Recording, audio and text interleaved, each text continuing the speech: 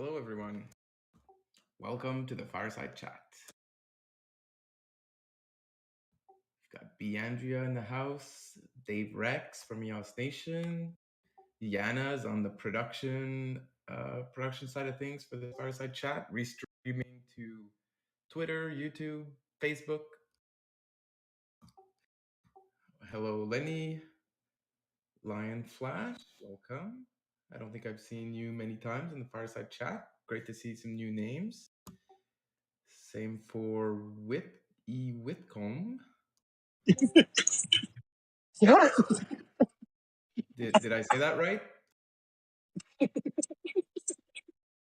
Why can't I hear it? What the hell? Hi. Woodmang, regular at these events. Great to see you here. Tony Tuba, Yves La Rose, and Zach Gall from the NF. What's up? Howdy. I just want to state that I recognize Kent. I am not someone else who did not recognize the challenge, Dapp. Thanks for joining.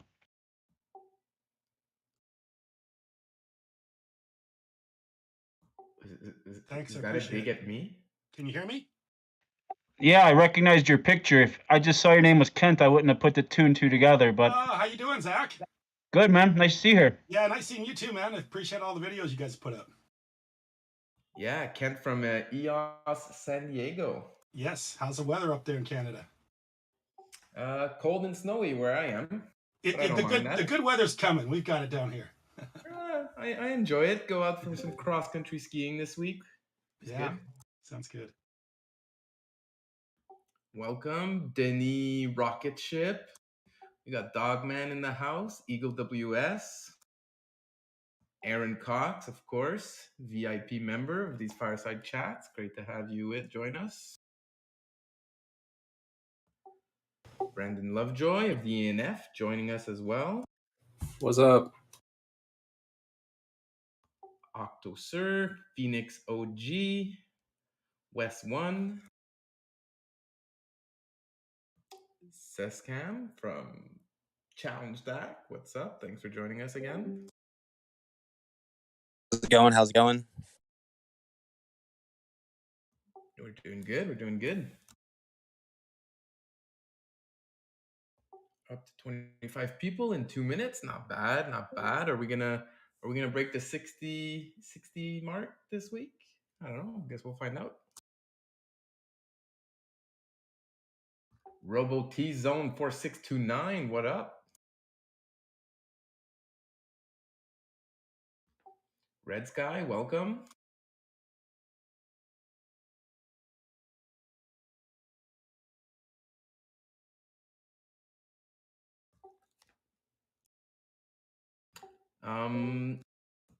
So just some little NFT news. Reminder for everyone. You have until the end of this Fireside Chat to blend your February raffle ticket if you want to enter the draw. You need 5 pop tokens to blend into the raffle ticket. You can go to blend.gems.io. I'll share the link in the stream chat. If your preferred wallet is not supported, you can also just go to Atomic Hub directly, transfer 5 pop tokens to the account called blend.gems and enter the memo Feb raffle in one word.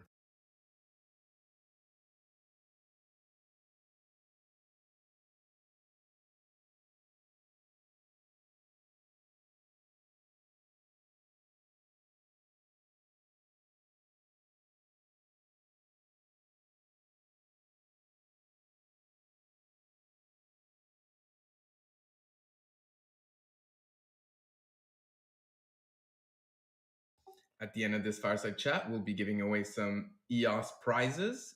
But we've got 21 prizes of 5 EOS each to give away at the end of the Fireside Chat.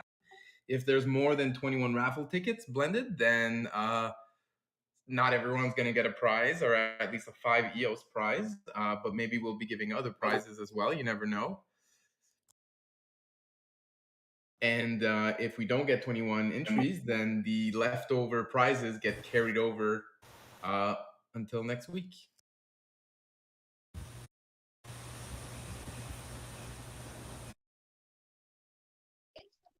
Hey, can you hear me? Yes, Matt, we can hear you. Oh, great. Thanks for joining us, Matt. Matt was one of the authors of the API Plus Blue Paper that was released this week.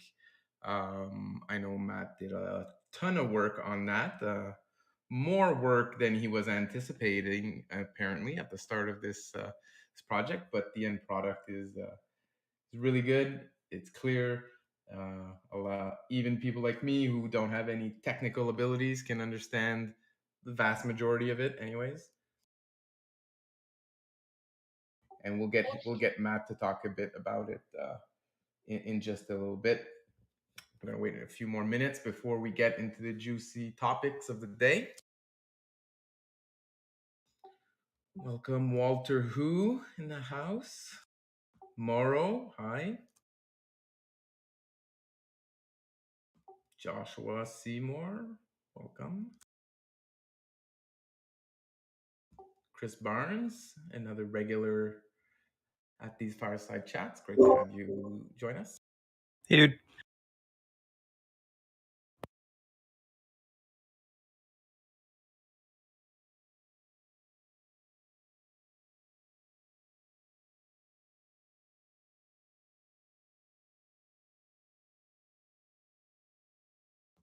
All right. Well, did anyone have some thoughts that they wanted to share? Maybe some updates from stuff they've been working on?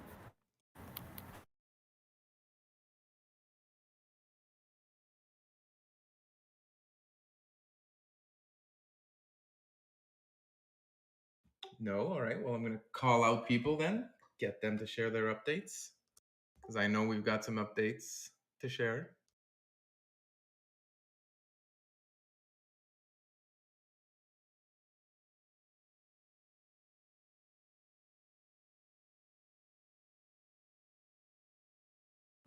All right. Well, I guess we can get started with the API Plus Blue Paper. Matthew, did you have a few words you want to share with the community? Sure. I didn't prepare any specific remarks, but yeah, just wanted to talk about API Plus a little bit. So API Plus started like 6 months ago. We started talking about this project. A lot of the early days were just, coming together as a team. I think one of the interesting things is, EOS Nation, Grey Mass, EOS Rio, we've all been around for a long time, but we never really collaborated on a project. So just getting to know each other and how to work together, because the team was formed without a defined leader, right? So it was a collab. Here, 3 groups, you guys get together, figure it out, right? So, well, it took some time to figure out, okay, what do different teams bring to the table? What are the different thoughts? How do the different solutions to work? How are we going to structure this paper? What information do we need? Who do we need to talk to? There's a lot of just logistical figuring out how to do a blue paper. And then as we get into it, then, doing research, spinning up infrastructure on other blockchains, comparing how that works in EOSIO, and talking to the team. So at the end of it, we came up with 8 proposals, which some of them have dollar amounts attached to them of what we think needs for that thing. And one of them doesn't have a dollar amount because, well, quite frankly, there was so many options and a way to do it that we wanted more community feedback before picking one of them and then costing that out. So we can just go through them kind of high level in order, and then maybe people have questions. So the first one is, well, APIs have existed in EOS since the beginning. They're really important, but nobody was really defining how they work in relation to how applications use them. So features would come out, new APIs would get written, but there was never a concentrated design process to get developer input, feedback, modify the APIs, come up with new things, whatever, so it was all very ad hoc. Lots of teams did their own thing. We've got different history solutions, or we called them specialized APIs in the paper.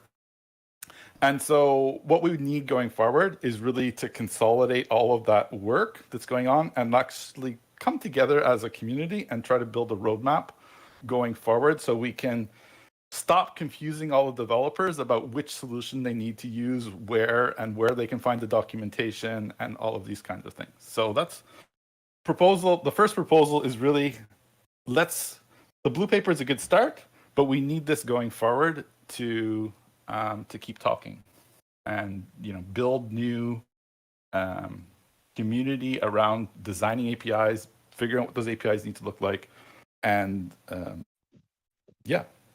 that's really the proposal one. The second one is a proposal that's already been funded, which is awesome. Is to based on our conversation with a bunch of developers and users, add some new features to the core software that will make their lives easier. So one of the things, for example, if you use the Anchor, is it will try to estimate the cost of your transaction, and then there's a feature that will cover the cost depending on the current situation. But there is no standard API to come up with the cost of a transaction. Well, maybe we should just have one. Isn't that great? Now anybody can use it. There's Diffuse has a feature to allow an application developer to retry a transaction. Here, I'm going to submit a transaction, keep retrying it until certain conditions are met, and then give me the successful trace of that transaction or give up. That's not a standard feature in Node.js. Let's add that. So these are kind of examples of features that certain teams have in their solutions that would be very useful for multiple developers. So let's put them in the standard software and make them available to everyone. The next proposal is let's support the existing operators. So the first proposal is let's design new APIs that are well supported and community led, and there's a nice collaboration.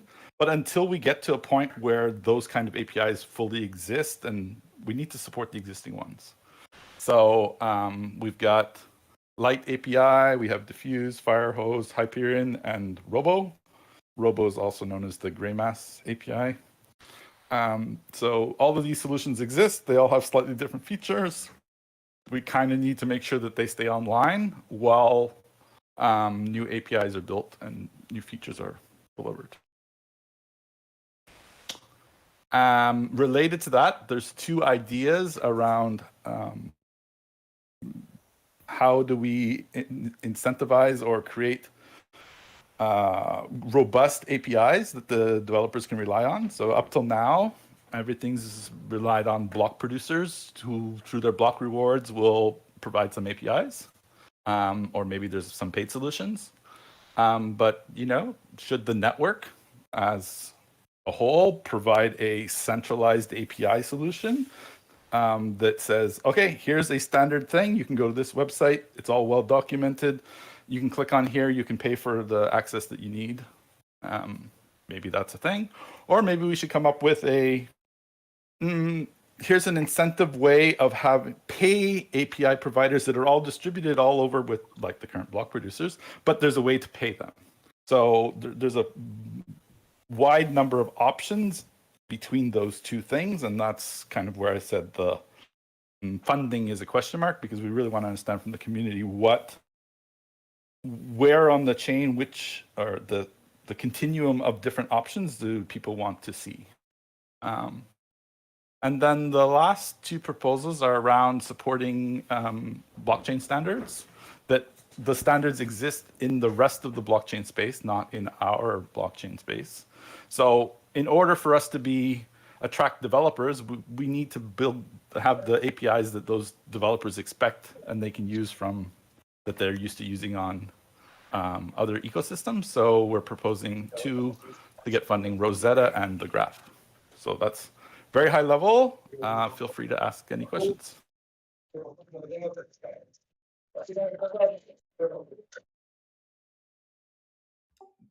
Great. Thanks for the breakdown, Matthew. That was really good.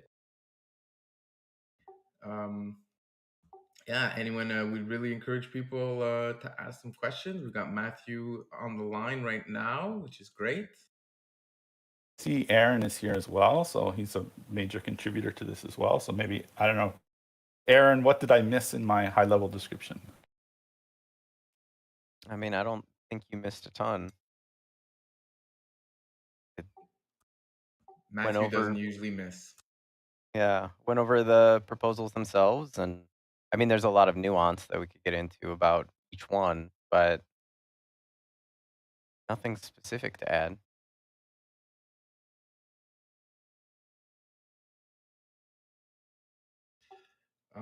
Cool. Well, on that note, you know, the ENF, if you read the announcement last week, is looking for feedback on all the blue papers, including API Plus, of course. They're offering some significant bounties for people who want to write long form content. Go read the article. Make sure you understand the criteria real quick. You know, it has to be between 1,000 and 3,000 words. And then there's some 100, 1,000, 2,000 EOS bounties based on if some of this feedback is accepted by the blue paper working groups or even implemented, then you get the higher bounties. But regardless, if you provide some long form feedback, you know, of a certain quality, minimum quality, then you will get some bounties. So please, if you have time, read the blue paper, give some long form feedback. That's great. If you don't have time to do long form feedback, or that's not really your thing, the ENF is also encouraging the community to leave some comments on some Google Docs that for each white paper, so for each blue paper. So each blue paper has a Google Doc up in English and Chinese and Korean. And then, you know, we want community members to just get in there and leave comments. If you agree with something, if you think that should be funded, if you disagree with something, you know, all sorts of comments are welcome. And then in a few weeks, you know, we may compile all this community feedback and produce some more video content type of deal, going over all the feedback and seeing kind of what the consensus is from the community.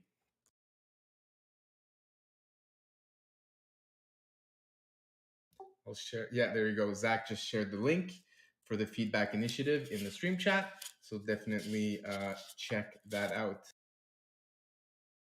I think one of the things that's really important, even if you don't have detailed feedback on any one proposal, is to think about which thing is more important than one other thing or has higher priority. Because if we look at, you know, API Plus, Audit Plus, Core Plus, and the forthcoming Wallet Plus, there's a lot of different projects here. And it's like impossible to do all of them at once. We just don't have enough people to do that. So what's the most important thing out of API Plus that you think that would be helpful?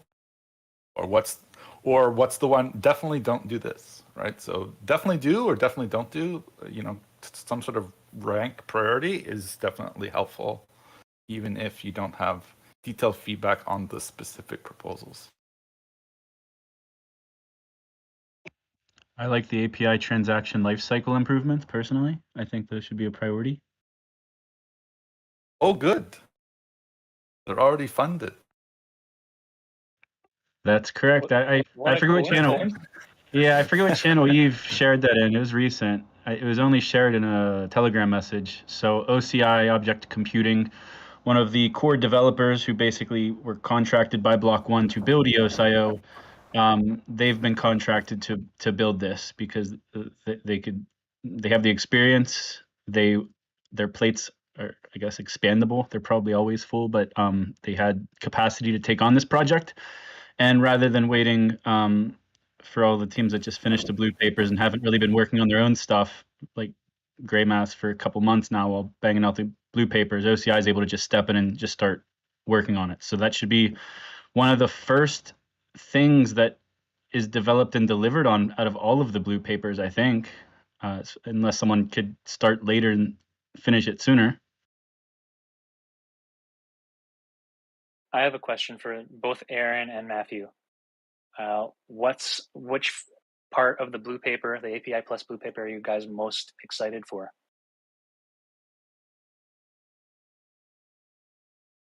Ooh, good question. I guess I'm most excited to look at the supporting existing blockchain standards. So that's like Rosetta and the Graph. Looking outside the ES or the EOSIO bubble and thinking in terms of how, in our world, how do we play and we expand into the rest of the blockchain or the Web3 world? To me, that's the most exciting thing. And I guess on my side, it's probably the architecture team, because we need kind of a cohesive vision around the APIs, the actual like things that developers interact with to get information out of the blockchain. It is kind of a mess at the moment with varying things you need to do and places you need to look and unoptimized things, and it's been an area that's been long overlooked. So I am hopeful that the combination of the architecture team and some new SDKs will make developing on the native side of EOSIO just that much better, and lead to more apps and more developers and people excited to be trying their ideas out on this platform. Yep. That would be my second one. And just so people know, the order that things are listed in the blue paper is not in a priority order. They're listed in the order it made most logical sense so people could understand the concepts. But they aren't prioritized. So we want you to prioritize them. Oh, Sophia.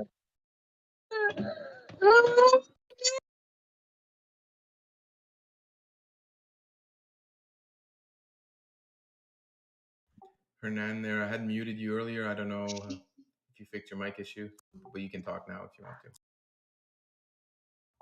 Thanks, Matthew and Aaron. That's some great comments. Phoenix OG had some questions. I don't know, Phoenix, did you want to take the mic or did you want me to read your questions out?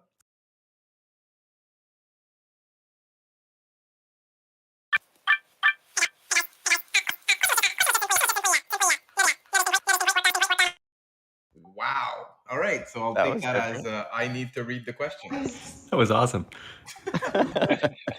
There's the guy from the Adams Family, the one with the large hair. That's the voice. It's not Lucas. It's Thing.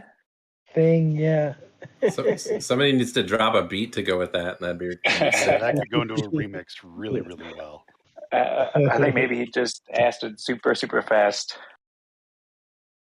Okay, so what he wrote out in the stream chat was regarding additional solutions to core portion of EOS, in parentheses, diffuse, any thoughts on how the additional solutions translate to cost/cost models to maintain these subsystems?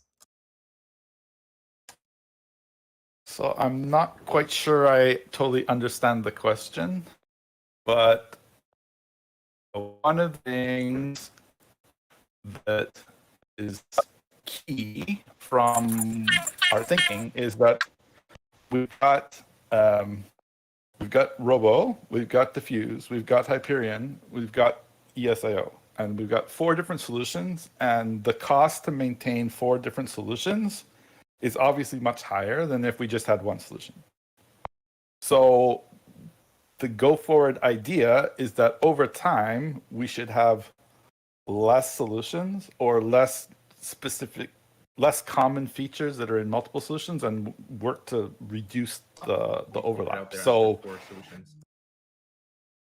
what? I cut out? Yeah, you cut out a bit. Quality's not good today.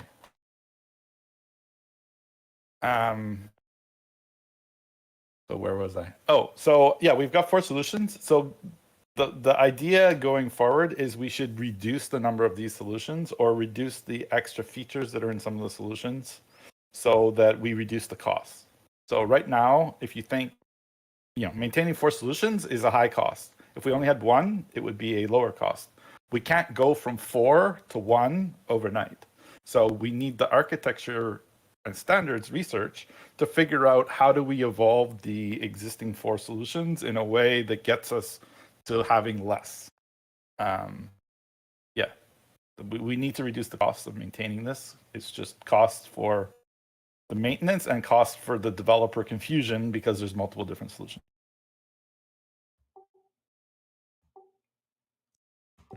Yeah, that makes sense.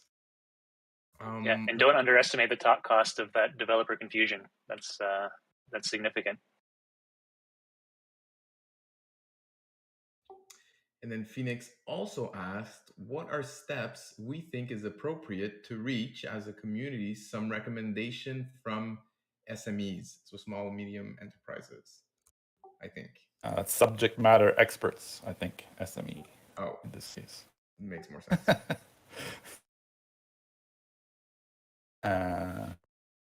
Sorry, what was the question again? What are steps we think is appropriate to reach some recommendation from SMEs? Okay, so as I said, I think the first thing is to get, hopefully people will talk about them. I like this, I don't like this, this could be improved this way. So getting that feedback and getting those rankings, this thing seems really, really important. This thing, maybe not so much. And if we start seeing a pattern of people saying, yeah, this looks, we should really focus on this because this looks important, then, those subject matter experts, who we kind of know who they are because they pop up and talk in the EOSIO developer telegram, or they show up working on blue papers. So if we start getting that feedback that seems to be going in a certain direction, then that will help. If we get feedback that's like all over the place, well, I think you should do this, I think you should do this. Well, then we need to have a much broader conversation about why we don't see, what is driving this diversity of views, because there's a reason behind why all these things, why different people see a different priority for things. So it's a lot of conversation that I think we need to have in order to come to consensus on what is the order of priority.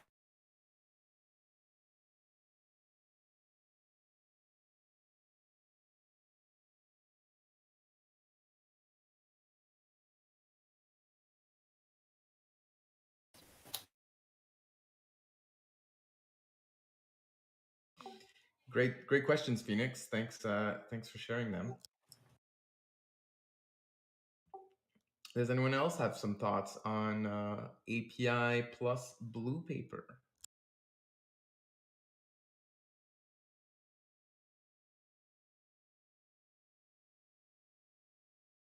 Just so you guys know, Matthew has to leave the Fireside chat in a bit, so he won't be here forever today.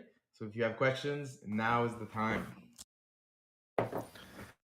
And if you think the API plus blue paper is long, I don't know how many pages it ended up being, like around 50. Just think we chopped out like 50 more pages that we had written originally. So please thank, even if you think it's long, please thank us because it could have been twice as long. Have we gotten any feedback from exchanges or anything like that in regard to the Rosetta proposal? I see in the Rosetta proposal that there'd be a change that there'd be a change to make it easier to sync with exchanges. Have we heard back from any exchanges on whether or not, like how much easier would that make things for them? No, I don't think we have comprehensive feedback at this point from exchanges. I think that's an action to do, is to go out and talk to them about how they would see this. And it is described in the project proposal for Rosetta to, we need to go talk to exchanges, find out exactly what they need, how does it need to be delivered, etc. So there needs to be more conversation to figure out that proposal. And I think, to be clear, it is to any exchange that's currently operating EOSIO, like, it may be easier for them to just keep using whatever they're using. So they should be consulted, but really this will be kind of an exploration on how many exchanges that don't support EOS or don't support other EOSIO tokens would gain value from this. Because new adopters, I think, would benefit a lot more than existing in the short term. And then in the long term, the ones who currently do integrate just natively without it may benefit, but that really needs to be a question for them.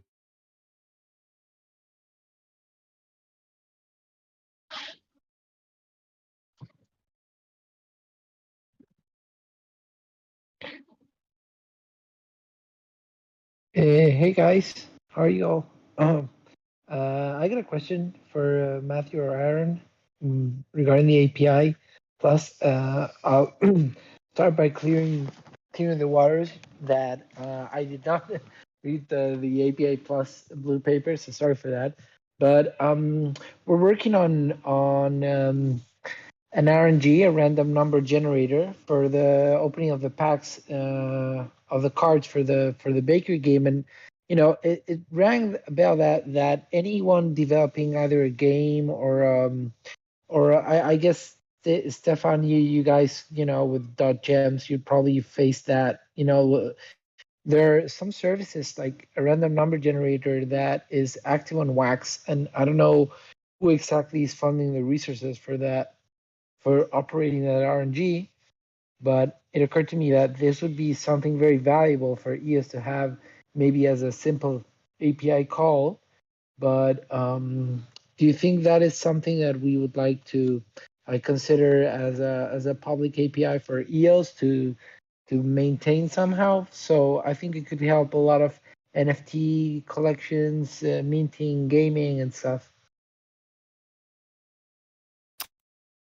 So we didn't discuss the random number generator in the API Plus group. I think it's a worthwhile thing to investigate. Certainly it has come up multiple times in the EOSIO developers chat that it would be great to have a random number generator on EOS. I think and Aaron, you can correct me, I think there's different models on different chains, like maybe FIO has a different one than Wax. Yeah, we looked at the Wax one, but ended up implementing the one that's in Proton, just because it was simpler for Ami to integrate and deploy. Yeah, I think. Yeah. So, go ahead. I was just gonna say I agree with what you were saying in that it is something we see asked for regularly, but it falls outside of the scope of APIs. The RNG is actually a contract function. Right. So we didn't focus on contracts specifically with the API paper. But yes, I mean, and I'm with both of you in that this is a need. It's just the reason it's not in API Plus is it is not an API. Right. Well, it's good to something to consider, right? Yeah, so, absolutely. Something we should have. Yeah, I'll let guys that I'm right now at the hospital, so I just had a baby boy. So and my wife told me not to tell anyone online, but you guys are like family, so we just told the family. So we just have a baby boy. Congratulations. Congrats, bud. Thanks, guys. Thanks. You're excused then, I guess, for not doing your homework this week and reading the blue paper. Oh, don't get me started, man. I should have already minted the full, card games, all the NFTs. We wanted to start testing the token sale contract. Don't get me started on what I'm pending on delivery for this week. All good, man. All good. Congrats, and yeah, make sure to take care of that family for sure. Yeah. Thank you all.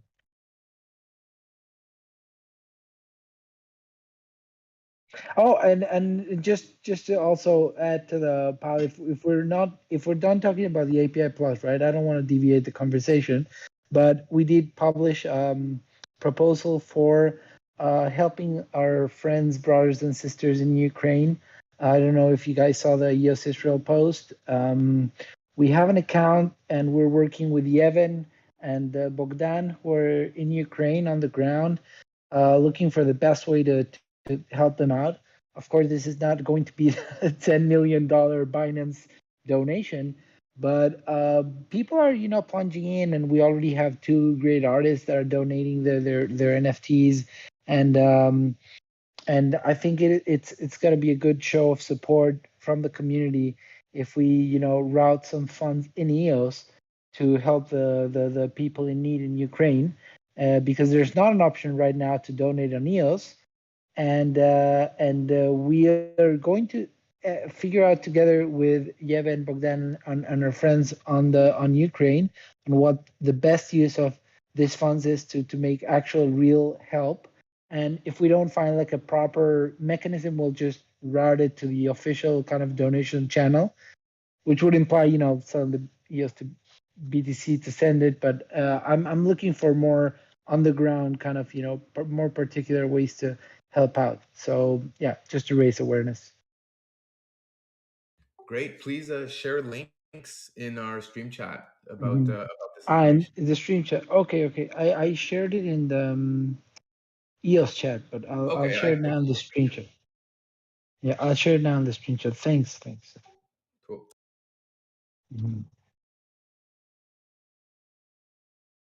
Stream chat. Stream chat is just a few channels above this voice chat channel, in case some of you aren't aware. There we go. Hernan just shared the tweet.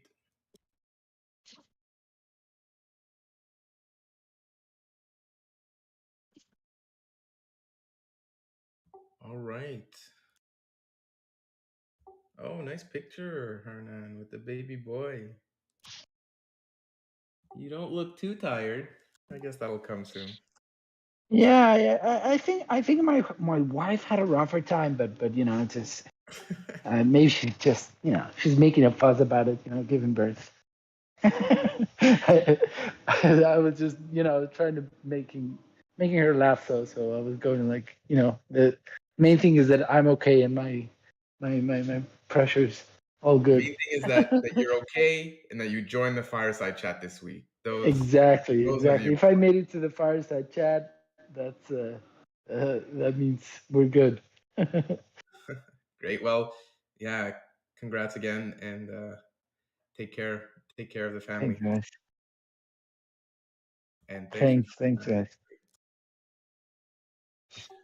Okay, last call for API Blue Paper comments or feedback or suggestions or questions.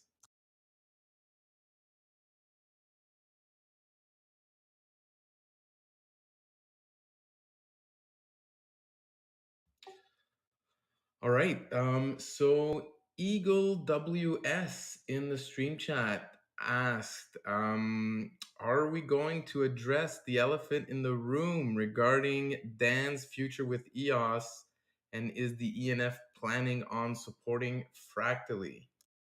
So I don't know, Yves, if you have comments to share about that topic at this moment or not.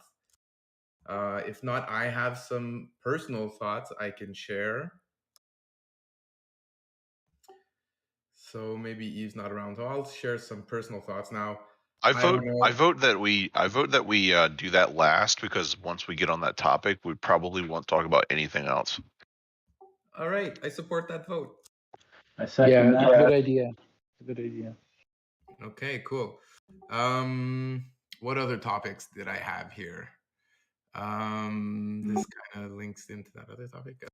Defillama. So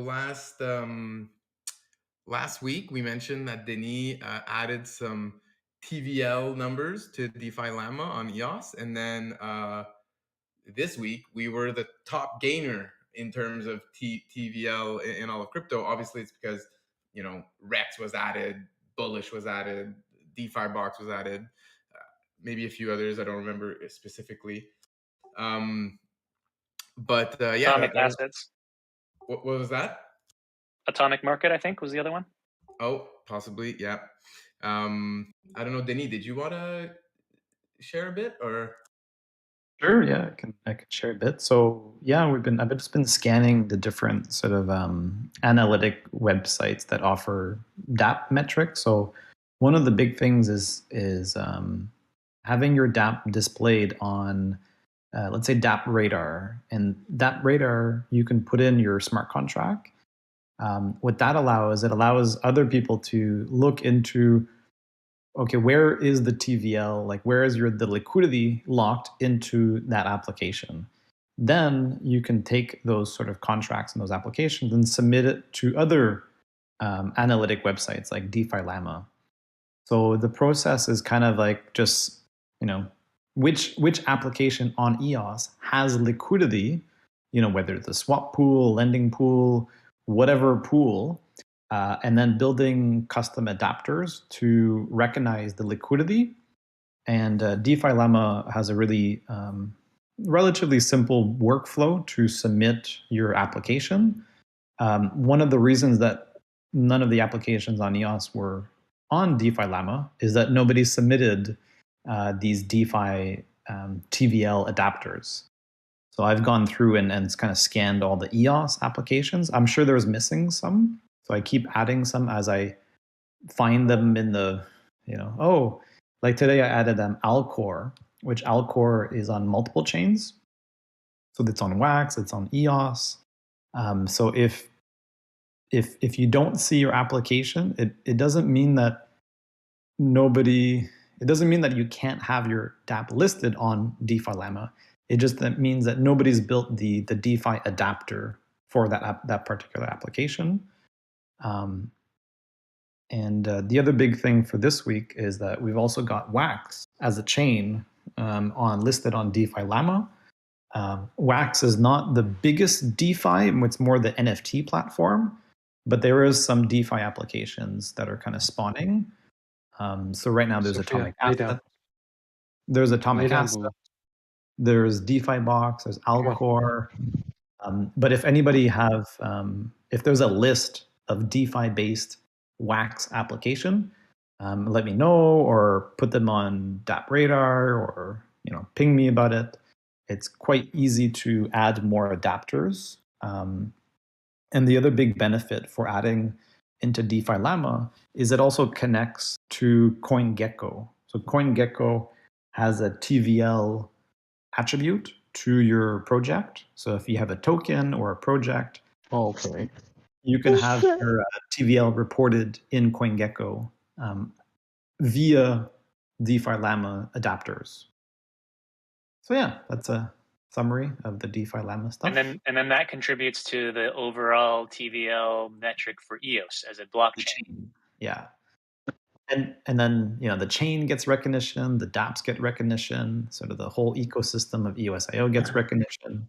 So it's good to have these metrics submitted to Dapp Radar, Defillama, all that, and it kind of goes into the overall metrics of the chain and the ecosystem in EOSIO. So yeah. Great. So if you've got a DeFi application, let me know. I just unmuted NFTs are bad. I saw the message in the EOS Telegram group, and I was looking for it in the Telegram group. But is that NS James there? Yeah, hey, what's up, guys? Thanks. What up, NS James? OG, EOSIO OG in the house. Hello. I actually did have some questions about the API Plus. I was muted though. All right, we'll let you ask them, even though the timer's up. So I feel like I only had a brief chance to read it. Is, like you said, quite long, but it seems a little bit spread out into multiple different initiatives. Is there any reason that it's not trying to focus on, let's say, one or two instead of more than that? I think it was just a matter of time. We didn't feel we could go deep enough on some of the things, which is why there were proposals for teams to follow up afterwards. I know when we originally started, we got real deep into history. Um, and then that kind of bled into streaming technologies and better ways to optimize all of that so that way it wasn't relegated and hosted by just like 3 people. Um, but to actually like propose a real solution, I don't think we would have been able to come to consensus in time to meet the deadlines and have this thing published. So that's why we didn't get super deep. Not a great reason, but it definitely needs to happen. Well, I'm not actually talking about the depth of the descriptions. I'm more talking about the fact that there's like I think 4 solutions there tackling different things. Is that supposed to be 4 different products, or is that just 4 different avenues of the same product? Which ones are we talking about then? I'm not sure I'm following still. Hold on, let me move the computer. Put the kids to sleep.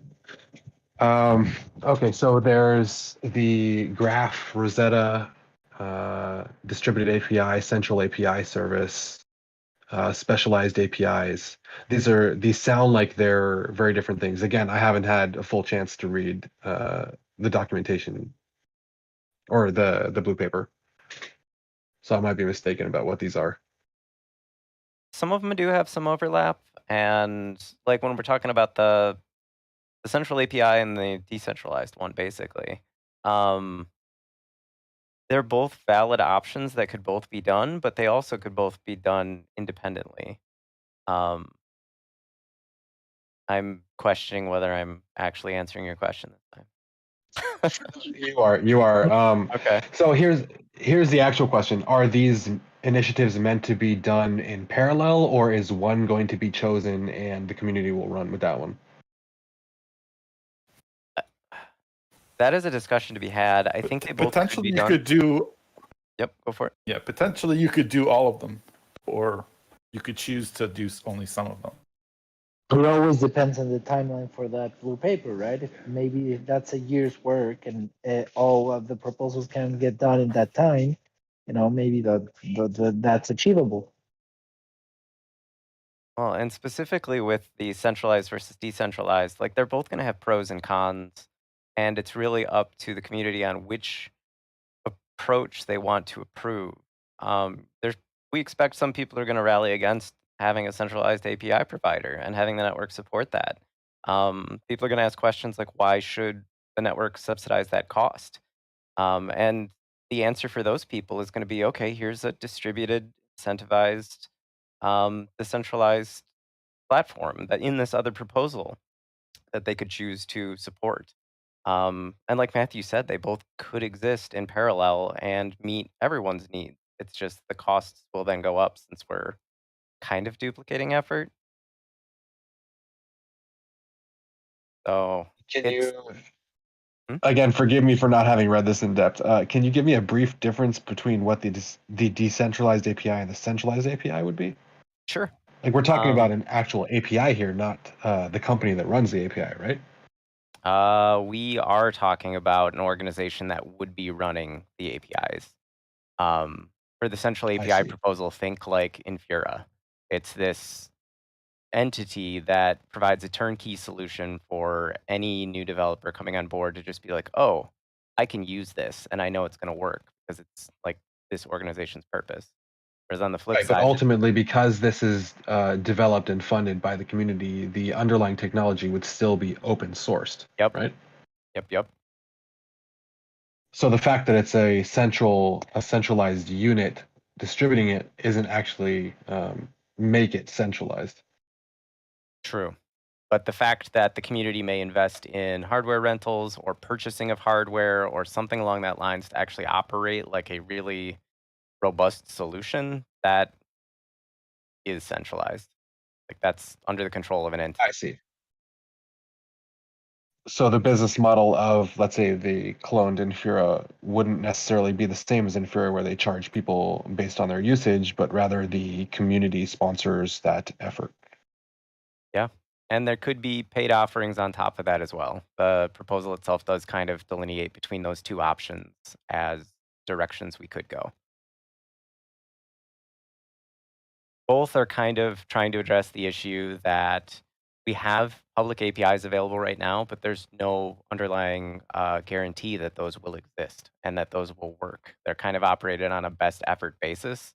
And both the central company operating a professional hosted solution and an incentivized, decentralized model could help ensure general availability of those services rather than this best effort basis we have today. And the so in the case of a centralized one, which I actually think is a pretty good idea, and we've seen how Infura has helped the Ethereum community. Would it only be for EOS mainnet, or are we talking about all the other chains included as well? I think we're starting talking about the EOS mainnet, since this is kind of when we started the paper, the EOSIO Plus group didn't exist and things were different. What the hell? Yeah, some fun audio nonsense. Audio. Yeah, Phoenix, if you disconnect and reconnect, that might fix your issues. I've had that before myself. Helped with me last week. True. You were really slow last week, whereas yeah, was really fast. That was the exact opposite. Yeah. And I think that audio just like wiped my brain. So what was the question again? Same here, honestly. That was the sound of okay, so deleting yeah, data. the third parties. So other chains besides, let's say, Wax and etc. Yeah, we started thinking about EOS, but we talked about other chains constantly. We think that this like group or even the model or the technologies and the things that come out of this effort could easily be applied to other chains, and that organization could branch off into other chains. With the 3 teams that were involved in this paper, ours, Greymass, EOS Nation, and then EOS Rio, we all operate on multiple chains and offer these sorts of services to other chains. So that thought was really forefront in our mind as we were thinking about ways to potentially do that. I don't know if it's written great that way, but we aimed for that.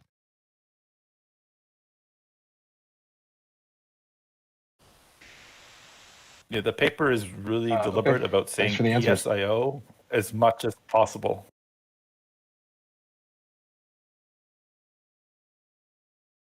I mean, I kind of have to look at all this stuff from a third-party perspective now, because I do feel like I'm a third party at this point. And not necessarily for Ultra, but all the other chains that I do things either in my name or not in my name. There is probably a big we're watching, what's happening with all of these blue papers, the Wallet Plus, the API Plus, and that's one of the biggest questions that everybody has, because yes, a lot of these chains haven't pushed back to the EOS community per se, but we're all trying to push forward for open sourcing a lot of our own code so that we can make those progressions from the stuff that we've built for the past couple of years and apply that to all of the other networks as well. And it would be nice to be able to see that coming from this foundation and all of the outputs of these blue papers as well. Agreed. And I think some of that's starting to happen with the EOSIO Plus working group, because we're now talking about the blue papers and how those ideas could be adopted so that they're capable of supporting any chain, and how that looks and feels and how people interact. Right before this call, we had kind of a call about how we prioritize development and how chains come to consensus to come up with direction when it comes down to code and operations and standards, things like that. So I think the blue papers were probably initiated before this thought or this idea really felt like it could be a reality. And now that it does feel like it's a reality, the blue papers kind of have to, they don't have to change, but we have to think about them slightly differently in this larger EOSIO context. So I think we're all aligned. The papers and their timing, however, may have not leaned into that quite as hard.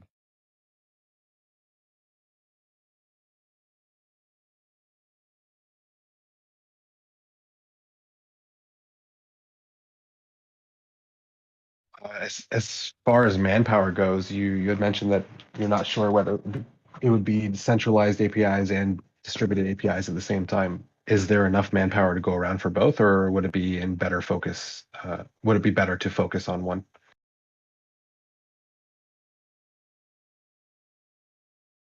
Great question. I mean, Yeah, manpower I is personally don't think that. Yeah, I don't think there's enough manpower to do both, like starting at the same time. It feels like the amount of expertise needed to build one or the other, or to define how those things work, was going to pull on the same set of experts. So we just need to be careful about not overloading them. Somebody made a comment earlier about, I think it was Zach, that said, Aaron and Greymass team have been spent the last 6 months writing papers and not writing code. So we have to be careful about spinning off too many projects and not having the time to actually do a good job on any of the projects that are in progress. So yes, I would. Is there a paper coming out that talks about onboarding new blood? should be. I mean, I think that came up in one of the channels.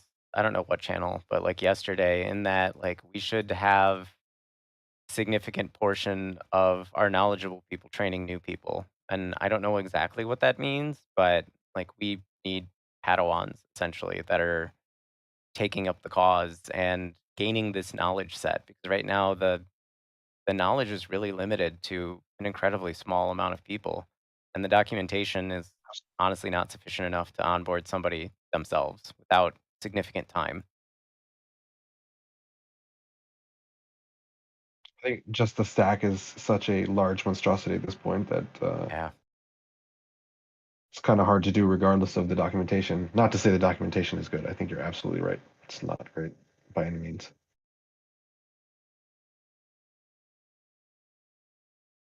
Hopefully these papers and just getting the ideas out, and starting to discuss them like this is a good first step towards making that a reality by getting people interested and identifying that need. I also think the developer onboarding could fall under the mantra of the whatever the EOSIO Plus working group becomes, because there's a lot of overlap between all of the chains. So it's kind of like that's the kind of stuff that everyone can kind of combine efforts on and come up with the solutions for. Yeah, I liked Aaron's I forget what your analogy was on one of the CD calls. You're talking about, I think, blacksmiths or something. Oh, you got to like slow down your work output to be able to onboard people. And I forget what it is. I'm not going to try to repeat it. Yeah, I don't remember what that was either. I do. It was Game of Thrones reference, and the developers are blacksmiths, but we need to invest more in tent manufacturing because like the soldiers are bringing in people, but it's not very hospitable. Yes, I am. Something like that. Wow. We get off on some fun tangents.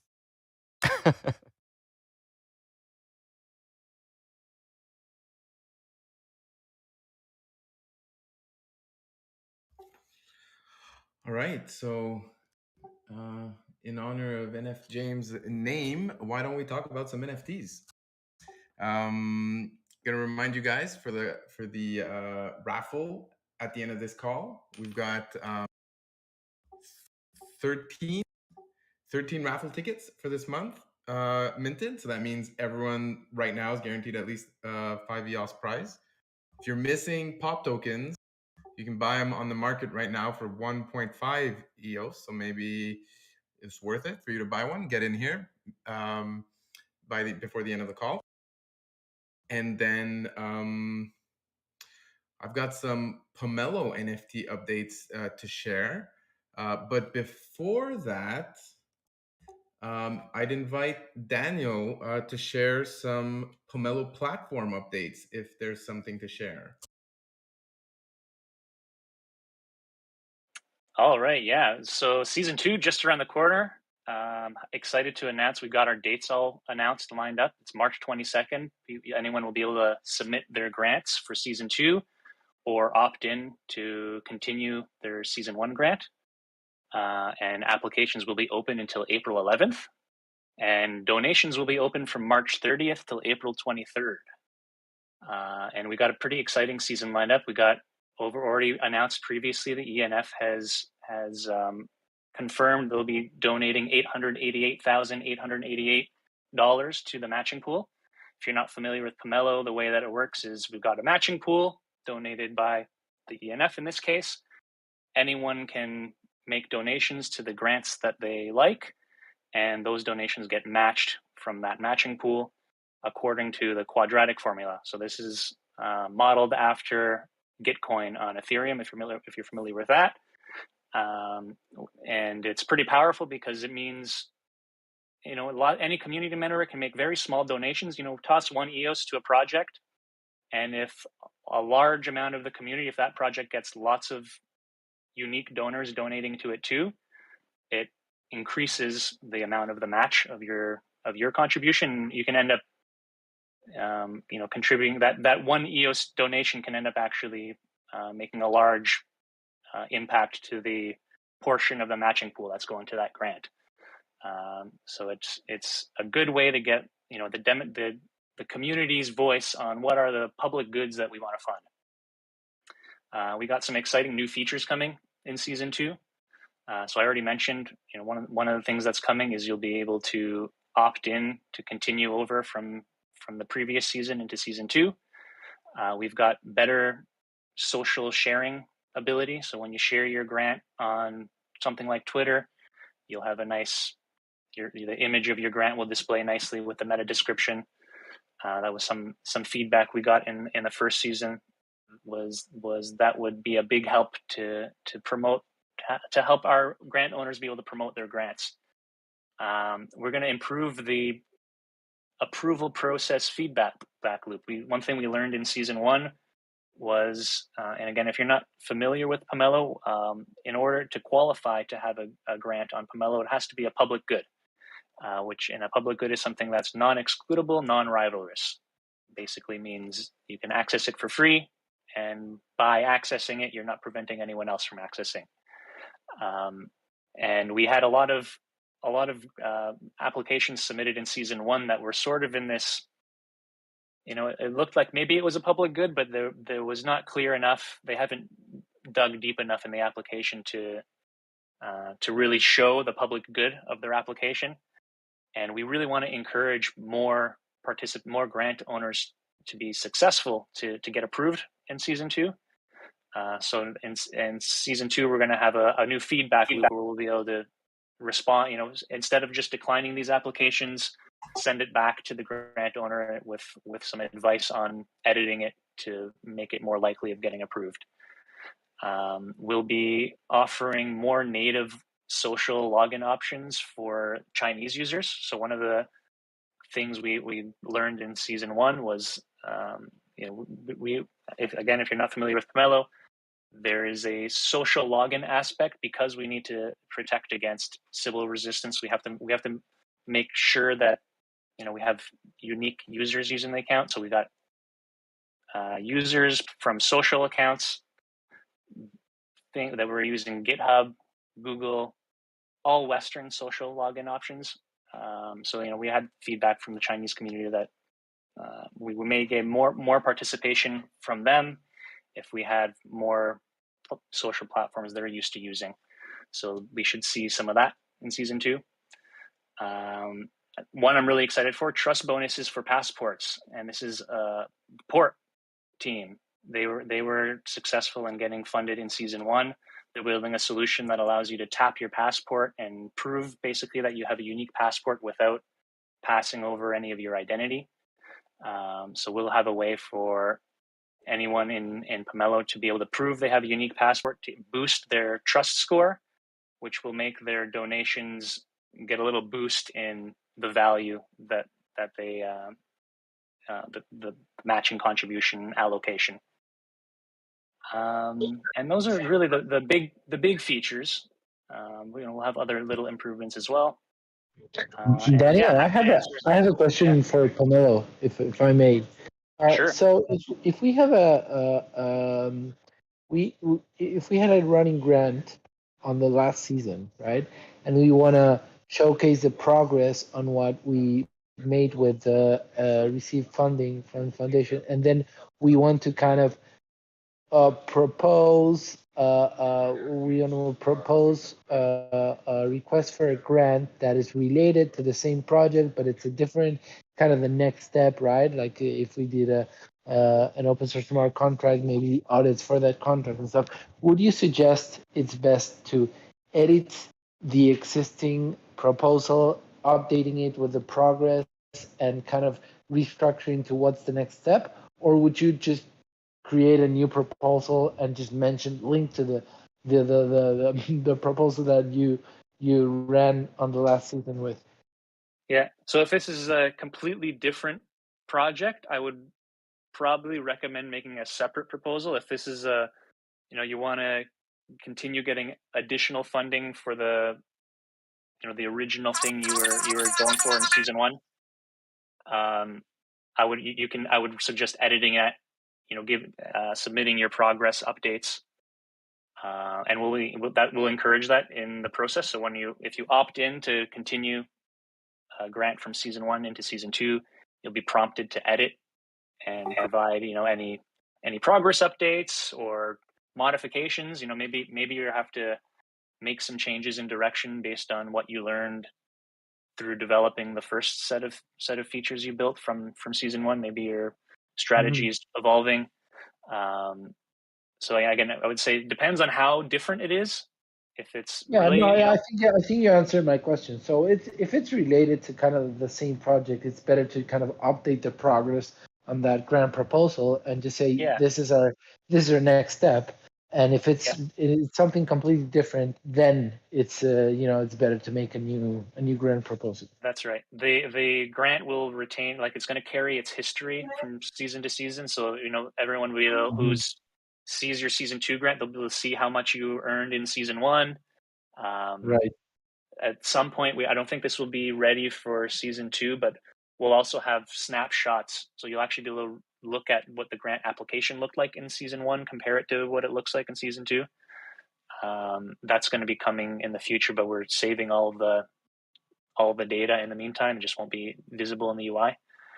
I would say there definitely is value in continuing maintaining the history of your grant, if it makes sense. Again, people will be able to look back in the history.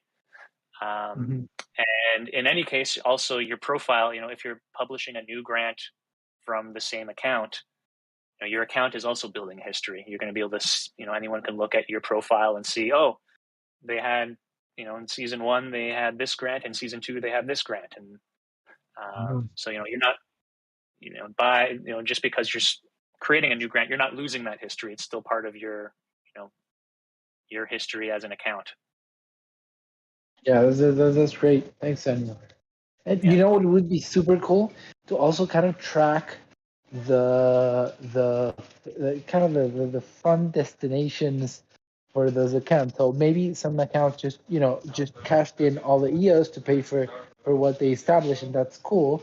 But maybe some of us try to manage all the operations of what was established within the EOS community, paying people in EOS to do the work, and cool. kind of that can be and that can be maybe incentivized, right? So that we also kind of promote in our internal economy.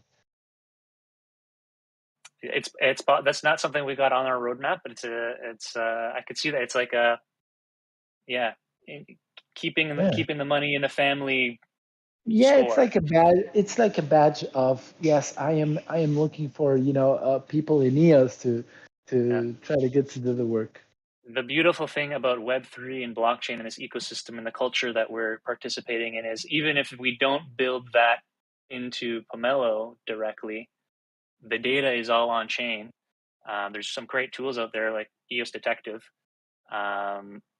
Anyone could decide to make an NFT series that rewards, come up with some algorithm that creates a score and for every grant based on whatever metrics and then mint NFT badges that get sent to the grant owners, and who knows, have a Pomelo pitch to fund the open source technology that makes that possible. Yeah, there's all kinds of cool stuff we can do as a community to collaborate to make Pomelo more fun and engaging. Well, I for one, I'm super excited for the next season of Pomelo. So keep up the great work, guys. Thank you. Yeah, I'm super excited too. Excited to see what I was super surprised by the quantity and quality of all the applications we received and the level of participation. Now we've got quite a lot bigger matching pool than season 1. More people aware of it. We've all had practice in season 1. We know what we're doing a little bit more. So yeah, I really think season 2 is gonna be awesome, much better even than season 1, which was already awesome. And on top of the matching pool, the NF will be making some direct contributions to proposals, most likely after the matching, after the quadratic formula is applied. That way it doesn't skew what everyone gets for their matching funds. But that's another opportunity there, is especially if there's very high value, high impact proposals that just don't get the kind of attention that maybe they deserved. I saw that in season 1, there were some, usually the more technical ones, where there might be a lot of value there, but because it's not something that the general token holder understands, like something like marketing, it got a lot less attention than maybe it should have. So those ones I'll personally be especially on the lookout for, and pitching to the decision makers on that. But it'll be available for everyone. We'll release our decision making criteria and everything before that happens. But that's another opportunity for season 2 that was not available in season 1. Yeah, one thing I keep telling people is that the power of Pomelo is not so much in what the funding necessarily you get during the season. It's the opportunity to signal or get the attention and potentially achieve, large grants elsewhere. And this is kind of an example of that. The ENF doing direct contributions and to the grants that get discovered through this process. And hopefully, with all the Eden delegates and everything, it seems like there was a lot of donations coming from them, from every single tier, all the way up to the CDs, contributing into the Pomelo proposals. So hopefully, those accounts have all been accumulating EOS over the last few months. I know they've been spending it on different contributions within EOS. But I'm looking forward to it, but I'm also expecting it to see a lot of contributions coming out of all of the trusted, elected delegates also.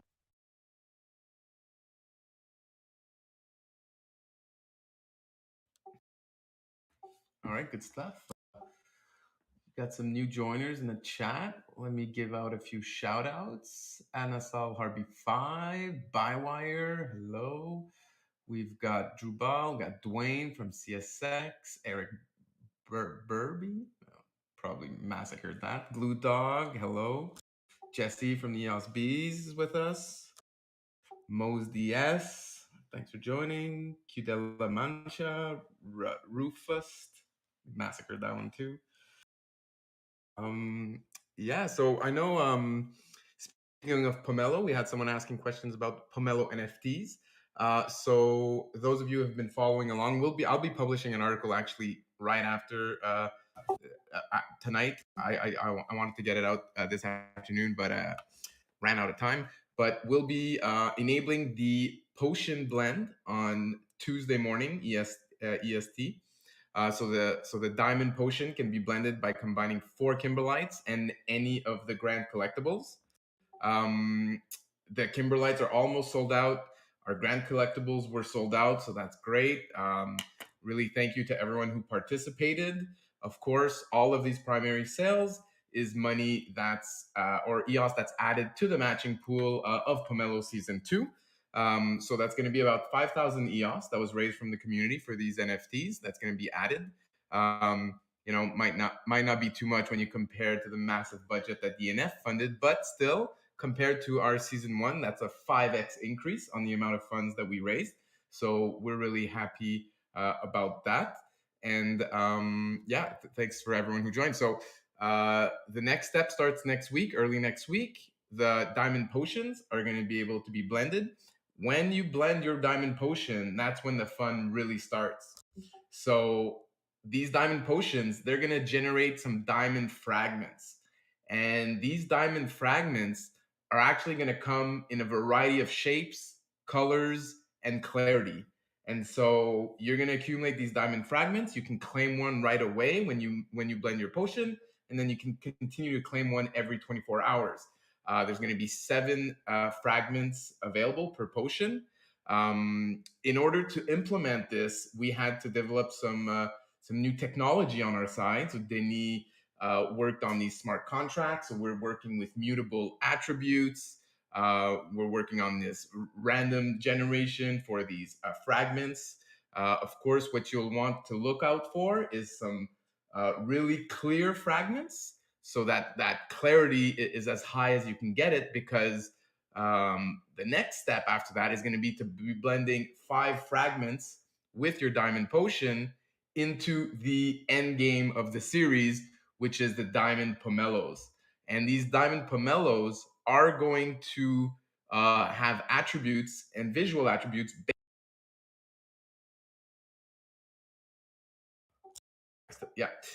So it should be pretty fun. I'm not going to reveal more than that. We'll be revealing a few of the visual assets later on today in our article. But basically, I imagine everyone's going to have their favorite shape, color that they'll be aiming for their diamond pomelo. We'll be expecting people to be trading these, etc. There's going to be extra fragments available, so not all fragments can be blended into a diamond pomelo. And that's kind of to allow people to really be able to pick and choose, what they want their diamond pomelo to look like. I just saw the visual assets myself for the diamond pomelos for the first time today. Shout out to Mona. She's in the chat today. She's our designer on our .gems team. So she's been quite involved in basically making all the assets that you've seen in the Pomelo series. Mona, do you want to say hi real quick? Maybe she's not actually here, but she's been doing a great job, and the whole team. We had a blast, designing this series, designing this collection, adding these new functionalities, stuff that we've never done with NFTs before, and we've been super excited to show it off to the community. And we've been super proud that so far the community has enjoyed what we've revealed, even though we haven't revealed so much just yet. Our primary sales are basically sold out, which is great. And so we hope you guys enjoy this. And then, of course, there's also going to be the Pomelo badge at the end of it all, which you can convert your diamond Pomelo into a Pomelo badge for those of you who have bought, more than one set, basically. Also, the last final thing is that you'll be, for those of you who are holding golden Pomelos from season 1, I know there's some extra supply out there, and people have been asking if we can do something with that, and we did implement something for the golden pomelo holders. You'll be able to upgrade your diamond potion by blending it with a golden pomelo into a golden diamond potion, and that's going to give you 5 extra fragments. So I guess I'm just going to leave it there. Pay attention to our socials later today. We'll be publishing basically all this information in an article. If you want to go consult it, we'll be sharing some of the visual assets as well, but of course, keeping some as a surprise for later on. So we hope you enjoy it. And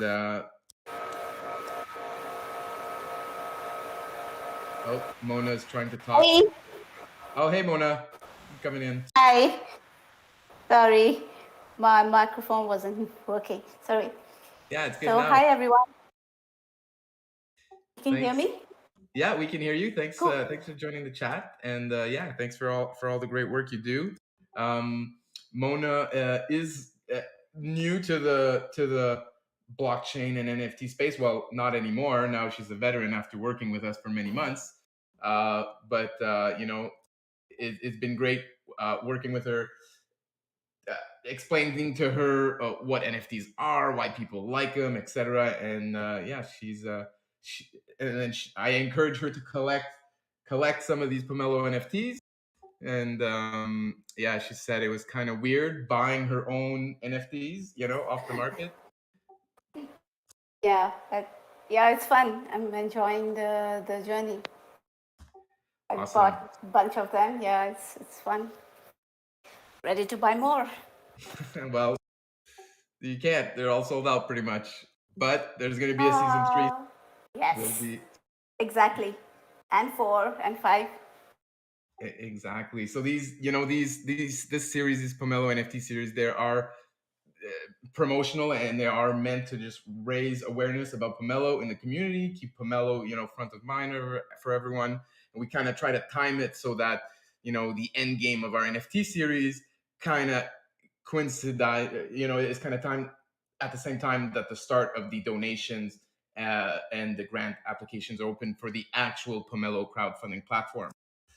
So yeah, just a reminder, for Pomelo Season 2 crowdfunding platform, the grant applications are going to be open from March 22nd to April 11th, and the donations are going to be open from March 30th to April 23rd. All right.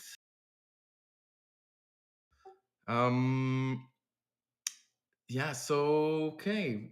What other topics do we have on the agenda today? Before getting into the final topic, let's see. Is Chris Barnes still here? Yes. Yeah, dude. Hey, Chris. Apparently, I didn't watch it, but apparently you did an interview with the EOS Network this week. Yeah.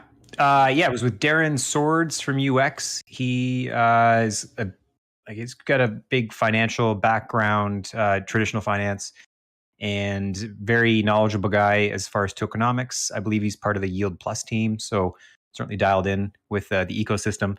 And he's one of the principals behind UX, and they have been working on a bunch of products. And so that interview kind of goes over a bunch of that. Was a few interesting things. One of them that I found personally most interesting is this idea of a multi-token index token, LP. So think of a multi-token balancer pool where I'm probably not explaining it very well, but basically you can have, using this custom IBC that UX has come up with, any token holder of the various EOSIO chains can deposit across this trustless bridge and will mint this multi-token LP token. So like a liquidity pool, when you traditionally submit, you end up owning the LP token. So in this case, the LP token will be a basket of all these various underlying EOSIO tokens. So it does a few things. For one, it allows so if you own EOS and you're just strictly tied to EOS and you're tied to the success or not success of EOS, you're just kind of one-sided, you can own this LP token and you still have exposure to EOS, but now you dilute your exposure bit to EOS, but you then add exposure to the other EOSIO chains. So not that I want to discourage people from holding strictly EOS, but I think as far as the narrative of EOSIO kind of working together and collaborating, if you do diversify a bit into that overarching index token, you at least have a reason to cheer for the other chains. So I just think it's a good messaging thing. The other thing that comes out of that is by doing this, the proposal is that this index token, it's called SUPPRA index token is the name it's been unofficially given. That token, as it gets minted and builds value from all these tokens coming in from the various chains, there will be a headroom. So basically kind of tokens minted out of thin air to add on top of that. And then those headroom tokens become under the control of essentially what the EOSIO Plus working group is. So those tokens will then have value backed up by the underlying assets that it's accumulated. And then that headroom can be used to fund EOSIO protocol dev work. It's one of the big questions that has come up is who funds the EOSIO protocol work? EOS is obviously the gorilla in the room as far as market cap and volume. So is that fair for EOS to fund the lion's share of that work that the other chains can benefit from? So it's tough. It's a tough thing to balance. but this provides an opportunity to sort of create a better balance and align incentives. And then a principal from each of these chains can then have control of how that headroom is spent to direct towards the various developer teams that would do EOSIO protocol upgrade work. Anyway, I've definitely encouraged people to watch it. Darren is far smarter than I am and explained it far better than I likely just did. So check it out. Yeah, no, that's good. I had no idea about all this, and I think I understood what you're talking about. So I think you did a decent job explaining it. And just to be clear, you can hold this index token just on EOS, right, in your EOS account without having to create these other chains, but get exposure to these other chains. Did I understand that right?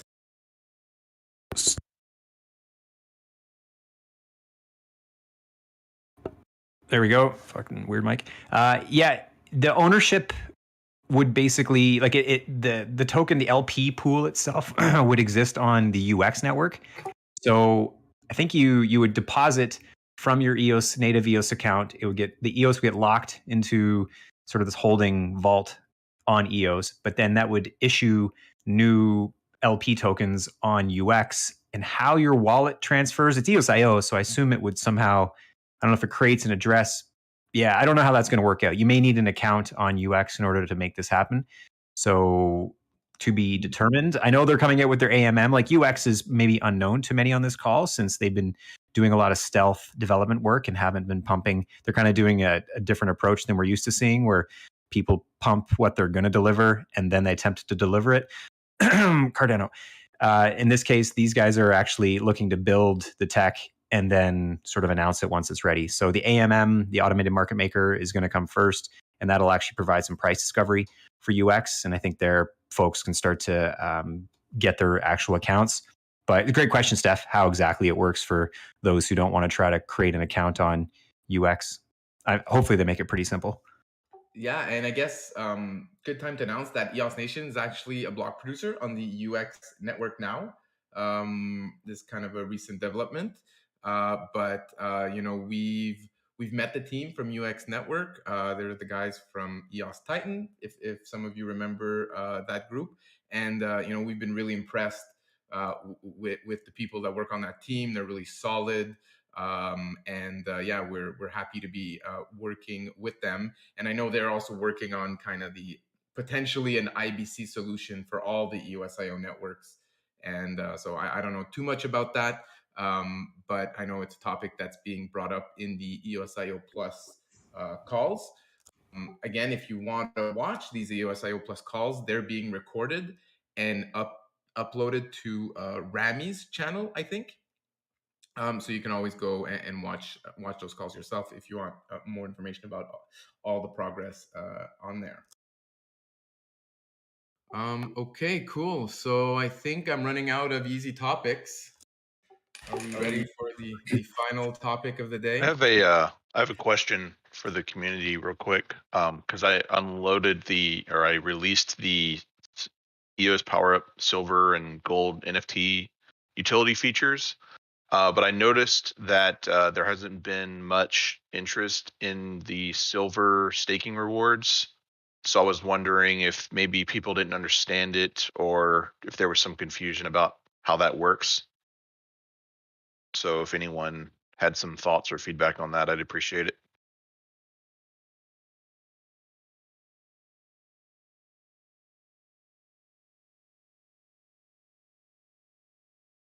Well, like we talked a bit before, I didn't realize that you could apply your own code to your referral code to your own account. Seems obvious now that I'm saying it out loud, but at first I didn't quite get that. So maybe there's other people that were in the same boat. So like the silver NFT gives you a referral code, gives you 50% of the fees generated by anyone who's using that referral code. So if you use it on your own account, you can save half of the fees. If you're using the automated resource management that EOS PowerUp.io provides. So I think it's good to point that out. Yeah, and anyone can get a 10%. If you just add someone else's referral code to your account, you'll just automatically get a 10% discount, irregardless. There you go. More things I didn't know. Yeah, so I feel like there must be some I probably could do a better job explaining it. But yeah, I was just kind of surprised. I think it's been live like 2 weeks, and I haven't seen anyone actually use it. So, but I've seen people are staking their silvers, but then they're not actually using the links for anything. So I don't really know why they're staking them and then not using them. Staking NFTs is always fun. Doesn't matter if you understand the utility or not. Yeah, Take those bad boys. just click that button, go for it. But yeah, thanks for chiming in on there. Before we get on to what might be the main event, I was wondering, because Chris was talking, and then we haven't heard from Helios in a while, if there's an update for what's going on. Yeah. Let's see. The main thing that we've been focusing on right now is the Incubator Light series we have going on with our business development guy, Gabriel Shaw. That really, really smart dude. If y'all haven't, if you're not following some of his blog articles on our website, heliosrising.com, as well as his Twitter. He's also, so basically there's 10 projects. It's taken about, we started in January, so it's been a bit of a long haul. And a lot of the projects, it's been about just their pitch deck. And it sounds so simple. It's just like it's a PowerPoint presentation, big deal. But so much has gone into it. I've learned a ton, that's for sure. And so the final review, the final presentation of these pitches actually is going to take place next week. It's an internal team. We've got some of our investors and some external folks looking at the projects. And we will start doing interviews with each of the teams to do some more content there about these projects. And so it's gone really well. We've also then started our second season of that. So another 10 projects have signed up and are working through the same process. So we're going to kind of keep rolling this out. We're trying, things I can't talk about as much, trying to close some investment deals. It's hard. It takes a while to come to terms on investing in projects. And we'd love to just throw money at everything and hope it bears fruit. But, that's not how it works, obviously. So trying to make an impact, trying to still contribute to the ecosystem. It's just slow, but we're still moving forward. And I know the ETP, that's also run into a few hiccups, taking longer than we had hoped, but still progressing. In case anybody's wondering about that, we haven't really talked about it much, but it's still hopefully happening. So trying to push that forward.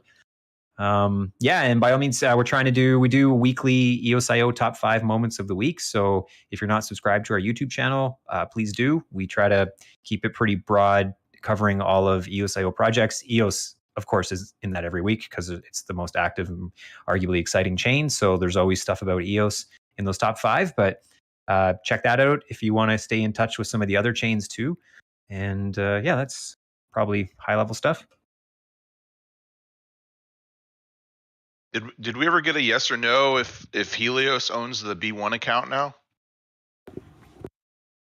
No, we don't own that. I'm not sure why it was thought that we owned it, but no. Okay. So Helios doesn't own the B1 account. Not that I'm aware of. I do not know. I don't think so. No, unless we do, and I don't know about it. To be fair, Helios is a complex thing. Brock's a very busy dude, and there's things that he's doing that I don't necessarily will know about. But as far as I'm aware, we do not own the keys to the B1 account. Do you know why you think that? Like, what's the cause? Well, when when B1 made that final transfer to the Helios account, in that same transaction, they swapped all the keys as well, which they've never swapped the keys before. Oh. And so it just seems suspicious that these keys, who owns these new keys? Got it. Yeah, not to my knowledge. If they were just going to give us the keys, they wouldn't have had to transfer the funds before handing us the keys, I suppose. And also, there's a ton of RAM sitting there. So, and I have asked internally about that RAM, but so I don't think we own it. I could be wrong. Like I say, Helios isn't just me, and so perhaps I'm wrong. So if I think we do own it. Normally I wouldn't. Normally I wouldn't. It's like it's none of our business, right? But this is kind of a special case where you have an account that owns a very large majority of the RAM on the chain, And so it would be nice. The community would like to know who controls all that RAM. Could suddenly just dump it all, right? So if you could ask Brock, I'm sure everyone would appreciate it if he would give us a yes or no. Yeah, I'm 99% sure we don't, because he probably would have told us. It's not like he doesn't have a history of keeping secrets from the team, as far as I can tell. But like, again, I'm not him, so I can't 100% say that we don't. But I'm 99% sure that we don't. I'll ask if and get a direct response, but I don't think we own it. Like I said, if they were going to transfer the account to Helios, why did they transfer the funds before changing the keys? They could have just changed the keys and left the funds in the account. So that doesn't quite line up anyway. Yeah, hard to say.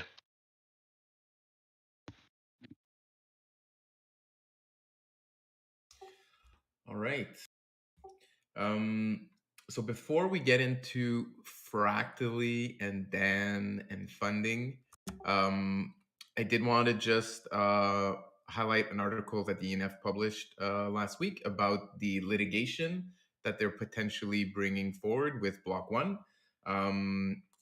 Maybe Zach, you can post that link here in the stream chat. But basically, the ENF is asking for community members to send them their stories about how they were negatively impacted by some promises that B1 might have made that they didn't then follow up on, and how that impacted them or their business decisions or their investment decisions, that kind of stuff.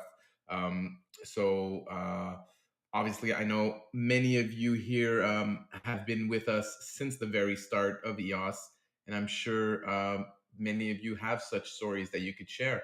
So please read that Medium article that Jack just shared here in the stream chat. And then if you think you have relevant information, send it over. If you're not sure you have relevant information, send it over anyways. And then the ENF can decide if it's relevant to include or not. Anything you want to add to that, Zach? Not really. Mostly if you had business relationships, or if it's not so much like, oh, I bought EOS and it didn't go up. Like it's got to be actual like emails or discussions.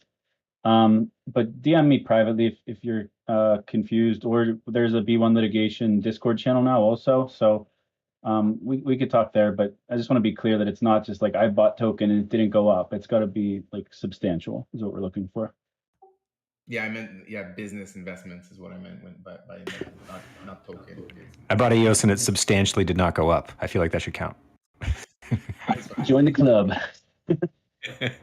There's no wrongdoing itself. Thanks, Yana, for sharing that link to the channel. So for people who want more information or want to discuss this topic, jump in there.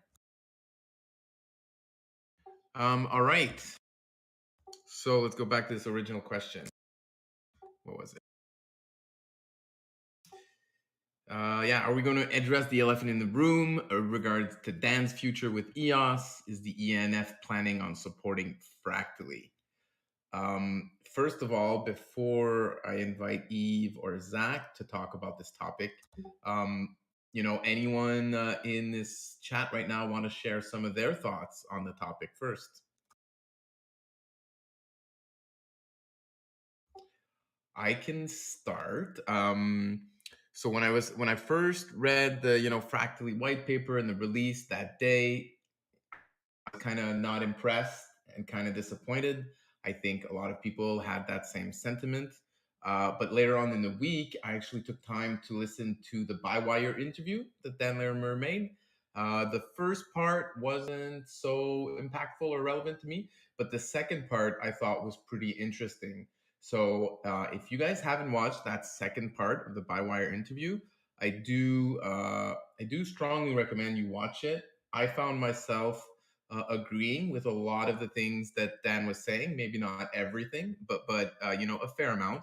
And it did get me, more excited for Fractally than I was before, just after reading the white paper, which I read when it was like 2 a.m. and I was pretty tired. I probably didn't understand it all completely. And in that interview, Dan does say, that he thinks that the reaction of the community, was in part due to.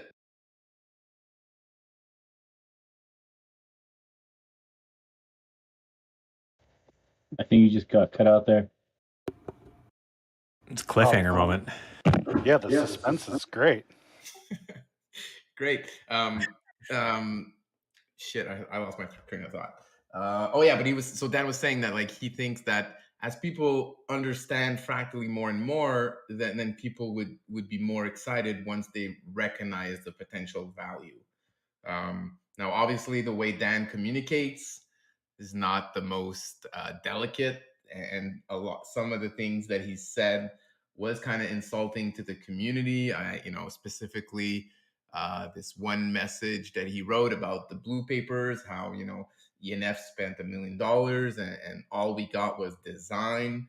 Now, I don't think he meant it as an insult to the people working on the blue papers, although it certainly came out that way. I think he meant it more as like, I'm offering both design and delivery for the specific price. And then there's been a bunch of other comments that he has said that I didn't appreciate very much, but I try to give him the benefit of the doubt, although I know that he has received plenty of benefit of doubts.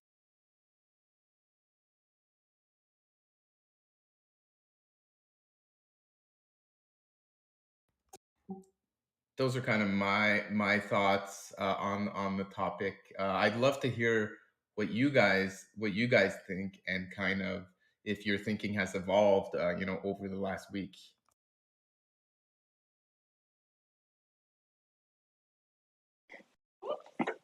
Yeah, hi, this is Dogman Dancing Joy here. I have been learning a lot about Fractally and following as much as I can, and I'm super excited about it. I participated in the first Fractally Fractal on Saturday. There was about 10 of us who participated, and it was super cool and super exciting. We'll be sharing the video soon, and it was really fun. And I think basically echoing what you were saying, Steph, about how it's like, it's very complex. Like there's a lot to learn, and I feel like people were putting a lot of expectations on it, like very quick, and jumping to conclusions. And it's been kind of all sorts of messy, like how we get messy in this big decentralized community where everybody has so many different opinions. But yeah, I think it has a huge amount of potential. I'm very excited to learn more about it. And I hope that EOS community and the Fractally team and the Fractally communities will work together closely. And I think it'll be super helpful for both EOS and everybody in the world. And Fractally can be like super, super beneficial for EOS. So yeah, I'm going to be working a lot to try to help people understand that, as well as working to understand it better myself. And it's very exciting, as I said, and looking forward to sharing more and talking about it more. And also, I'd like to say that we're doing the fractals every week now, and everyone's welcome to attend. We're doing the fractals currently, or well, I say currently because I'm hoping and aiming and planning to start up more fractals so we can do multiple fractals every week. But for now, we just started doing fractals every week on Saturday at 1700 UTC, which is noon in Eastern time.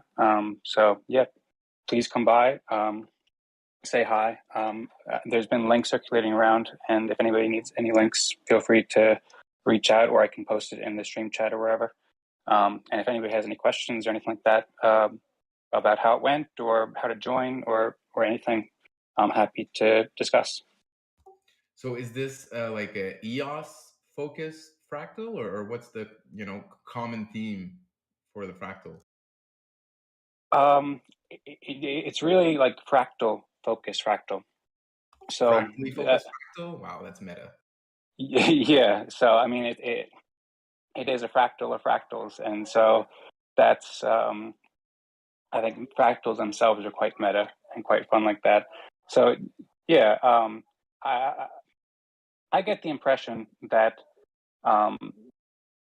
Dan Larimer, who's been providing a lot of thought leadership for the Fractally community, obviously, because he's been starting it and wrote the white paper, or a lot of the white paper, and has been doing a lot of talks. I get the impression that he very much wants to help EOS, but he also doesn't want it to be dependent upon EOS, and he doesn't want it to be only for EOS, because Fractally can empower EOS and all EOSIO blockchains and all blockchains and all communities in the world.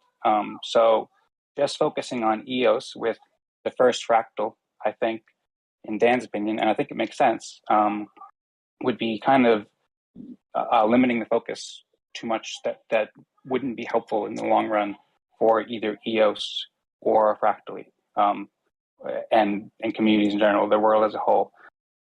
So there's actually been rules that Dan Larimer has proposed or suggested to not talk about EOS in the Fractal chats, just so we can stay on topic, because obviously EOS has a lot of baggage in history and sometimes goes into different directions that wouldn't necessarily be helpful for building Fractally. So the Fractal is focused on Fractally and fractals and building fractal democracies or fractal communities. And it's also just focused on just like having fun and stuff. So of course, I think that there will be a lot of overlap with EOS, but I think the main focus is fractals.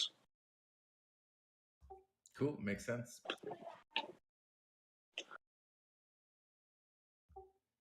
I know you guys have opinions. Let's hear them. I've got some opinions if my microphone's working. Yeah, coming in loud and clear. Nice. This is Andrew Ware. I'm actually in the incubator that Chris Barnes mentioned earlier, and just wanted to say I found it incredibly valuable. So many thanks to Helios for that.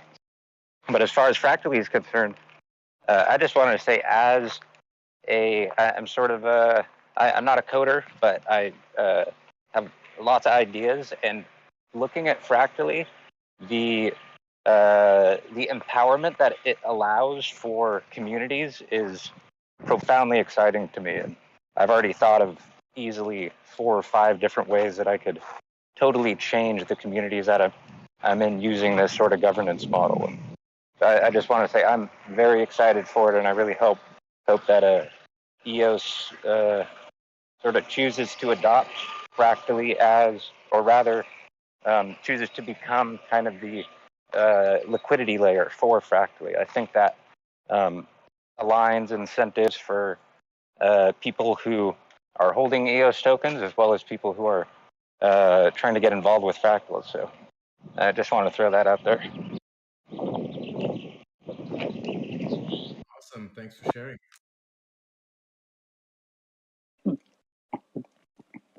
Yeah, I completely agree with that as well.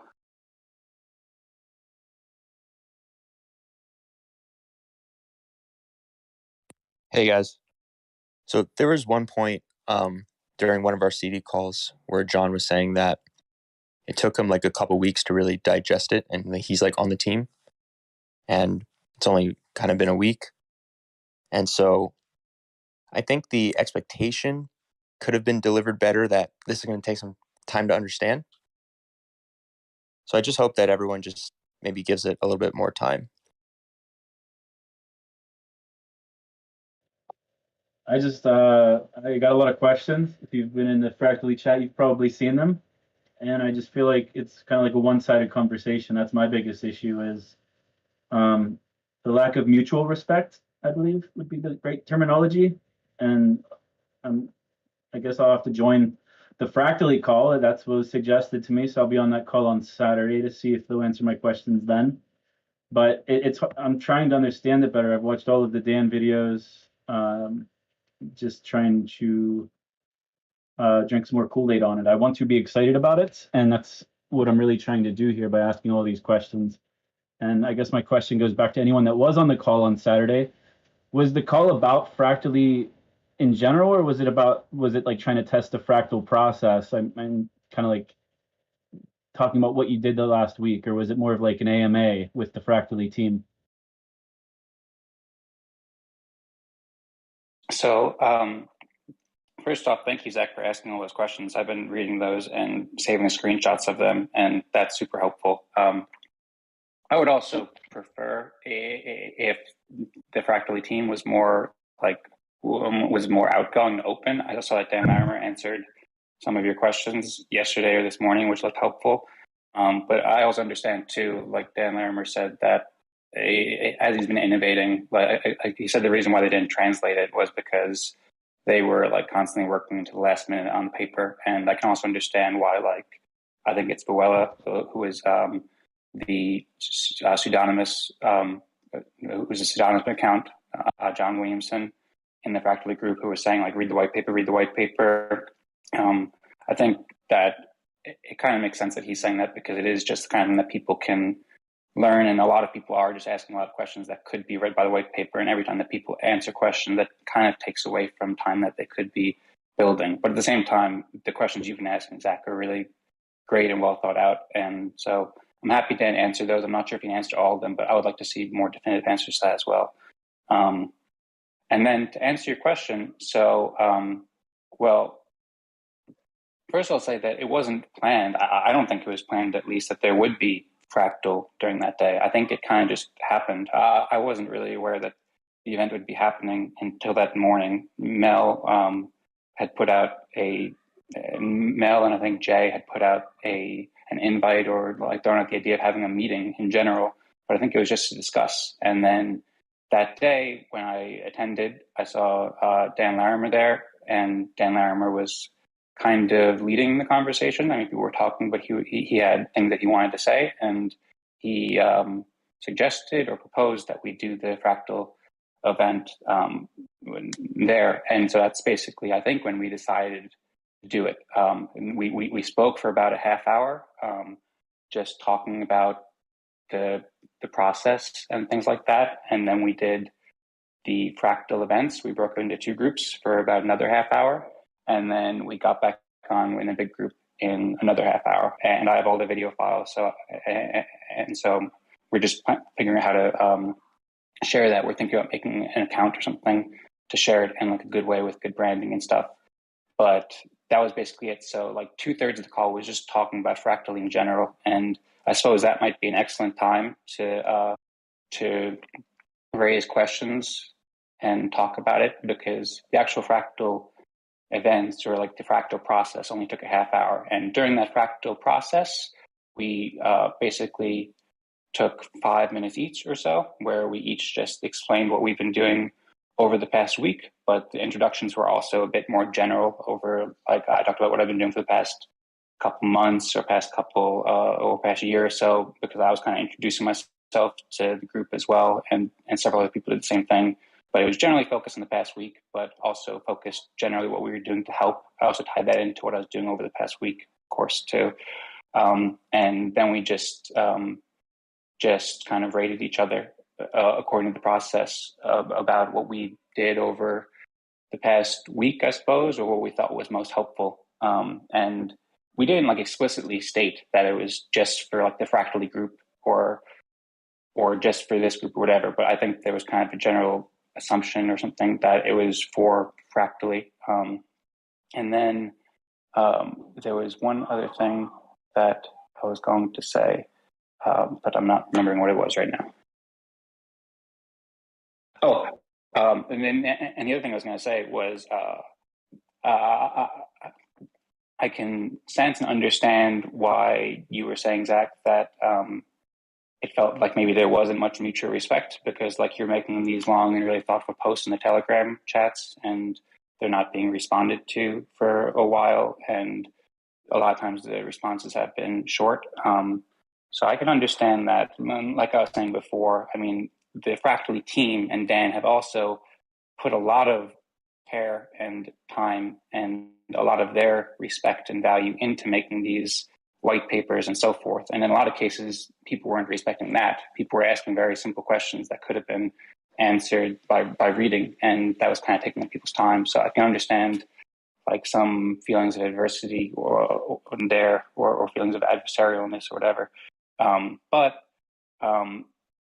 during the calls, it was like super fun. it was super respectful. Everybody was really excited to be there.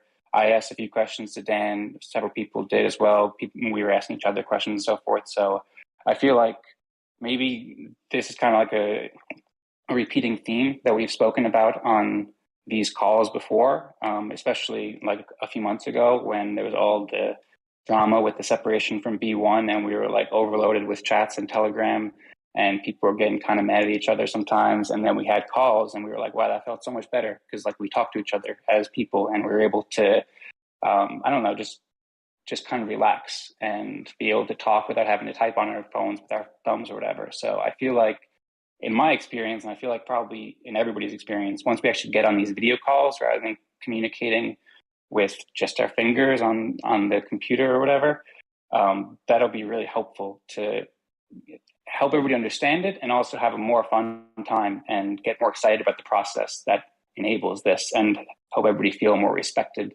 And yeah, just help I everybody get agree really excited about it. 100%, but when I invited them to the conversation, my post got deleted. That's not very respectful. Yeah, I did see that, and I was wondering why. I guess Dan did that. I mean, I've been surprised by how Dan's been responding to it. I mean, I also kind of see it, like I was saying before, because like Fractally is like a really huge and important idea, and if Fractally gets kind of like attached to EOS too much, and then the block producers who you know the Fractally team doesn't have control over, if like the founding like ethos and culture of Fractally is like really closely attached to EOS, and then somebody out of our control like stops it or says they don't want it or anything like that, then that can be bad for Fractally and bad for the world as a whole, because Fractally can be really helpful, I think. So Dan put out some rules in the chat, like I said, that he wants the chat to not be focused on EOS, and then I suppose he did that rule or executed on that rule and deleted your chat or somebody else who is moderating. So I didn't like it. Like it maybe kind of makes sense, but and also your message was great. I gave it a heart when I saw it, and then I gave Dario's a fire. So I mean, it'd be great if they attend, but also I don't know. I mean, they've done a lot of work too, and he answered your questions, and I think those are the kind of the rules they want to play. It kind of makes sense in some ways, and I would say please do attend the events because it's super fun and super helpful, and there are things that maybe we don't feel respected, but I was going to finish one last sentence, if that's John. But I was going to say that it'd be helpful if like we respect each other to overlook things that or I don't know if overlook's the right word, but give each other the benefit of the doubt that, and that we all want to help. And sometimes we might get misunderstood because we have different priorities, but I would encourage people to give each other the benefit of the doubt and then come attend the fractals on Saturdays, because I think that'll be really helpful and fun. Okay, first off, the EOS community is out of benefits of doubts. We ran out like a year or so ago, so you know that's just something you have to deal with. And secondly, there's just really confusing messaging around Fractally.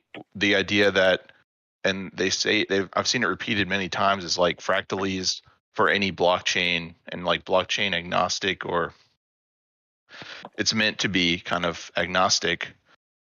But if Fractally, if the EOS community wants Fractally deployed on it, then here's a list of demands and things that have to be changed. It's like the EOS blockchain as it is not fit for Fractally. I mean, imagine if Larimer went to the Ethereum core developers and told them, I want to deploy Fractally, but you have to commit to, cutting out 50% of your mining pools, and you need a hard fork and add this new pretty names account system. Like they would laugh him out of the room, right? So the fact that we're all, why is the EOS blockchain being treated, so differently than, another platform? If he really if he really doesn't think that EOS is good enough as it is, then I mean, he should probably just make his own blockchain that has everything exactly the way he wants it. But I think everyone in EOS thinks like, like this is probably a cool Fractally. I'm sure it's a great process. I'm in Eden. Eden is great.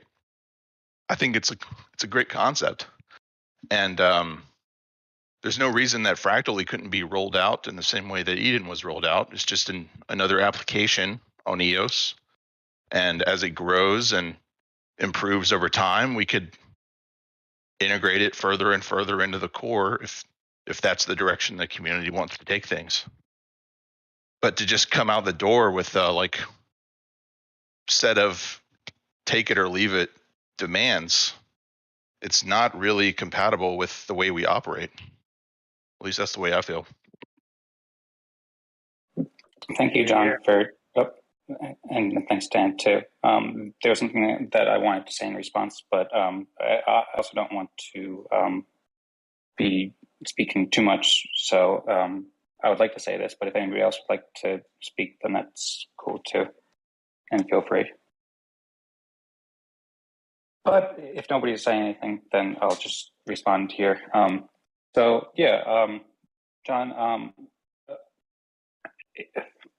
a few different things. So one, the EOS community has been through a lot, but in general, I think like on a personal level, giving benefit of the doubt is very helpful. And the Fractally team, the people on the Fractally team and Dan have given the EOS community a lot and done a lot of great work for people. And so I think they're deserving of respect and giving benefit of the doubt to what they're doing. I understand your concerns too, like I was saying to Zach, and a lot of things that I'm confused about, or I don't think that they're handling in the best way. But I think, I don't know, maybe it is the best in some ways. So Fractally and EOS can help each other a lot. Like people are mentioning starting a new chain. I don't think that makes any sense. I think that what we really should do and what we need to do, what's best to do to make the best experience possible, is to find common ground and work out our differences and understand how Fractally and EOS can both empower each other a huge amount, can be super helpful for each other. Because if Fractally, when try to do a different chain, start a new chain, something like that, then they wouldn't have all the great support of all the great people in the EOS community. Then these relationships that have been built up over years, and Fractally wouldn't have the funding from EOS inflation, and Fractally wouldn't have all the great technology that's already been built into EOS. Maybe to some extent they would, since open source and stuff. But there's a whole lot of benefits that EOS provides to Fractally that Fractally can't get elsewhere. And the same is also true for EOS and vice versa, that there's nothing else like Fractally out there. And like, I got into EOS and I've been following EOS for what Fractally enables. It enables communities to empower communities, or people to empower communities, communities to empower people, communities to empower creators in ways that I don't think that there's any other application or platform that comes anywhere close to what Fractally is capable of. And I think that it can grow and be super, super, like profoundly helpful for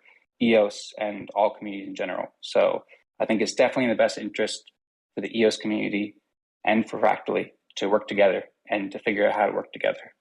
And then what you're saying before about the demands. So one, Joshua Seymour posted something like a couple weeks ago, or not a couple weeks ago, it feels like a couple weeks ago because it's been a while, but a few days ago, I guess, about like how he respected that that the Fractally team was being straightforward in the, I don't know what to call it, demand or request. It might just be request. And also some of it I think might be overstated because like Dan Larimer said on an interview, he wants a commitment. He doesn't necessarily want like people to do it right now with the full amount of inflation and block producers now, but he wants a commitment from the network that this is the path that we're on.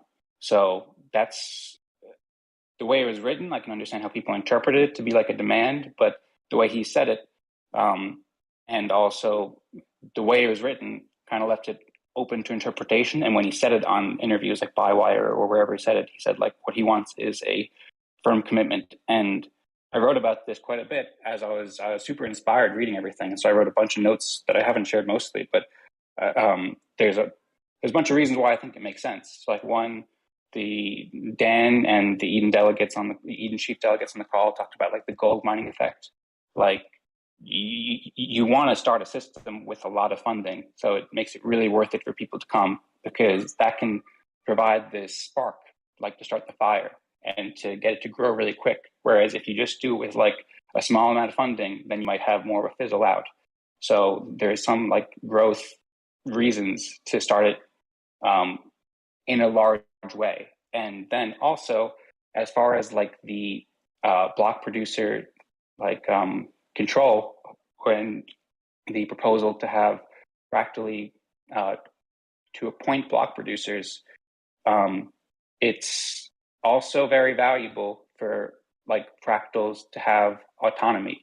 Fractals aren't able to be DAOs or DACs unless they have autonomy. And if the foundation that they're building upon is ultimately like plutocratic governance that the fractals don't have control over, which it currently is. I mean, I think EOS is great in many ways and much more decentralized than other chains, but it still is out of the control of the community members in many respects. And if the community starts with no governance power, then it's kind of like putting it off and living with dependencies on people who the communities and the people aren't sure if they can trust. And it's kind of like building on sand a little bit. So it sounds like kind of extreme maybe. And I can see how that could be like shocking to people to hear those things, especially if they're not expecting it. But coming from Fractally's perspective about having thought about this idea really well, or really like thoughtfully for a while and built this for a while, and it seems like it will work and it seems like it'll be really exciting. I've also been working on building Eden creators and building Edens and so forth. So I've also been thinking about this very much for the past year or so, and I've been super impressed with the Fractally ideas, like coming with that confidence that I imagine that Fractally has that this will work, and then coming with those understandings that for it to work and for it to be really helpful, the communities need to be autonomous and they need to be well funded, or at least that's super helpful. And then coming from what Dan said about like, you know, maybe it came off wrong because they're in a rush, but it seems like his intentions are very good to be helpful. And he said he's looking for commitments, not necessarily like everything to happen at once. I think that it makes sense when you look at it like that. And I hope that makes sense. And I hope that we can see it that way, or at least see it that way enough to give each other the benefit of the doubt and give it a chance and like just try meeting at these events. I mean, Dogman, I really appreciate your enthusiasm, but I don't think that I don't personally find your arguments to be satisfactory to me. So I don't know, maybe someone else can speak up. Thank you for letting me know, John. And I very much appreciate hearing your feedback as well.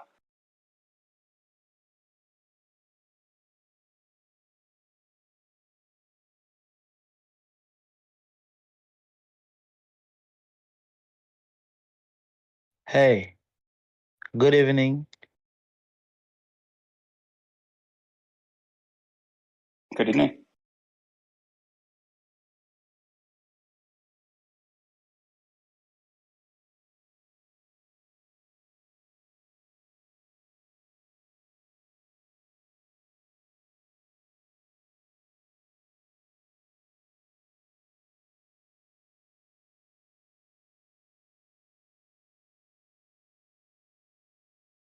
I just want to check, is the audio still working? Because I'm not hearing anything right now.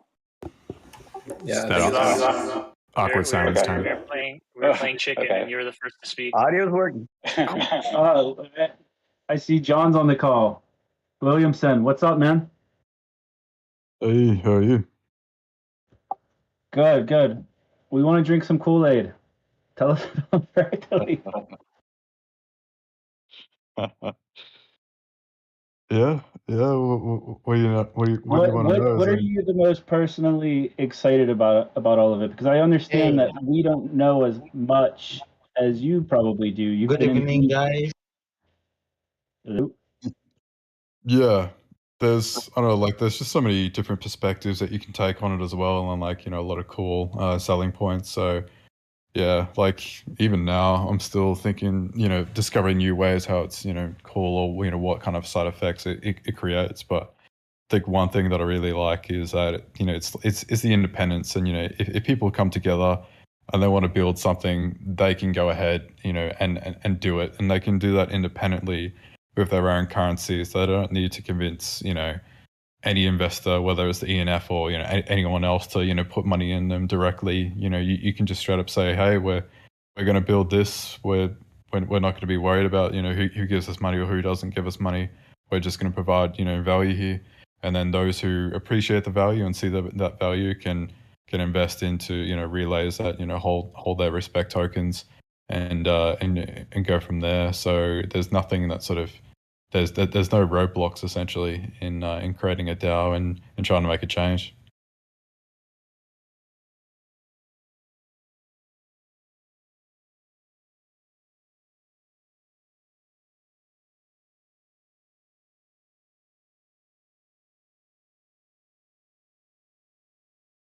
I think one thing though that doesn't get sort of spoken about enough, especially like with the sort of 2% inflation and where it's going kind of thing, is that it goes into like a relay, right? And like 80% of the respect that is generated from the fractal has to be earned, and then it has to go through an escrow account, which can take, I forget how much time now, but it can take either a few weeks or a few months before that actually comes out as well. But yeah, I think one thing that people forget is like there's inflation, and then there's like effective inflation. Like you can have 40% inflation on EOS going to an account that's locked and no one can access. Is it really 40% inflation? Like it's more about effective inflation that one needs to think about, like how much of an inflation is going into circulation. And when you're putting it into a relay where there's financial incentive to actually stake into the relay to get more, and there's a 144-hour delay on pulling out of the relay, and there's a lot less EOS actually going into effective inflation than you would think. I don't think I'm not personally concerned much about the inflation. I mean, I know there's lots of chains with much higher market cap with 20+% inflation. The question isn't how much inflation, it's what's the what economic or what value do you get out of that inflation, right? If you can turn that economic inflation into more value for the chain, then it's not a problem. And it sounds like Fractally could do that, right? So yeah, an extra, adding 2%, it's probably not that big of an ask if Fractally, delivers. Yeah. Yeah, in terms of value, again, the way that I kind of saw it was kind of like the it sort of creates like a gold rush effect. So if you think of like old towns that used to be have gold mines there, essentially the first few people that arrive there and discover gold, like that, they might get paid well because like, and there's not a lot of competition. They're the first people that actually know that there's gold around. As soon as word gets out that there's gold, then suddenly you get a gold rush, and you got people moving from the cities or whatever, or flocking to this one place to get it. And then once that happens, it's a lot more competitive, which means that when you do go to the weekly meetings of a fractal, you're up against more people who are trying to contribute more value in order to get more respect. And so you're attracting more and more talent as that happens. And those who do sort of reach the top are contributing sort of a lot of value there as well. So that's one thing that I really liked, and like that's the effects that the 2% inflation could have is knowing that respect can eventually lead to EOS. But then again, that's purely for the people that want to cash out, and I think a lot of people will love being the part of the community as we are in this call today, that don't want to sell, that they like the respect tokens, It's kind of like brownie points in a sense. They want to hold on to that that they don't want to sell, and so by holding, they can put it into the Rex pool and then take it out of circulation, even more. So there's less respect tokens in circulation, and so again, the less respect tokens, the less the ability to even get the EOS out of the EOS relay as well.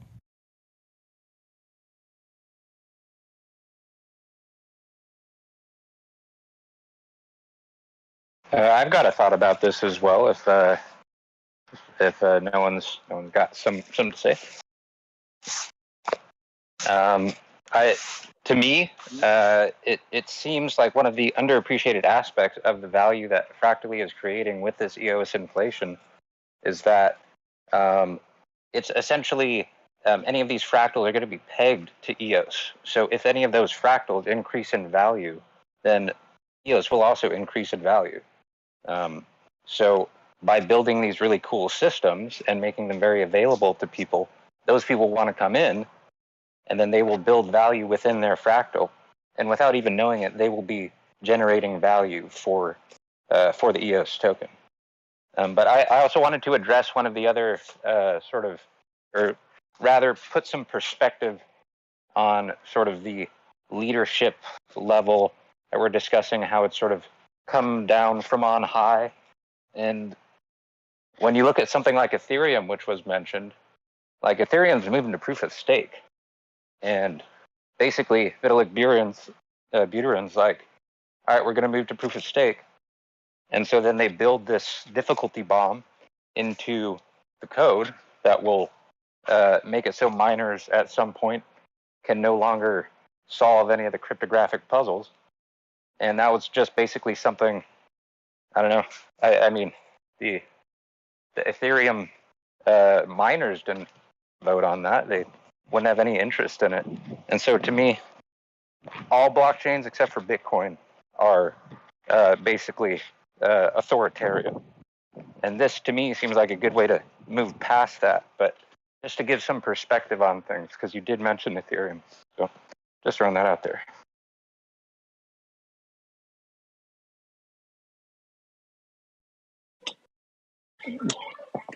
Yeah, those are great points, Drew. Thank you for sharing. And another thing I'll also add to that you inspired me to think about there was something that Dan Larimer has repeated a few times, and a lot of other people have said it as well too. And I mean, it's kind of obvious in some ways, but it makes a lot of sense. Like, it's best when like people follow their passions and to do what they're passionate about. And because when people are passionate about things, then they can act like with, I don't know, their like complete natural instinct and like their complete being impassioned about it. So the fact that like Dan Larimer and the Fractally team put this out there and had the EOS Fact where they proposed this, like they're doing what they're passionate about, and then the community can choose to accept that or not accept that, or to make a counter offer or whatever. But I think that it's good for people to share what they're passionate about and to lead, and then see if people will follow and try to get people to follow.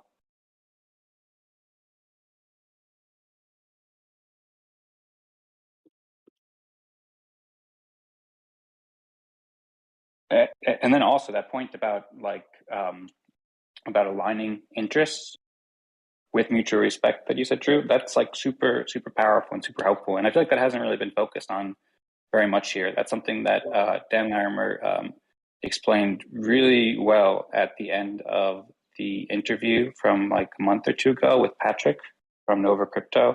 I shared it at some point. I shared like a clip about it.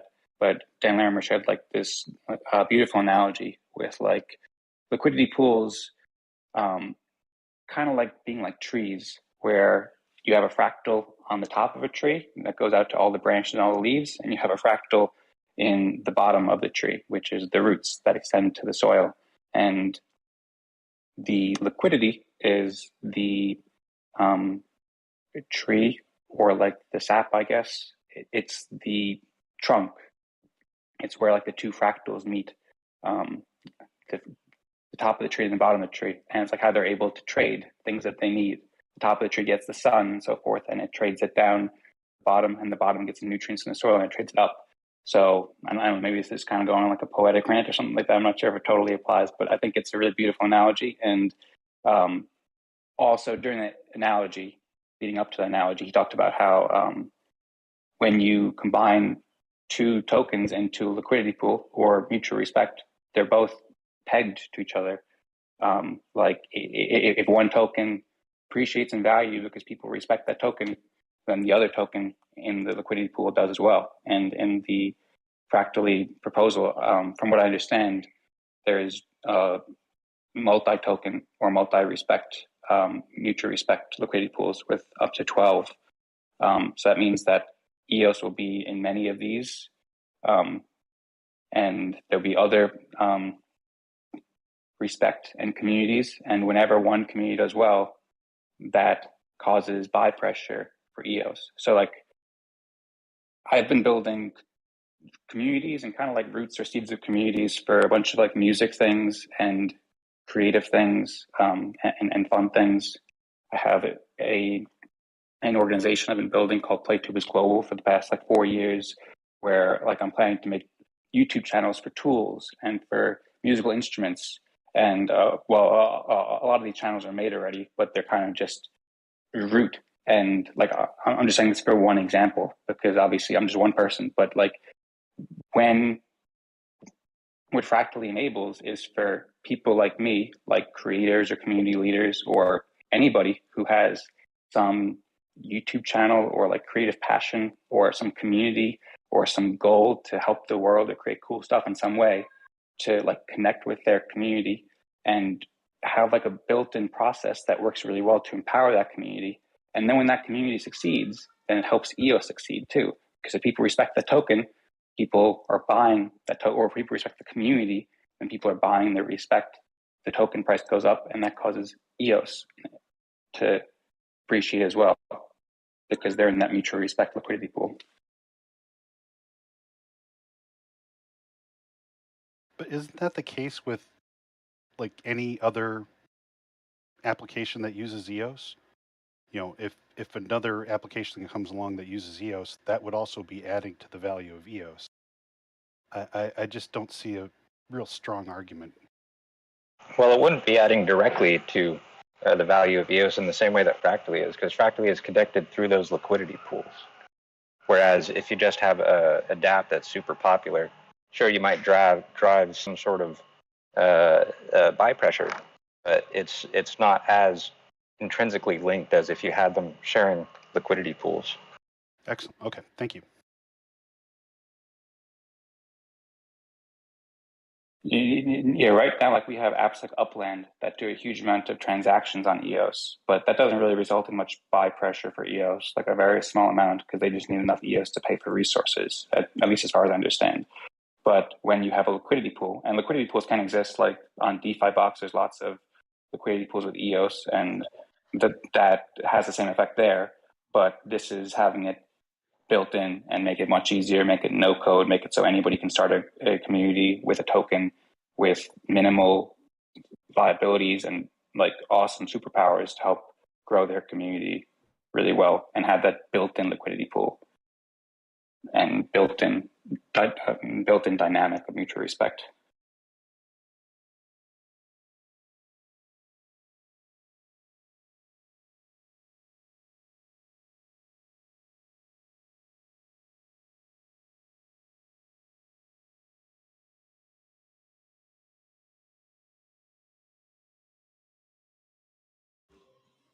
Well, these are some good conversations.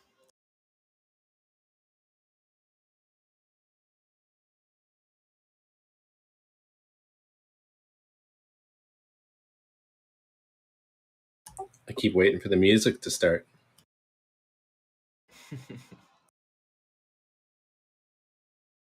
What's someone's biggest concern about Fractally?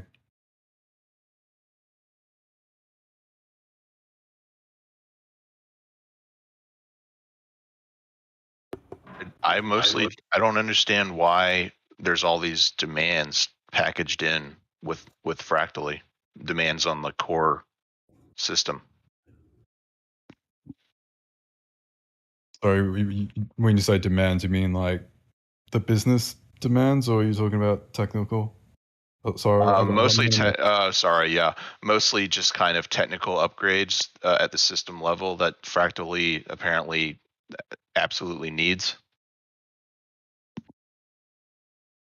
All right, yeah. What about like, yeah, Fractally, the framework? I meant to say, sorry.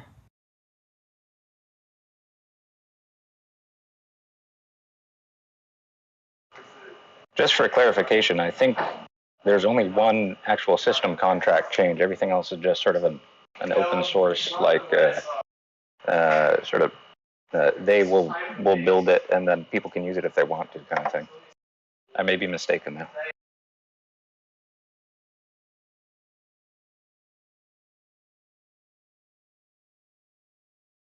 I might also be speaking out of my scope of knowledge here too, because I don't know all the technical details. But as far as I understand, with like the NFT upgrades and the naming upgrades and the other two upgrades that were involved, I could see a lot of benefits in those. So one thing, there's a lot of benefits to EOS as a whole. Like the NFT system seems awesome, as do some of the other ones. I think in I don't know, one of the interviews, I was like really surprised by just how well these things work together, or like in several of the interviews. So like, it's not just Fractally, these can be really helpful. And I think that they might be separate to some extent. And then also, not to get off on a tangent, I'm not sure if it's exactly what you're asking about, John, but I listened to the interview or the talk with the chief delegates, where Aaron was voicing concerns about like the naming account system, and Aaron was saying that was one of his biggest qualms or concerns with the system. And I'm not sure if that is something that like it's necessary for the Fractally team, if they've said that they need this or not. But I can absolutely see, like, coming at it from a person who is a creator and a community builder and who's looking at it from, like, I don't know, that level of like interacting with people and inviting people, and also wanting to be able to make the right name and like make a name, like make the best experiences possible in the moment, where like you have like a great name that doesn't have weird symbols or anything like that, and make it really easy for people to do the same. Like, that's really important as a, like, people who aren't technical but are interested in just like doing fun stuff with their community. So there's a lot I don't understand about like how it could work exactly, and so I can't speak to all the demands technically, but I can absolutely see why that's something that like the Fractally team thinks is really important, and the other upgrades also seem like very valuable as well. Yeah, well, one of the part of the upgrades is just tokens, like tokens in general. The way that we do tokens on EOS is so stupid. Like the EOSIO.token contract was designed, to support, hundreds or, as many tokens as you want. So, but because there was, the sort of lack of governance on how to hand out, symbols based on that, contract and everything else, it didn't work out. And so then we set this standard of, well, if you wanted to have a token on EOS, you got to deploy your own, token contract. So despite, being on using a chain where it's, as flexible as it is, and the smart contract system is so good, we've got so many people just deploying the exact same code again and again, with the RAM costs, with that, rather than hosting tokens on the one contract. And there's dangers as well, because people assume that a token on EOS works similarly to a token on Ethereum, but it doesn't. If you still have the Dapp owner of the token contract, with the keys to the account, like technically they're your tokens, but they're not really, because at any time he can say, nah, I'm gonna freeze your account, or I'm gonna delete the contract, or whatever it might be. Like, he can do a rug pull at any moment, whether it's against every token balance holder or one person in particular. So part of the proposal with this new token contract system was bringing back a standard where if you wanted to create a token, just do it on the new token system, and then the abilities that you reserve over the token would be like specified. So if you don't see the need to recall tokens as a token issuer, then you can turn that feature off, and then that's off forever. Not to mention, like, I got scammed because someone sent me some voice tokens and it said voice, and the tokens were named voice, but they weren't a voice contract. And so, because you can just arbitrarily name tokens, and in order to verify that it's the right token, you have to go in and actually look in the contract, make sure it's the right contract. I see a value there as well. But I did want to say, John, you were asking about what concerns people have. The one concern that I have about Fractally, and it seems to be mostly in the back end, is the complexity. And based on what I've heard described about the process, it doesn't seem like the front end user interface or user experience is particularly complex. But that is the one thing that concerns me. That's the one thing that I could see preventing this from actually being adopted by a large number of non-blockchain users. Complexity of the backend. Could you elaborate a bit on that? Do you mean like what happens behind the scenes in regards to the token and stuff like that, or I'm talking about primarily like so you got these liquidity pools, and they can be connected to each other, and they each have relays associated with them. And so my hope is that the user does not have to know all those things, and they can just sort of go in and just press a button, and then they have a token, they have liquidity, they have a decentralized governance structure, basically everything they would need to create their own decentralized autonomous organization. Yeah, we'll definitely utilize the front end as much as possible, and abstract as much as we can for the user.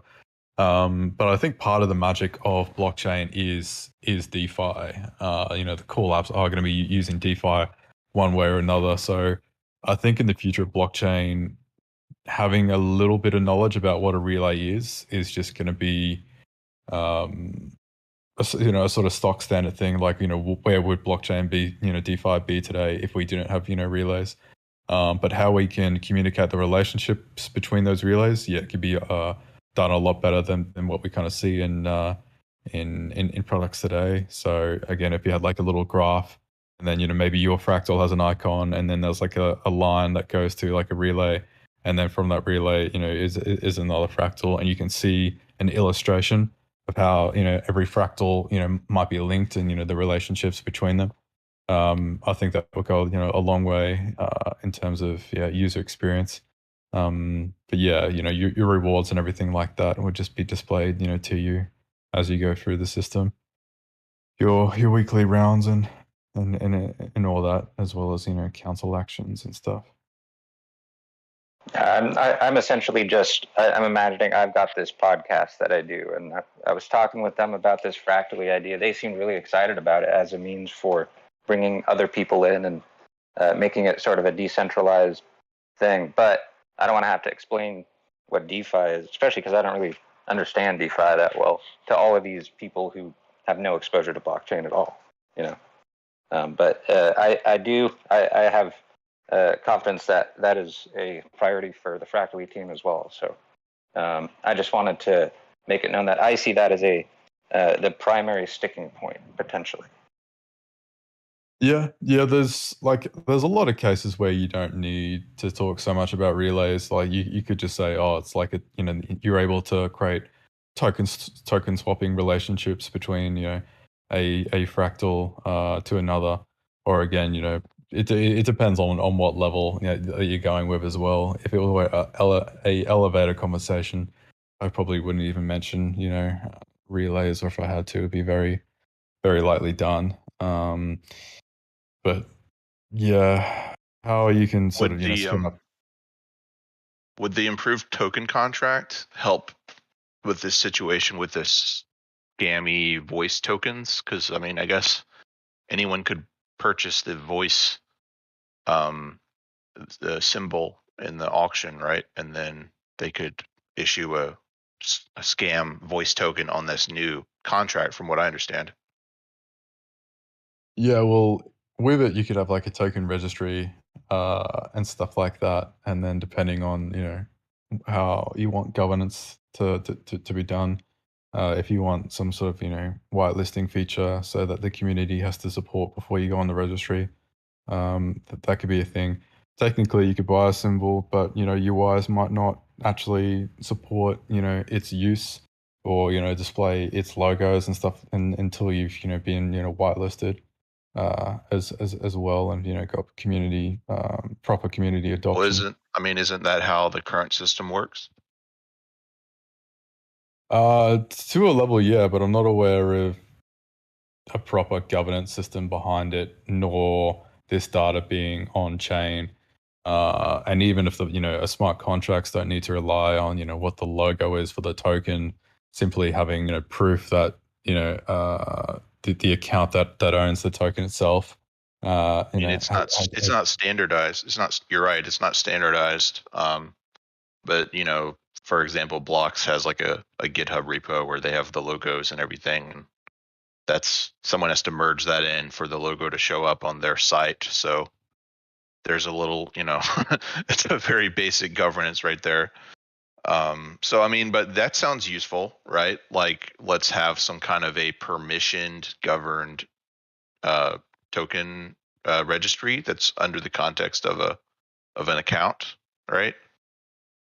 That doesn't have to be a system level account.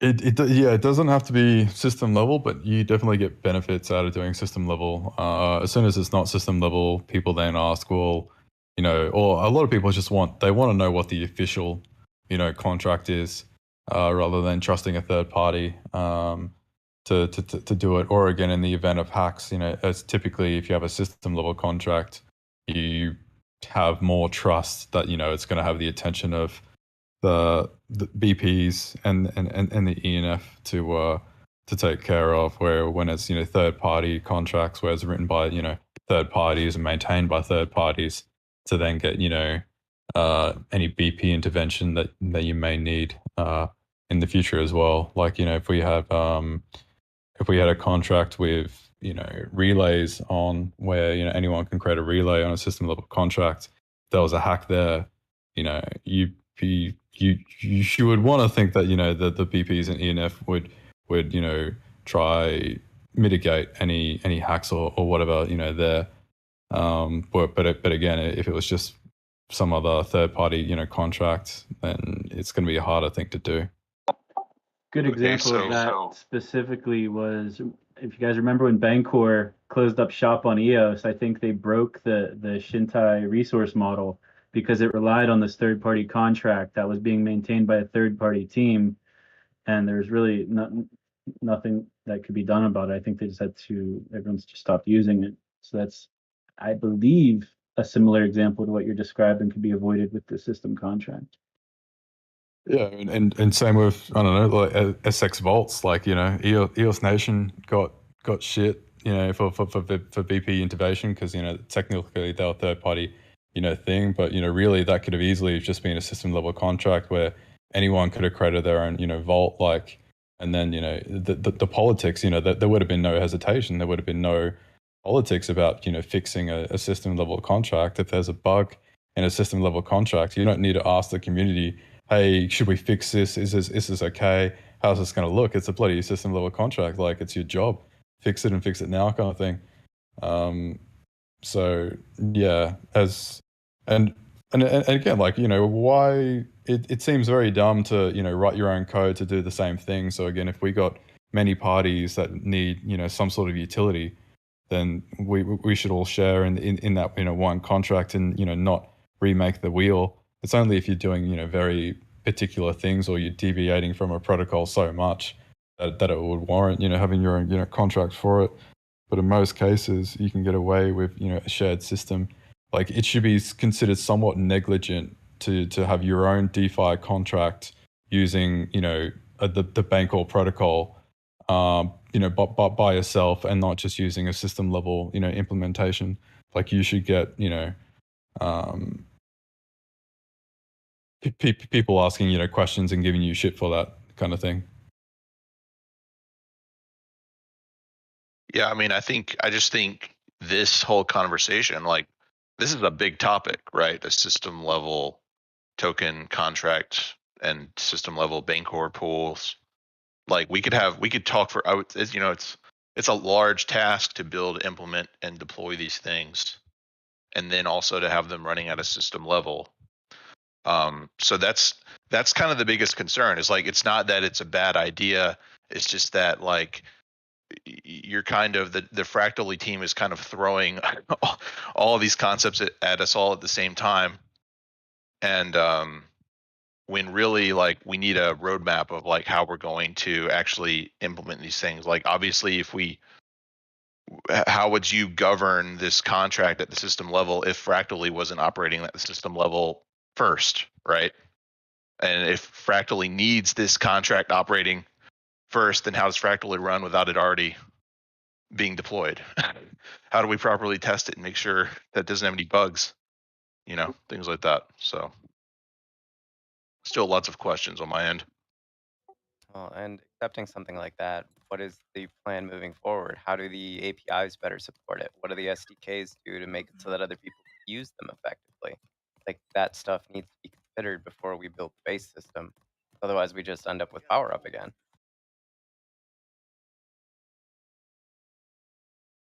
I mean, yeah, the power up, it's a great example where it was deployed, but we didn't have any tools or documentation to really take advantage of it. You had exchanges that had no idea what was going on, and they just stopped working because no one told them what was happening, right? And no one had any way to just plug in something up. Just, you know, it should have just been like, update your EOS.js, get the latest version of EOS.js, and it's solved for you, right? But that just never happened. So how do we prevent that from happening again? Well, it's going to take thousands of man hours just for this new token thing, just for this new Bancor thing, not to mention everything else, right? Another topic was the John, you mentioned removing liability. So let's say getting a system to adopt this Bancor relay that will benefit Fractally, but Fractally has no liability on any loss of funds. So in the case of loss of funds, let's say there's a bug, there's multiple millions of dollars that are lost due to a code error. Is nobody liable for that loss? Is Fractally now liable, or is it just nobody's fault? Well, who's liable at the moment if, you know, an EOSIO system contract goes to shit and people and EOSIO system contract, but now we have talking about Bancor pools. We're talking about liquidity pools, right? So right now the only system contract that has assets is Rex. So of course, Block 1 built Rex. Yes, it could have issues. It's been battle tested for 3-4 years. But now we're introducing new system contract liabilities, right? Asset management. So who's taking the liability on loss of funds if the pools kind of break? Or is it nobody's responsibility? Yeah, well, I would say it would be BP, like every other contract. They accept liability for system contracts at the moment. They accept liability for Rex. They accept liability for EOSIO tokens even. So Fractally would be demanding that liability onto the block producers, which would be another additional ask, right? I imagine it would be, but before I speak anymore, like, I'm just speaking as myself, being a community member. I'm not trying to speak on behalf of Fractally, just so everyone knows that none of this should be an official statement. Also, I also had a bloody Pomelo thing for this before I even spoke to Dan on the idea of a public utility contract of Bancor relays. So yeah, definitely been in support of this idea before Dan started talking about it as well. But my understanding that all that doesn't go to the system contracts, just the only thing that goes to the system contracts are the token standards, isn't it? That's how I understood it as well. Well, they will be treated as like system, contracts in a sense that, if, something goes wrong, it's, the BPs that have, deployed it. And so it's the BPs to, recover same way they do with every other contract. If there were a problem with the power up contract or the token contract as is today. So going back to that like worst case scenario that Denis was talking about, where there's millions of dollars on the line because of some system level contract problem. Today, it's up to the BPs to take care of that. Under the new Fractally system, half of those BPs are appointed by the head Fractal, right? Yeah, I think that's in the proposal. Yeah, is it 11 BPs? So if I'm in the head Fractal and I'm responsible for appointing BPs, and I appoint a BP that's malicious or incompetent, and they end up doing something wrong, which loses everyone money, well, I'm on Zoom. People know who I am. People can look me up and sue me, right? Whereas under the current system, you have, as a block producer, you have plausible deniability because the system elected you, not an individual. Yeah, but isn't the system just token holders? So right, but you can't point at a specific person who elected this BP or that BP. So you're saying that it's it's a difference between being a public person who's held accountable versus someone that's anonymous, that's just faceless and has a bunch of EOS tokens. Plus, I'm just talking about the system. That's what you're saying. Anonymous people who have tokens. That's called the system. Well, yeah, I don't know. I feel like you can be a bit more descriptive than the system. The system can code. be anything. Like, someone. Yeah, but it's still actions voted by the votes, made of the token holders. Right, just like miners. People say that it's miners. There's mining pools, but there's a human being behind every hash on Bitcoin, right? But you don't talk about the human beings. Yeah, but proof of work kind of style is a lot more. It's less human orientated. Like that's part of the appeal to some people is that you can just turn on a computer and there's no more politics. The only politics is your hash rate. If it goes untouched. Right, and I mean DPoS is kind of similar to that in that way. Yeah, which has been very costly to the community because obviously it hasn't built what we've wanted to build without the leadership. But but that now you understand what I'm saying, so you understand the point I'm making. Yeah.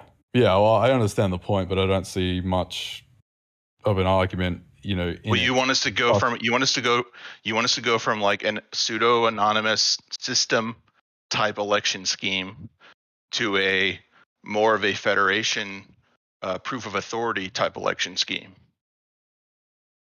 Well, would you call it proof of authority? It's basically whoever is on the council of the Fractal, which is how the authority is elected isn't relevant. Well, it is. Otherwise, you can just compare it back to token holders. You could say it's the same thing. You could just say DPoS today is proof of authority. It's irrelevant. It's just a governance system that we've picked with token weighted staking. But again, another thing that we need to remember is that it's like 11 BPs. Again, to make system level changes, you need 15 out of the 21.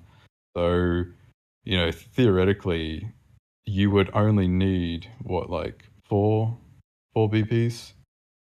I don't know, can't do maths, but you only need a few amount of good PPs plus the normal PPs that we see today to make a change. Like the prime Fractal and the 12 council members, which could theoretically consist of 144 team members, would have to screw up a fair bit to elect so many bad block producers that you wouldn't be able to have decent enough leadership to recover from a mass system level hack. And again, many BPs like I think with EOS Nation that we've seen in the past, they can lead the charge and then just dish out the information to the other BPs, and the other BPs can be like, yeah, makes sense, or or whatever, or that they can throw their hat into the ring. But like Pareto suggests, or Pareto, 20% of the people do 80% of the work. I wouldn't be surprised if we saw that kind of behavior in the 21 BPs as well. Yeah, I mean, I agree, and I think most likely that the head fractal or whatever, the prime fractal would elect good BPs, and it probably wouldn't be a problem. But I do think that it's a legitimate concern that there's some extra liability. There's a shifting of liabilities that's happening that hasn't really been properly addressed. Yeah, there's definitely you're definitely more exposed than you would be being a faceless person, behind a computer. Yeah, definitely. But I think the transparency is what blockchain is about, and it was far outweigh the with the level of accountability that we can get. And again, if there were any badly elected BPs, again, you still got 12 real humans that are meeting every week. They can easily have some emergency council meeting and vote out the bad BPs that aren't doing what they expect them to do in terms of fixing a system level crash or whatever to recover funds or whatever the job may be. I think that's far more democratic than the sort of current system where he who owns the most tokens has the power. Quick question here. So for Fractally, it seems so. The idea is that you have these meetings and someone gets elevated to another group, which then gets elevated to another group in order to achieve the most funding, or I'm sorry, the bulk of the budget, if I understand correctly. Whereas in EOS we use proof of stake, right? So once you get to that top round to determine who which projects are going to get the lion's share of the budget, I guess it just seems like the thing that would be valued to get the person to that point is more charisma than like work.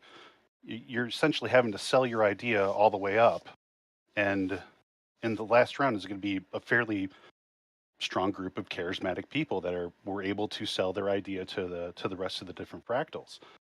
Well, it's not ideas so much that you're selling. The question is, what have you done in the past week, like work-wise? What value have you brought to the community?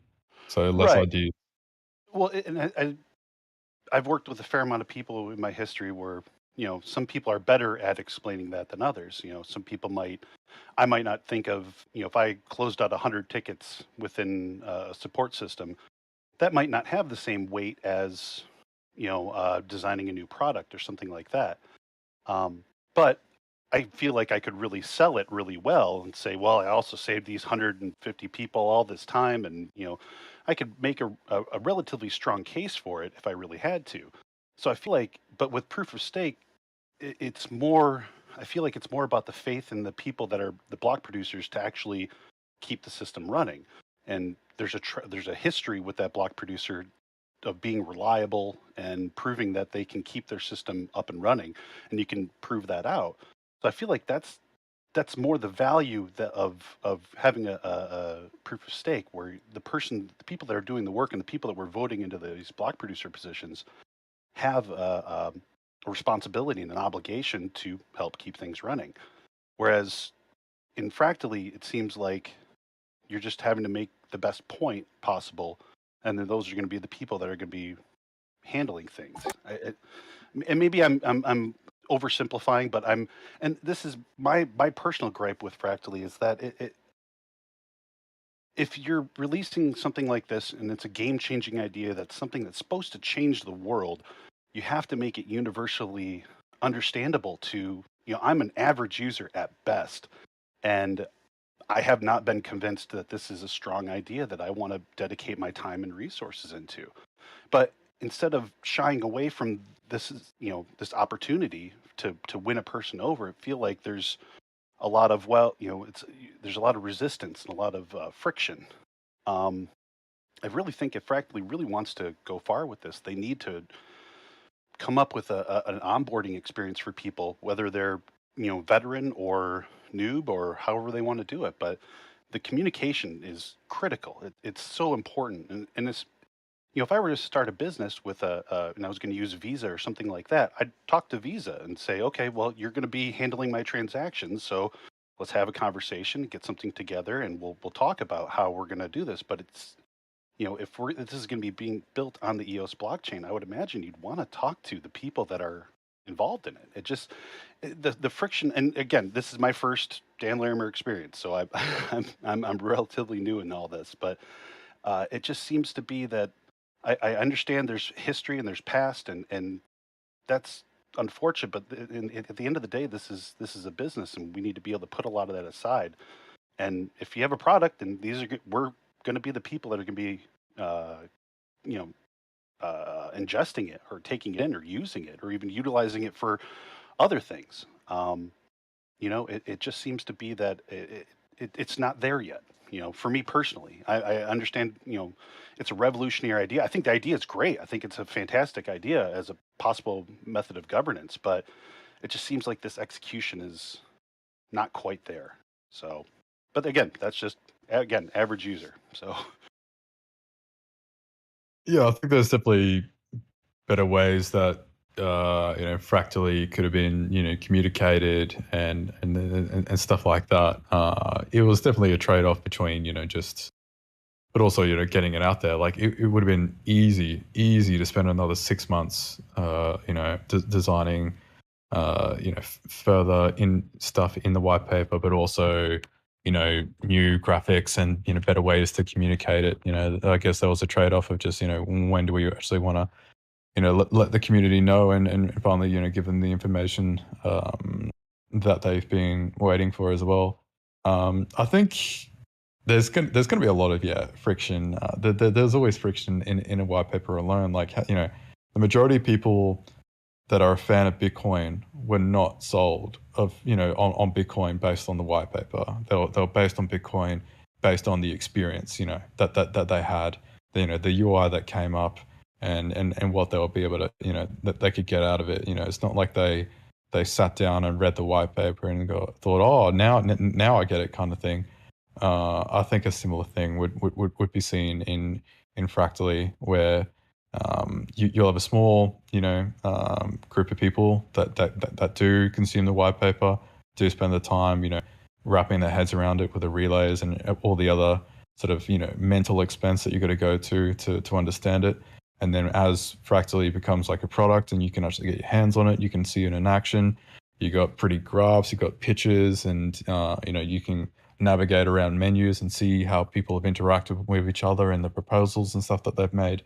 Be a lot more easier to understand. Like the way that I see it, you'll be able to learn what Fractally is just by opening up the UI and just navigating around the menus enough.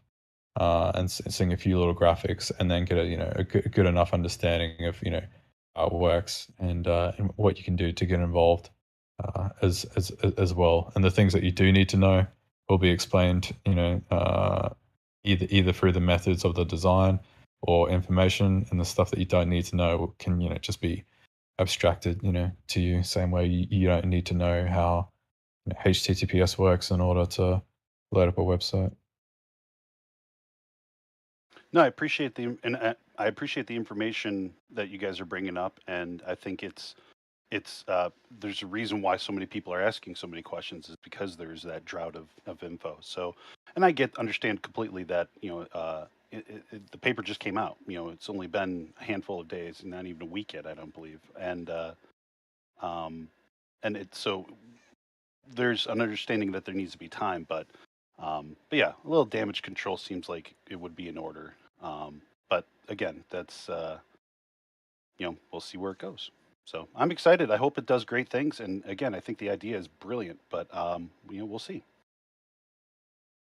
Yeah, I said before in the chief delegate meeting, to me, it's like a enchilada. Like, if what makes enchiladas great is, again, like the rice, the beans, the guacamole, the tomato, the chicken, all that combined makes it awesome. Whereas some people, they learn that Fractally has I don't know, white rice and beans, and they assume that, you know, that's all that's there, and they say, oh, I don't like white rice and beans. That's, you know, tastes, you know, really bland. Like, who would want that? It's like there's just so much more to it, and each of them have, you know, a different relationship as to how they merge together as well. So yeah, I would say that, yeah, it would definitely be hard to grasp and fully appreciate what Fractally, you know, is, without going through the brain expense and time to fully get that.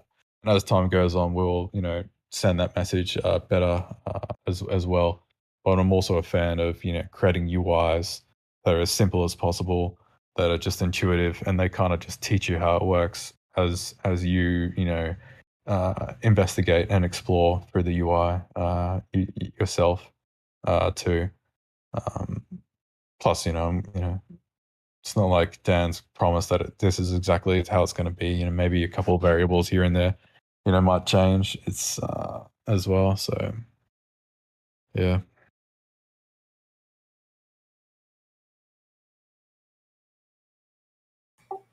Big fan of the enchilada analogy. The mole sauce is important too, John. Don't forget the mole. Yeah. Somebody made a funny comment to rename Fractally into enchilada the other day, which I laughed at.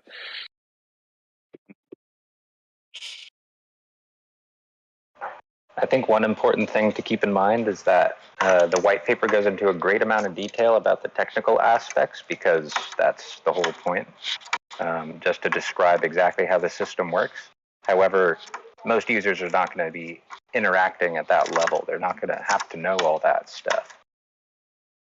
So some of the confusion that we're experiencing as a community, checking it out, trying to see sort of the details of how it works, that's not anything that any users are going to care about, because they're not even going to know about it. Which doesn't invalidate any of those concerns, but is, I guess, just a good thing to keep in mind if the concern is around the complexity and how people will react to that.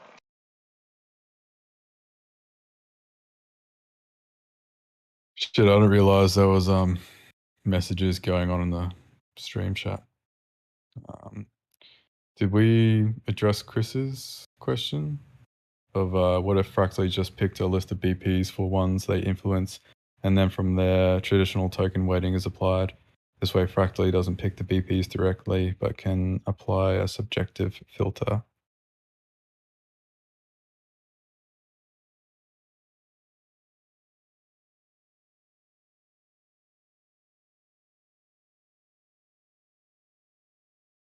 Like, I guess, yeah, technically you could do that, but, you know, I want to go all the way, you know, personally.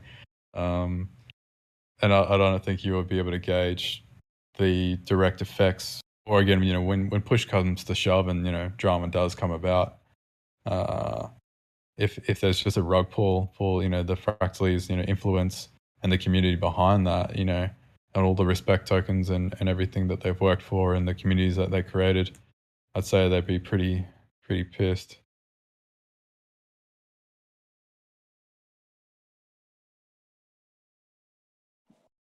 I think that's an interesting idea to explore, and I also agree with John that it adds some risk and it also adds some complexity.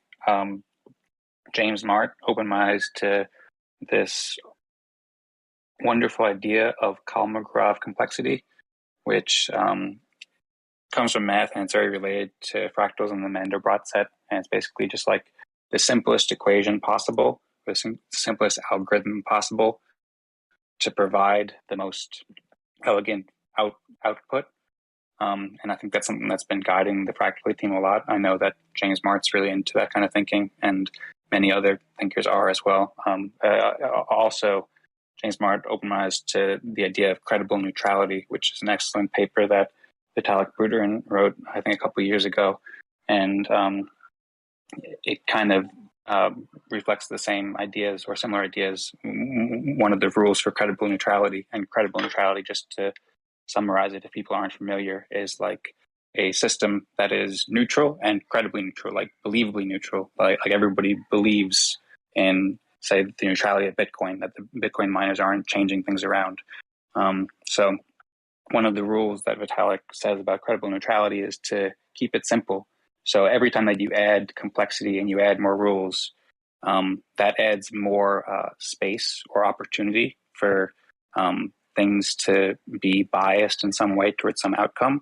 So when making design decisions, we should be careful to only add things that will really be helpful, and like to carefully analyze them and examine them. It's like that quote, like perfection is not when there's nothing left to add, but nothing left to take away. So thank you for sharing that idea. I think that was Chris, and I'm interested in thinking about more, but those are kind of my initial thoughts about that. And then also, if people don't mind, if I just say one more thing here, I feel like this maybe kind of ties into what I think Denis brought up, and John were talking about liability before.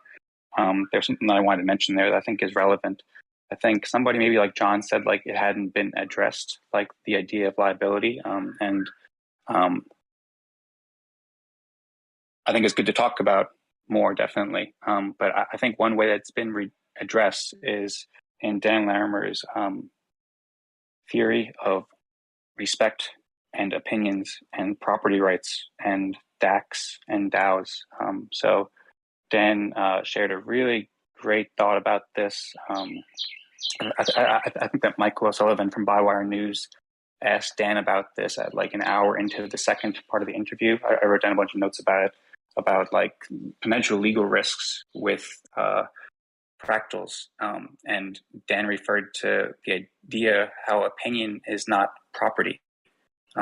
And that's like maybe the first 10 pages of the white paper. I might be misremembering because there's a few days ago, but there's quite a bit just defining what exactly these respect tokens, and what an opinion is and what property is.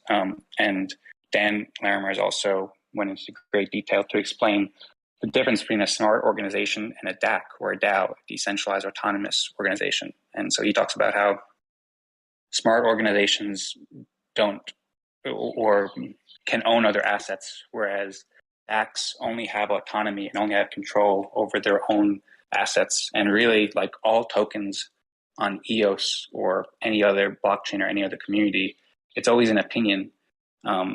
It's always an opinion of the community that's operating the blockchain or operating the DAC.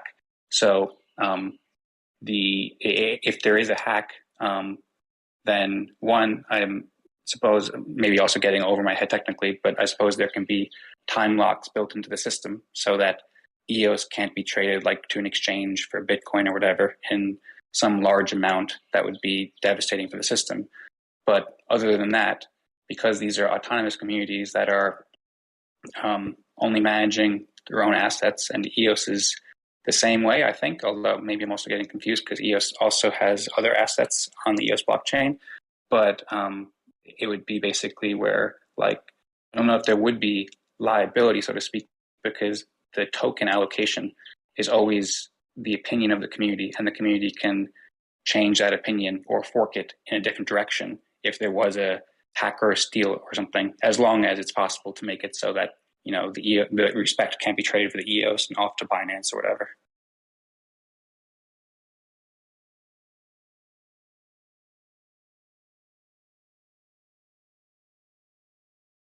Hey, can everyone hear me? I just do a quick mic check. Yep. Hey, thanks. I just wanted to address like kind of some of the things, just some thoughts here. Just, you know, one community member, of course, not a technical person at all, but some of what John Boyd had said, and you know, a lot of the points that Dogman has brought up. But my sense of kind of what Dan is trying to do, you know, I think a lot about the fact that ENF is trying to kind of put, you know, and doing amazing work, kind of picking up the pieces of everything that, you know, the massive vacuum that Block One had left, and really trying to drive the business case of EOS. And then Dan probably, you know, and everyone, I'm sure most here know the history better than I do, but when he built Steem It and BitShares, he was able to kind of start from a green field. But here, I think he's proposing to build what strikes me as a pretty incredible vision of how communities can be self-sovereign and drive value into community building, including the EOS community, including any community, whether it's like a sports community or a gaming community, whatever it is, right? For those communities to sort of just be self-sovereign, for them to be just decentralized and autonomous, and all those good things. So he's trying to build it on a blockchain that's trying to have a robust formal business case, and on the ENF side, Yves has said this many times, where he's like in calls in this last rant or something, he's in calls 18 hours a day or something, right? Talking to investors and talking to companies and talking to stakeholders and those kinds of things. So there's that friction that Dan is encountering. But my sense, and like, for example, the naming thing, I forget who it was that brought it up, but in him trying to improve the naming system. I know on a technical level, purely on a technical level, a lot of folks are saying, well, why are you focused on that? But what he's trying to do with Fractally is build up that mass adoption where people would engage with the platform, like the Fractally platform, or whatever the social media sort of like manifestation of it is, like they would with a Twitter or a Facebook, and that friction for the everyday user is as minimal as possible. And so naming is so important, right? Being able to choose a name and not be encountered with sort of technical limitations that are just strange and nonsensical. And so, you know, I would love to see like continued sort of conversations about this. I think today's conversation has been so good, but there's this friction, I think, that's happening, just because Dan is trying to build something that's very unique, um, you know, uh, and just like his other projects, a lot of it was like, you know, no one knew what they needed until they had it, because it is just a revolutionary new idea. The only problem is he's trying to build it on something that's existing. He even said it himself on Twitter that EOS is sort of now a plane in midair, and you're trying to sort of change some engine parts, just like with Ethereum and ETH 2.0 and those kinds of things.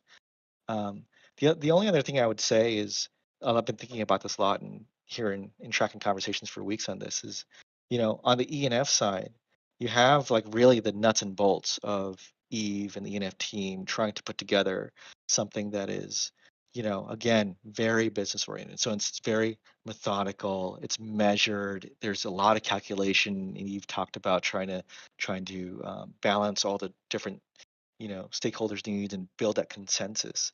But on the other hand, I think what Fractally is offering is something that is kind of a quantum leap, right? That does require some fundamental shifts in how we, may approach the EOS blockchain, for example, and trying to build upon it. And there's this sense, as opposed to the business side of things, when you look at Fractally, and I think some people are, like, this really resonates with them and they channel this, is that there is a sense of sort of like that exciting magic of possibilities, and it strikes them in a way that for reasons why they got into blockchain in the first place, like self-sovereignty is really important, decentralization is really important, transparency is really important, those really high ideals, right? And that's what Fractally is trying to channel into. And sometimes that does kind of conflict with the business needs of the EOS blockchain, what ENF is trying to drive at. So those are just some observations. I just am really excited about learning more about Fractally, and I hope the conversation continues. I really hope that, I know there was some drama about, a developer that Dan was trying to bring into Fractally, and then they, ultimately chose to accept an offer with ENF, and hopefully that hasn't soured things. There's been other things, and Dan himself is not the greatest communicator. I think I mentioned this in a couple other Telegram channels, is sometimes he says things and, with the best of intentions, but it comes out such a in a really, sometimes even kind of offensive way, right? He just it's just his style, and unfortunately, you have to kind of take it with a grain of salt and try to work past that. But I think the goodwill is there, and I know John Boyd said that you're out of the benefits of doubt, but I think there's more, in terms of just this very small, tight knit community that really, I think, cares about EOS, and I think that the trust is being built, especially with Eden. I think Eden's been a massive success in terms of bringing in leaders and showing fractal governance and how that works. But overall, I think there's more positivity that we can tap into, and hopefully that we can work together and make this whole thing work. I think both ENF's vision and Dan's vision, if we can find a path, will be really good for EOS as a whole. But yeah, just some thoughts there. Thanks, everyone. I guess I'll jump in and just respond and say that the first part of what you said is that Dan has this vision that, you talked about account names specifically. That is a vision now that is shared by many people. And I think the difficulty there is navigating those ideas. That same vision can be done in different ways. We just need to be able to collaborate on this stuff.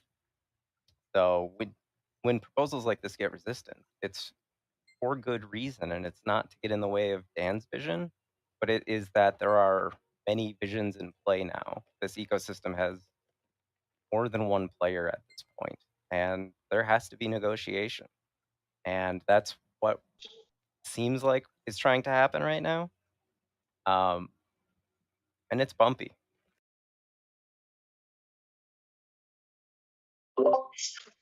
It's bumpy, but we also risk being too smooth and taking too long to actually get anything done.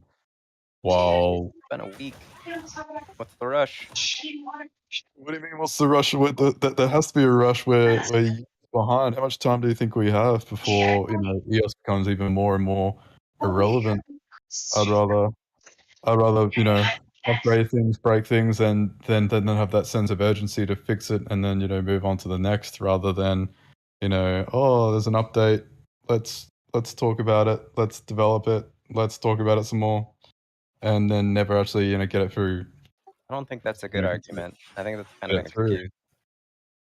excuse. I don't think we have that much time, and that we should be putting on some sort of ticking clock to keep up momentum and make changes. And if we break things and we screw things up, then we fix it. We make the wrong decision, then let's make the right decision, because otherwise we can debate forever what the right decision is, and compatibility for this, compatibility for that, and then nothing ever actually gets done. So the problem there is that we just got out of a relationship with an organization that would do things that way, and then when they didn't work, they wouldn't address those problems. So there is a large segment of this community that wants the accountability after the fact to be able to address those problems. What's Yeah, being but offered here doesn't guarantee that, and honestly, it's from the same guy. So I we wouldn't got to say do it's from things the differently. same guy. I think that's very, very different. You can't compare B1 to Fractally. No, I'm comparing Dan to Dan. Well, yeah, but Dan to Dan, Dan at B1 isn't Dan at Well, let's do it Fractally. differently then. Let's but not do it like we just did with B1, where it was blind promises with no future. Let's plan this out. Let's take time to talk about it. It doesn't have to take forever. yeah, we can talk about it and communicating, communicate ideas, better. But yeah, can't talk about it forever and then fail to get stuff done because we're anxious Well, let's about start how talking then. about side effects, X and Y that may have, and then let that come at the cost of making and taking any action on the chain, or playing it too safe. Just a really simple example. Who's responsible for making sure exchanges could utilize this new account system. Or token contract. Well, there'll be no changes for them technically. That they wouldn't see any changes on their end. But what happens when users start depositing tokens into their accounts thinking they can? Like, Yeah, where does that confusion come from? Like, who that's resolves where. that? Sorry. Resolves that? Like, who helps them deal with that? Yeah, well, there'll be more wallet and information kind of change. Yeah, I think it's a good time for me to jump in. Apologies, I need to go for a period of time. I think it's a good time to kind of segue because Dan and I just talked about this for about 2 hours, and it was a very real and open discussion. And on that point, John, the answer that Dan needs to say and that you need to say is essentially it's not you guys, and that's kind of what the community is asking for. So there's Dan and I talked about this concept of the Dan deployment. So if you've never heard about this, I'll explain it very briefly. So this idea that Dan deploys something because it's the flavor of the day. 2 months later, he decides it's no longer the flavor of the day. But all the rest of the people in this chat, I think that have been chiming up, developers specifically, for months afterwards have to clean up the mess. And they're the ones that have to actually deal with the support, deal with whatever was deployed, but not really well thought out through. And it's going back to this idea that Dan's not really in the community. Dan is overlooking the community, looking down on the community. And what the community is really begging for is for them to be in the community and be part of the community. When you talk about the breaking chains, you talk about making decisions very quickly, the community has been cleaning up for a few years now without anybody else. And all the community is asking for is for Dan to be aware of that and for Dan to engage in discussions with them. And to, even if it's just listening and hearing, and he still decides in the end that he wants to propose whatever change that he wants to propose, that's okay, but at least they'll feel heard. And right now the community is screaming in tandem, essentially saying, Dan, you're not listening to us. You're not hearing us. All we want to do is be heard. And for the last 3 years, we haven't been heard. And you've got this opportunity, Dan, to listen to us and to be part of us. And not trying to slow you down, but this is, unfortunately, over the last 3 years, it's no longer the Dan show because everybody else has had to clean up the mess that resulted from Dan in part and Block One, resulting to where we are today. And the idea isn't to block Dan or to stifle progress. Like Aaron just said, I mean, these discussions started, I think it was like 12 hours after the white paper was out. The question was being asked, is it being approved? Is what being approved? Like, what is even on the table to be approved? There's nothing to be approved. So I think the discussion that Dan and I had, I think, opened his eyes a little bit to what the community is asking for, what that means concretely. And a big part of this was not so much what's being presented as much as how it's being presented. The idea of giving the community ultimatums, from the feedback that I've been getting, and I mentioned this last week, is one of the biggest pushbacks that I hear. Some people that even agree with the concepts are pushing back because of the way that it was presented and the fact that it was given an ultimatum. The fact that Dan said, either you approve all of this or I leave. There's no room for discussion. It's either all or nothing. You take it or leave it. I don't particularly care what you're going to do, what you're going to say, because you're kind of plebes, guys. You guys are all plebes. That's essentially the way that people feel right now. That's how they're taking it. And over the course of the last 6 months, there's been a significant change, especially in the developer side of things, on how they feel, in my opinion, perceived by or not perceived by, how they feel supported by the rest of the community. In my opinion, I think that that's significant change with the blue papers. And those devs are the ones that kept this chain going for the last 3 years, arguably on multiple fronts. And now they see this one dev coming back in after having been gone for a while and essentially dictating again how things will happen without listening to them. John asked a really good question, like, who's going to be supporting that afterwards? John Heater. And the answer that Dan needs to say is be very upfront, saying, well, it's not me. Well, Dan, great. Then maybe you need to talk to the people that are needed for your vision to come to life.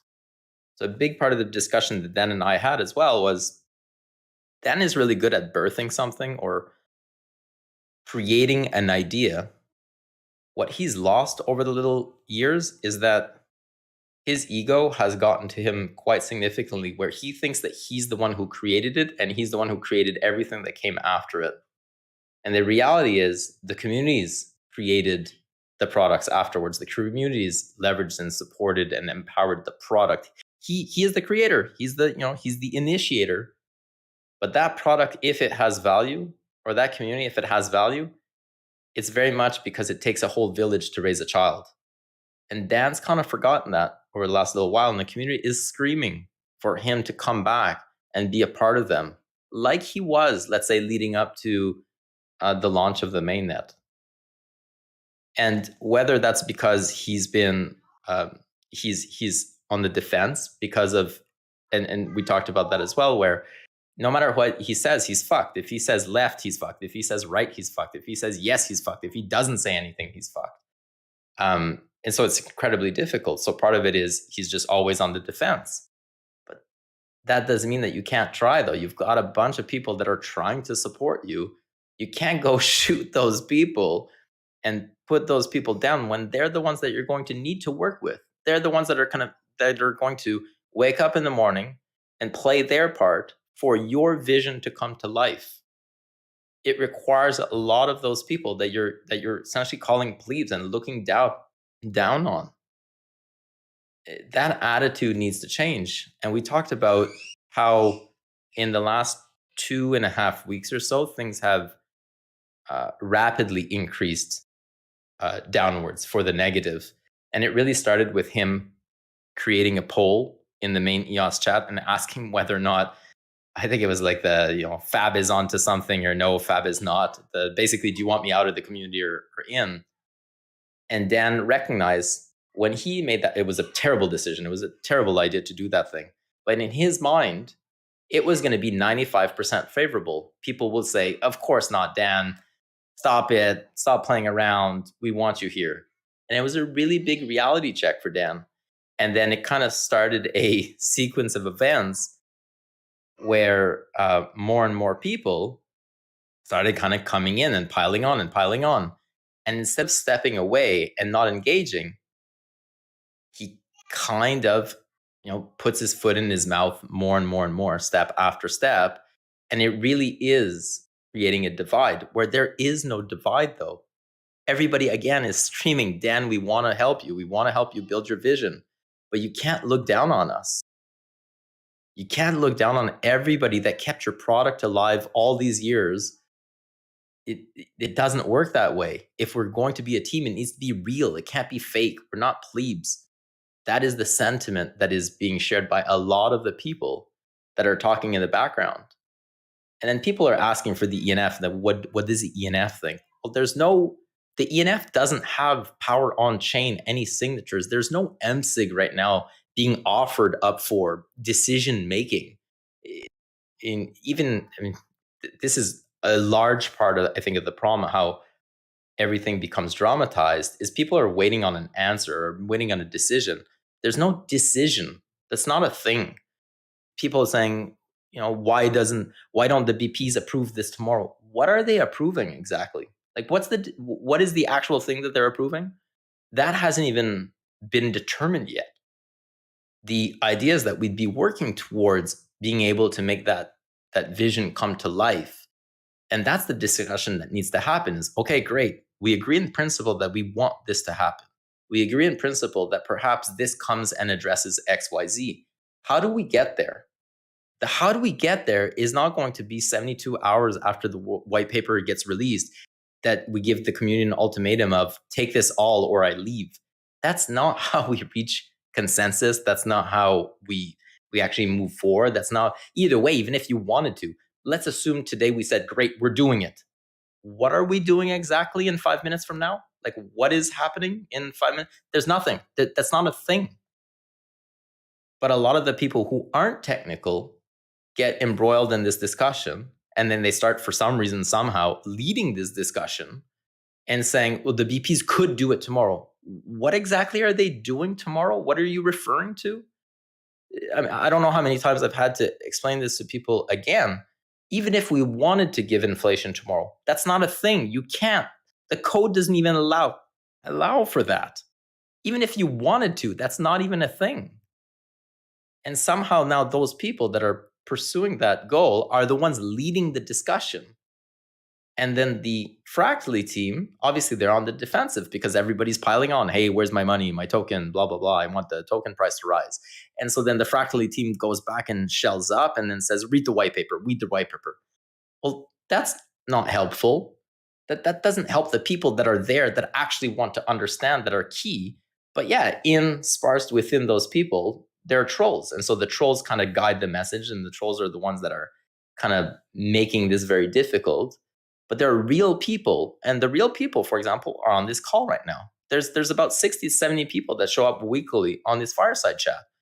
And this is a great opportunity for Dan and for other people from the Fractally team to come into the community and actually have real discussions, not with trolls. Because oftentimes the trolls don't even speak up in these calls anyways. They just listen in if ever they're present. And opportunities like that are being put aside by the Fractally team right now by saying we don't want to talk about EOS. We don't want to be a part of that. And again, giving the ultimatums. So a big part of the discussion that we had, and I think that Dan came to realization, his approach has been really hindering. So in the background, I've been trying to convince the developers, the investors, the block producers to move towards that vision and signal intent of commitment towards this, because that's also not a thing. Like there's no thing that you can sign or thing that you can do. But it makes it very hard when the person that you're trying to help gives ultimatums to the community and or looks down on the people that essentially are key to make that happen. We need to, even Dan and I laughed earlier. I call it the Jerry Springer chain. I think he said something about the drama chain. We have this incessant need for some reason to really dramatize everything. So everybody now is talking about a war between Dan and the NF. There's no such thing. That's not a thing. Dan and I get on a call. There's no drama. There's no war. There's a community that's begging and lacking communication from the leaders, and they just want to be a part of it. They want to be a part of the community, but that applies to everybody. Not just like it can't just be the community members that participate in the calls. Dan needs to participate in the calls too. And the Fractally team needs to participate in the calls. Essentially, the Fractally team is asking the EOS community to sponsor their application. So John, when you say that this can happen without support, that's not true. There's a lot of people that are really, really needed for this to come to life, for the magic to happen.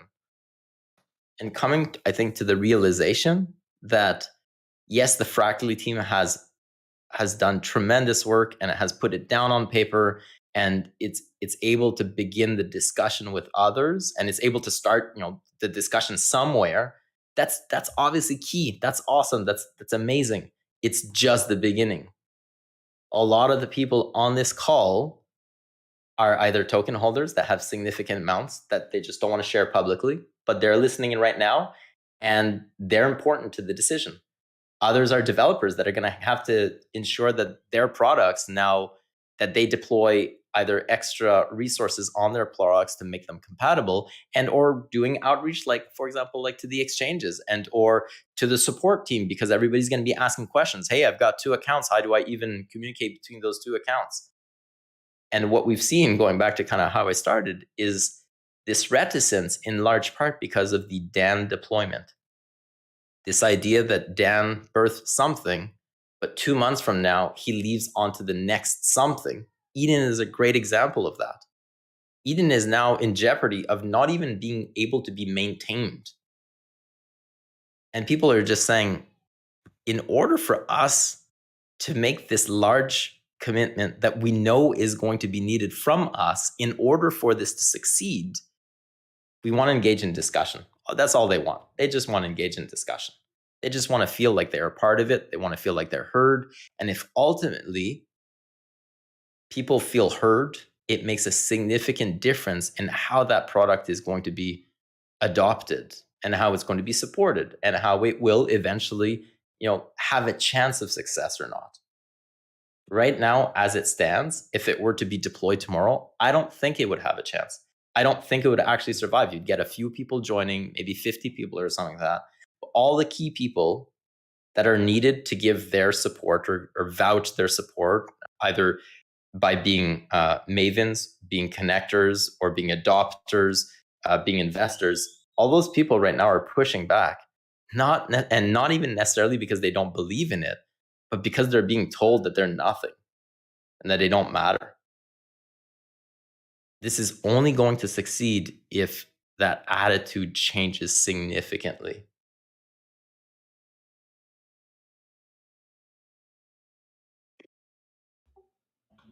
Yves, do you know why Dan isn't in this call? Yes. He would rather come on he wants to do them during the Saturday call, so he wants us to come to him. He also now, I guess, is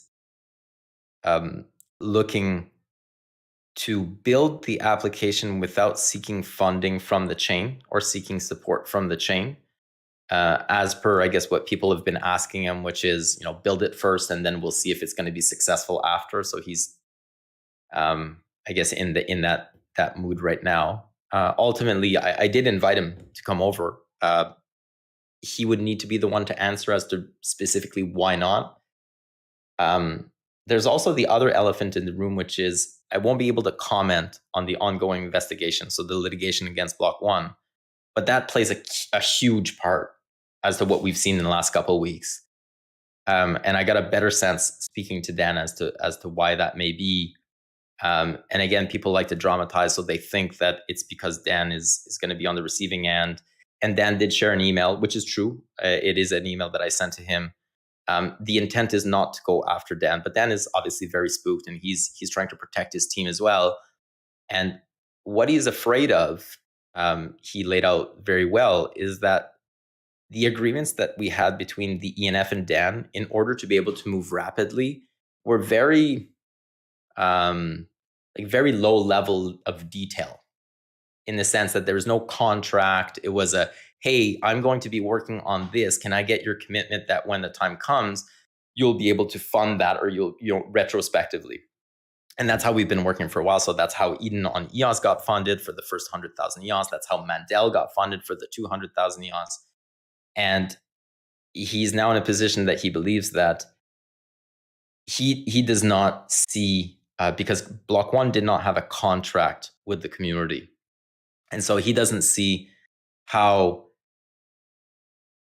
he will be able to proceed in the same fashion that we're proceeding before without having contracts. And he's not interested in going the route of having to write out everything in contracts, because it slows the progress down, and that's not how he wants to work. And I completely understand that. And I understand why he would be very much spooked around that idea. And that's the other big elephant in the room, is the ENF is a conduit for the consensus right now. And that is very clear marching orders from the majority of the token holders and the community, is that the ENF should continue pursuing litigation against Block One, whatever that means. And so the ultimatum again of Dan asking the ENF to either stop the litigation or he leaves, it's unfortunate, but that will not stop unless the token holders, they themselves, unless I started getting calls continuously and things change, that will not stop. And that does put the ENF and Dan in a different state of mind. But that's okay. We can disagree on those things. There are reasons why I can't comment on the ongoing litigation, but there are specific reasons why I can't talk about it with Dan. And I can share those with you. When Dan left, he's got in his severance package a clause that he's not allowed to talk about Block One. He's not allowed to potentially give any evidence that could go against his ex-employer. And so part of it is, if we were to, or when we will bring litigation to Block One could try to sue Dan and say, listen, you gave them information.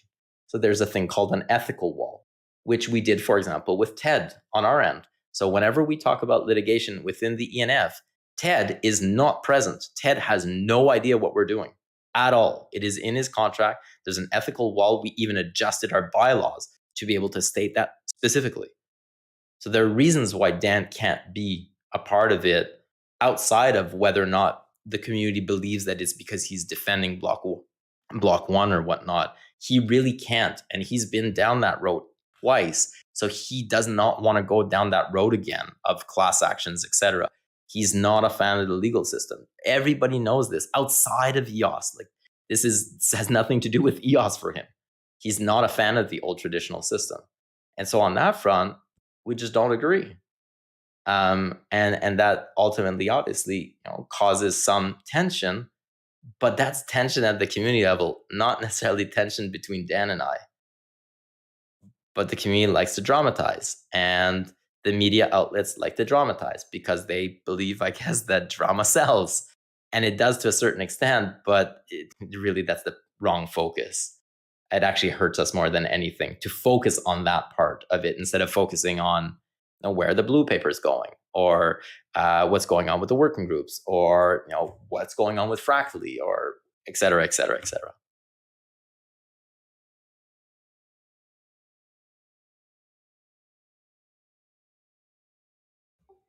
Chris Barn just asked in the stream chat if Yves, it's possible for you to share the EOS Network Foundation bylaws that you just mentioned with the community. The bylaws for incorporation? I mean, you just mentioned which bylaws are you talking about specifically? You mentioned you added one with TED, the moral wall. No, those I'm not allowed to share that, Chris. I apologize. What is public is that the EOS Nation is a non-for-profit, non-soliciting corporation. You can easily go see what that entails by looking online. You can also see that that is the case. You can just go in Google and type Canadian Business Registry or Canadian Federal Business Registry, type EOS Network Foundation, and you'll be able to find the relevant information that can be made public. So you don't even need to trust me. You can just go yourself and check. So that was another thing that was asked was, I think in the Bywire interview, Dan says, like, if the EOS Network Foundation somehow got $1 billion, that's what they're after. No, we couldn't even if we wanted to, because we're non-for-profit.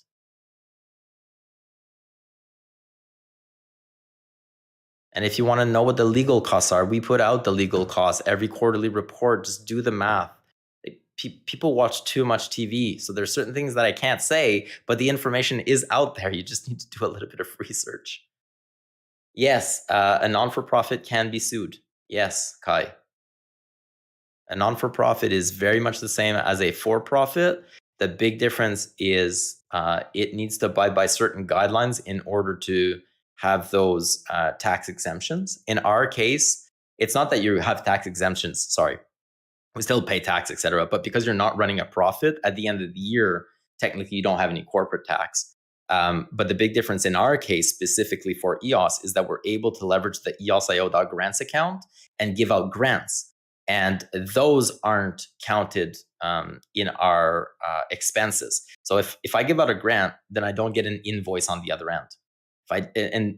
Why that's relevant was because I'm giving out grants, for example, to smart contracts. So like giving out the grant to Eden was a prime example of why we need to set it up that way, because there's nobody on the receiving end. It's not a person, it's a smart contract. But if I'm creating an expense and I'm a for-profit and I don't have an invoice on the other side, that means I don't have a revenue, then theoretically I need to pay. It's like if those monies are still in my account, so I need to pay taxes on that.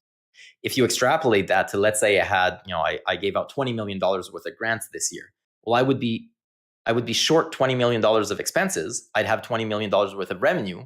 I'd owe $10 million worth of taxes, but I actually don't have $10 million because I gave all of it away.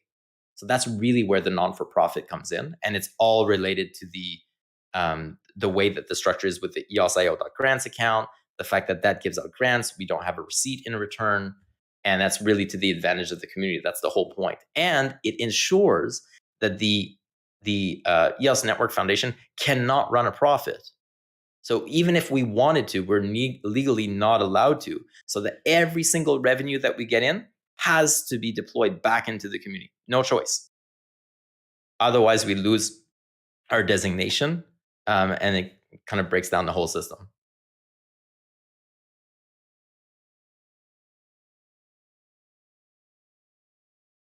Oh, can you guys still hear me? Yeah. Yeah, we were just too busy listening to the microphone drop. Was it my microphone drop? Figuratively. Sorry. No, you're just stunning us with content that we've been sorely lacking. So we really appreciate. I can't go into detail. I know it sucks. I'd like to be able to tell you, but I can't comment on an ongoing investigation. I know it's a stupid line that I have to say over and over.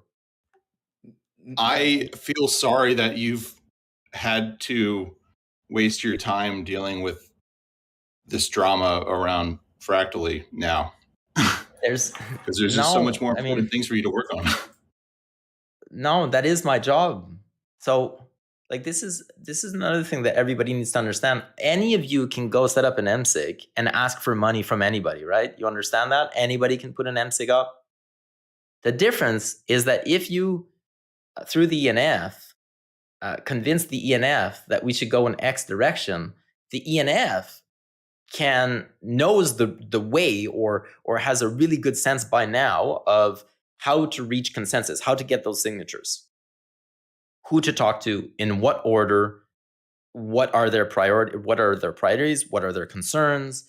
We can essentially speed up the process. And that just comes from when I was with EOS Nation. Just go look on chain. The last 2.5 years or so of MSIGs are EOS Nation, literally 100%.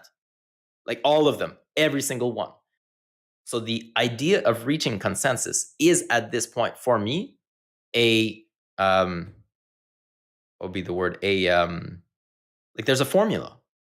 Now, sometimes it's easier, sometimes it's harder. Sometimes certain stakeholders push back more or need more in return, as in they want to have more information. They need more time in order to be able to process, etc. But the general formula remains the same. The difference is simply because I know how that formula works and I can go through it. Whereas for a random person, for example, let's say John Heater, if you wanted 1 million EOS tomorrow, it would likely be very difficult for you because you wouldn't even know where to start, who to go ask. You'd maybe put your MSIG on chain, but then how do you even, who do you talk to? How does that work, etc. And that's what the ENF can do. But ultimately, the ENF is not the one making the decisions. The ENF participates in these calls, engages with the community. I mean, I'm on calls with the community that are recorded and live, and anybody can join multiple times a week.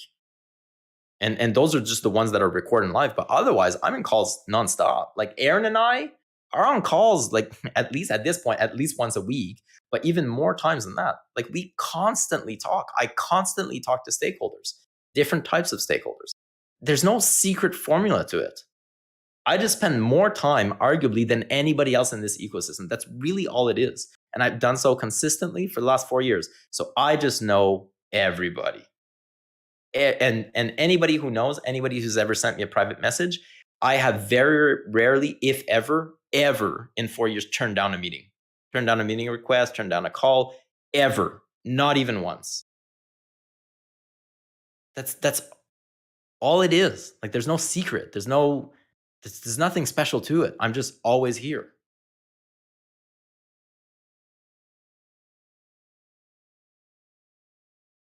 Hey Eve, do you know who owns the B1 account now? I know you asked Chris earlier. To my knowledge, Block One still owns it, but I really don't know. One of the like you asked earlier, the keys changed afterwards. The keys had changed before that as well, and so it's not the first time. They did add different board members that were Block One board members a while back, maybe a year ago or so, before they started voting. And so, for those who don't know, working for Block One is not extremely pleasant.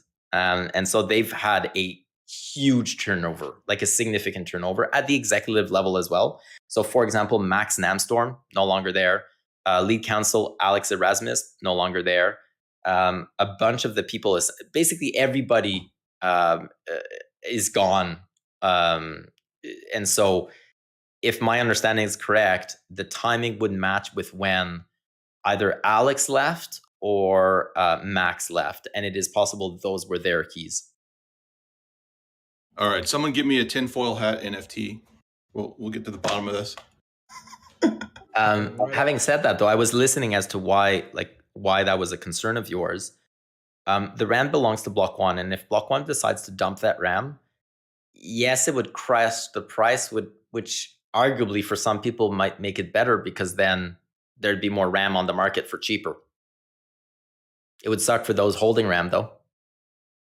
But I mean, it is their RAM and they purchased it, and whatever was in the account or whatever was there prior to the vesting stop belongs to Block One, and they can choose to do whatever they want with it. I mean, it would be nice for them to alert the community should they make a move, but we know that that's wishful thinking and unlikely to happen. Kai, again, you asked, sorry for texting. When will you give a decision? Again, what am I making a decision on? There's no ask. What is, like, the ENF doesn't make a decision on Fractally. Can you be a little bit more specific about which decision you're talking about? There's no ask. There's no left or right or yes or no, or that's not a thing right now. And Aaron, I think earlier tried to go back and forth. I don't see Joshua, you're still here. Aaron tried to explain that to you. Joshua, what is the ask right now? Like, what are we making a decision on? That's not a thing. What Dan is looking for is for signal of intent that that the stakeholders or that the community is interested in pursuing the idea of Fractally. And that I've said on multiple times, and I'll say it again right now. I support that idea. I believe at this time that there's a lot of work to do, and arguably in the last 2 weeks, that job has become much harder in order to get that, let's say, to get the right people to play their part for this to be a success. Which includes developers, which includes investors, BPs, etc. But yes, so if your question is, do I support the idea? Yeah, I support the idea. I've said that over and over. I supported the idea with Eden as well. And I'm not in the camp of that we need to only focus our energies on solving current issues. I know this is contentious, and I talk about this with Aaron quite a lot. I'm okay with creating problems. I'm okay with that. And what I mean by that, because if you take it out of context, Yves is okay with creating problems. I'm okay that we can deploy resources on certain things that aren't there to fix necessary problems, but that may create problems in the future because it's something new. For example, we just gave a contract to OCI to do API transaction lifecycle improvements. It is possible that after that is deployed, that creates an unforeseen problem that we don't know of right now. So that's what I mean by I'm okay with doing things that don't necessarily address a current problem, but that are an upgrade to a certain extent that may create problems in the future. I'm okay with that. And the way that I see it right now is that there are 3 different veins and three different types of stakeholders that I am trying to harness the value of. Through the blue papers, I believe that so far we've been able to harness, or at least start harnessing, the value that that type of stakeholder brings to the table. More so the core development side of things, more so like the back end side of things. I believe that the process that we've engaged in over the last couple of months is unlocking that value that essentially has been not harnessed for arguably a very long period of time. Fractally, to me, not necessarily the way it's presented right now, and we don't know what it's going to look like, and it's going to evolve, and how Eden was, it was going to solve all of life's problems, and then now magically now it's Fractally. Well, I think maybe there's going to be another iteration. I'm okay with that. But that general idea behind, the general vision behind Fractally, I believe is trying to go and harness a certain type of value that currently is not being harnessed. I fundamentally believe that. And so I do believe that something like Fractally, whether it is Fractally or not, but that is what is on the table right now, is needed. I would like that. I would like that somehow. So that would be number 2, let's say, because it's a very different type of stakeholder than, let's say, the first pillar that I mentioned, which is more the developer core pillar infrastructure blue paper type of stakeholder. And then the other type of stakeholder, which arguably we're harnessing right now, but kind of keeping on life support, is more the investor business side of things. And that, the way that I envision harnessing that or being able to amplify and power that is through the EVM. And that would be the third kind of pillar. So you get like the EVM will bring in a certain type of stakeholder. Again, this is all, whether or not that's going to happen, I don't know, but that's the idea. The blue papers bring in a certain type of stakeholder, and then Fractally or Eden or down that route will bring a different kind of stakeholder. And I believe that the more we open ourselves to the different type of stakeholders, then the stronger we would be if these work. Now, at the same time, part of it is also hedging one against the other, in the sense that if it's not guaranteed that one will win. So, and by win, I don't mean win against the other. I mean be able to capture enough success in the current form that it is being presented, that it'll unlock a significant amount of value in a very low period of time. It is quite possible that the blue papers won't do that, or that Fractally won't do that, or the EVM won't do that. But those are the 3 right now that we have on the table as they are currently being presented. And I do believe that they can work in harmony with one another, and they do come and address different holes, different opportunities that we could try and go capture, if that makes sense.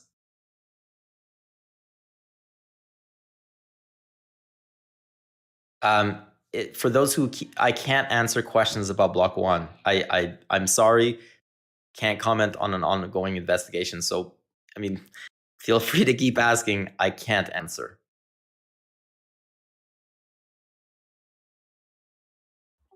John, your tinfoil hat NFT has been delivered.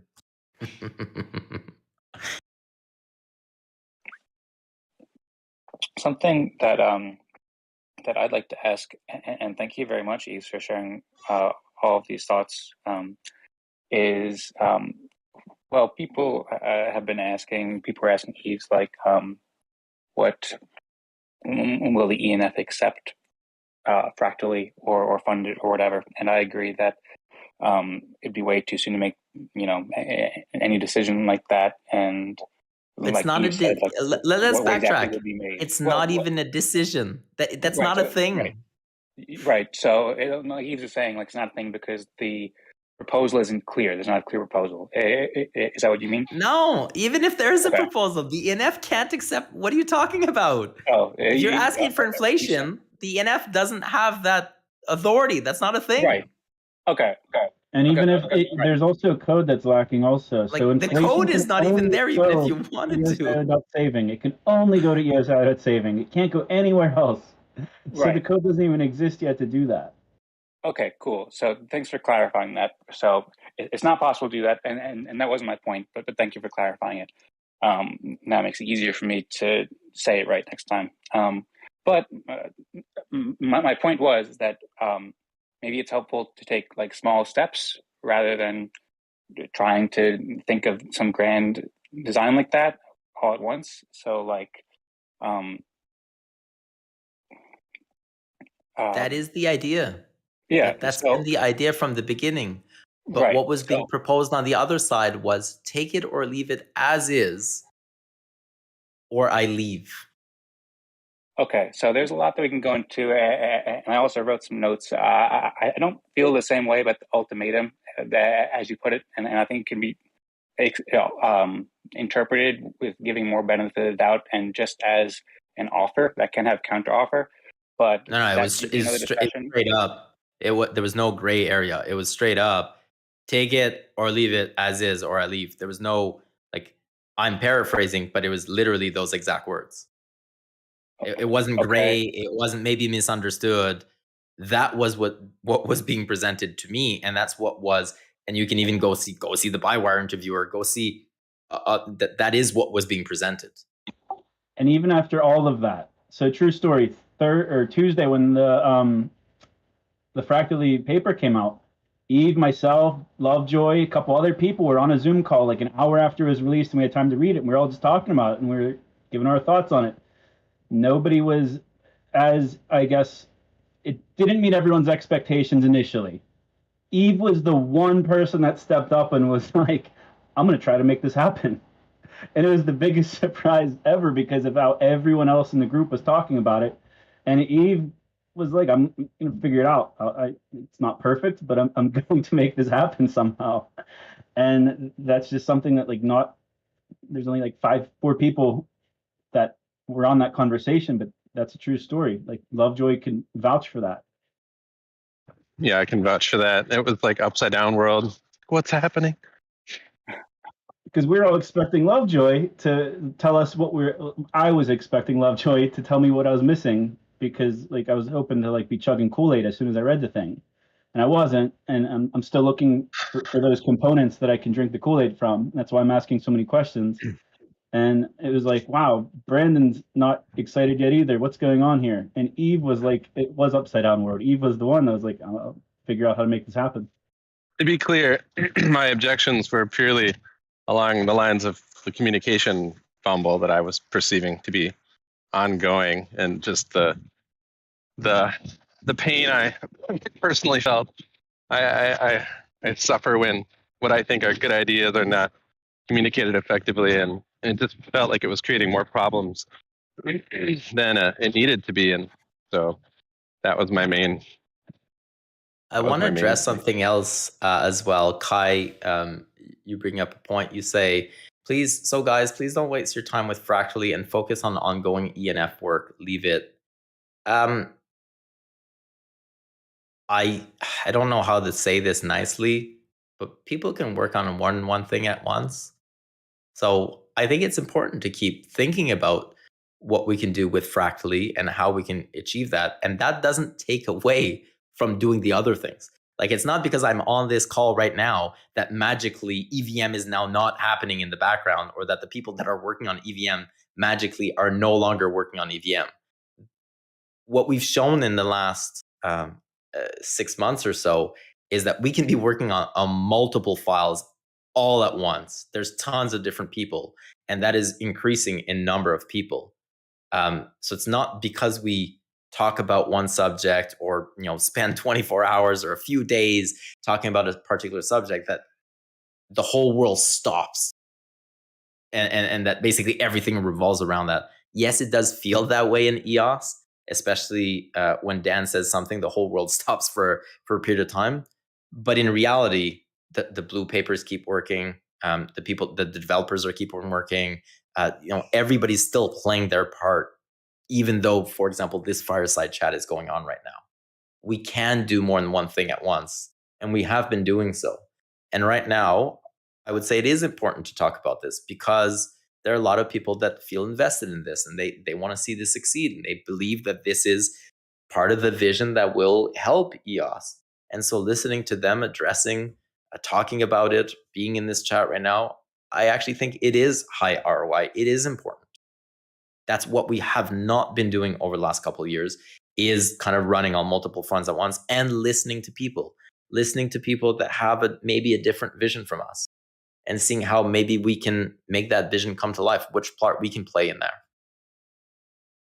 Hey, Yves, I think maybe if the sentiment behind that question was maybe more about how do you choose, what to prioritize as the ENF when it comes to applications building on EOS, because the ENF has to be this neutral party, right? So what dictates you spending time considering one application versus another?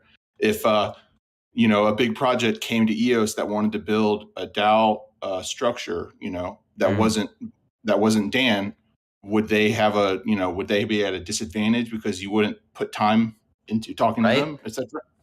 That's a very good question, and that was actually brought up on a few occasions, right? What's different between Dan and somebody else that could monopolize the time as he monopolizes the time? I think that the answer to a certain extent is self-obvious. Dan is not just a regular token holder, a regular community member. And so inevitably, regardless of what you or I think, for example, John, if he says turn left, a shitload of people turn left, right? We can't escape that. That is, whether we like to or not, that is something that he has that nobody else in this community arguably has to that extent. Right, fair enough. He comes with that. If we talk about Fractally, let's say he comes with that inherent already respect baggage. Good and bad, it works in both ways, right? But I think more importantly, to your point, how does the ENF, or how do we decide as a community to ensure that it is a fair playing field for everybody as much as possible, right? Essentially, that's what we want. Like, we want to ensure that whether people are Dan or not Dan, that they get a chance to be heard, and that ideally that they get a chance to be supported in the same way that we would be able to support Dan. So maybe Dan, in a way, kind of has that. If you go to Disney World, he has that fast pass and he can skip the line, but he's the only one with the fast pass, unfortunately. And even if we wanted to remove his fast pass, he has the fast pass tattooed on his forehead. But how do we ensure that then when it gets to the ride, everybody gets the same ride? And that is a challenge. Like, I don't necessarily have an answer for that. Right now, what we've been doing is, and it's very difficult, and it's an ongoing everyday thing, because Dan has that innate advantage in the ecosystem. I try and focus my time way more on the blue paper side of things, for example. And so we spent a lot of time empowering the community and doing a lot of extra support that Dan doesn't need to be seen, that perhaps the people in the blue papers needed or could take advantage of to elevate what they worked on to the level that they'll be seen. So, for example, like the translating, the branding, the all the marketing that went alongside that, like everything else that we can provide that Dan doesn't necessarily need, even though we offered those things to Dan. For example, the branding agency that we had worked with, we actually gave Dan access to them so that he could leverage them. It didn't work out, but we also aren't working with them or will not work with them anymore. But that type of thing, Dan doesn't need. That, let's say you, for example, John, if you came to the table and you had something, well, those extra resources or that extra support is one of the ways that I can elevate you to get more visibility or to arguably, I guess, elevate your status in the community for you to get a level playing field that others don't necessarily need. But it is an ongoing challenge, right? So you mentioned, for example, if another DAO entity were to come. And that's a really good question. I don't necessarily have an answer for that. If there was another DAO entity that came tomorrow, well, again, what are they asking? So, I mean, we get requests for funding all the time. And we are now developing a grant framework. And Ted, I mentioned this last week. Ted has been the one that's been working on this. And it's I think it's in a state right now where it's going to be made public very shortly. Again, so that everybody knows what the rules are, everybody gets the same information, and you get as much as possible, that we remove the subjectiveness out of it so that everybody gets the same chance of getting our time or getting funded or getting that extra support. But that is incredibly difficult. It really isn't easy. So I don't necessarily have an answer right now. And even what we do is going to be a work in progress. The blue papers are a really good example of that as well. We've now put them out and we just created the feedback mechanism. And the feedback mechanism, we're creating incentivization mechanisms in there so that people are incentivized to want to provide feedback, knowing that it's likely that very few people will provide feedback, even if we give that extra incentivization. I mean, so we're drafting as we go along as well. Like we're creating as we go along as well. And so if you have any specific ideas, that's why we've been asking people. That's why we're on these calls. That we're arguably the ENF is in calls daily with people. Like we continuously adapt the way that we do things based on feedback from community members. And we'll keep doing that. That is our job.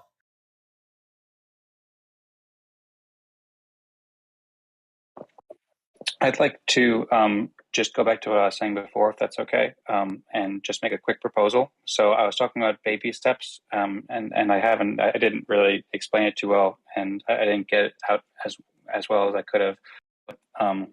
What I'd like to propose, rather than thinking about Fractally in terms of big changes that are undefined and impossible, is thinking about what is the next step we can do to help empower EOS with Fractally and help empower Fractally with EOS. And that next step is attending the Fractal on this Saturday.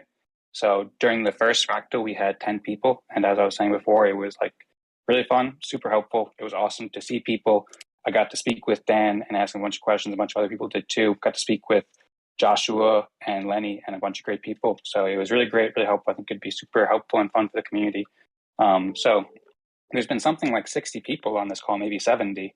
And so far, there's only been 10 RSVPs on the Fractal Genesis group that Joshua set up. I'm planning to message Joshua because I think that the process of signing up might be a little bit overcomplicated or a little bit difficult. So that might be one of the reasons why there's not many RSVPs yet. But I would love it. Well, just to wrap that up, I'll try to make it as simple as possible to sign up, but I would love it. And I think it would be super helpful for us to get a big attendance on that next Fractal on this upcoming Saturday. If we can get not 10 people, but 60 people like today, or maybe 100, who knows? And so I would like to, welcome and encourage everybody to join. And once again, say, please feel free to reach out if you have any questions. And I'd also like to ask specifically, I don't know if it's too much to ask or too personal, feel free if you're busy or whatever, but I noticed Yves didn't participate in the Eden election because I suppose because you were funding it with the ENF, so I suppose it makes sense. And I noticed also, I think you were in the Fractally Genesis group, Yves, but then I saw that you weren't there anymore, so I'm wondering if you plan to participate in Fractal and if you can attend on Saturday. For Eden, so I made it very public that because I'm the one who was funding Eden and arguably is the conduit for funding for Eden, people keep asking me what I think Eden should do. And ultimately what would happen is Eden would do what I say out of fear of not getting funding again. And so it does make it that I can't say what I want to say. And I do, but I can't say it the way that everybody else would want to say it because I hold the purse strings. And so if really the difference between Eden being a success is +1 or -1, I think we've got bigger problems in terms of numbers. When people ask me my feedback or my comments about Eden, I have no reason I have no qualms in sharing that. Fractally arguably is going to be very similar. if it's just me getting on a call on a Saturday and talking to other people like I'm doing right now, Fractally doesn't need a +1 or -1 if it's just me. I understand at the same time, having said that it needs more people to join. The more people to join, the better. And maybe even just the signal of intent of me joining might actually make more people happy about it or psyched about it. That is possible. I don't necessarily think that that's the case, but I could be convinced otherwise. Well, thank you for your response. And in my opinion, I mean, it'd be awesome if you can attend. You're, quite well known and respected as a leader in the community, and some people. You just cut off there. Okay. So I don't know if anything cut off, but I was just saying that I would very much appreciate it if you could make their people respect your leadership a lot. And there's also some uncertainty in the community. Like, you cleared up and say there's no war or anything. People like to exaggerate, but a lot of people sense some sort of conflict, and it would be great. I mean, it's just a fun event where people get to talk to each other. It's like this, but we get to see each other with our faces, and we also get to experiment with this new process that can potentially be really helpful for the community. So, I mean, I understand if you're busy. But it's the same process as Eden currently. Well, similar, but it's not the same because we are doing the ranking from 1 to 6. And also, we only did Eden like 3 times. And those were all really fun and like really cool. And we had some great stories and things that came from it. And we get to do it a lot more and also different as well. Why are you so excited about, like you mentioned that Fractally was really exciting, was really fun. Can you elaborate on that? As somebody asked earlier, and maybe you answered while I had to leave. What was so exciting or so fun about it? What is so different, or why do you believe that this is so revolutionary?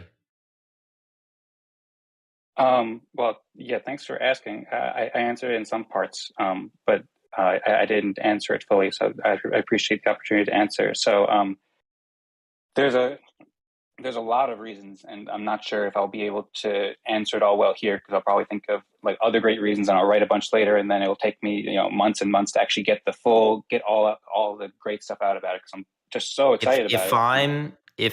So right now, just again, you're kind of going down that path again. If I'm somebody outside of this community and you've got 30 seconds to explain to me why I should do this thing.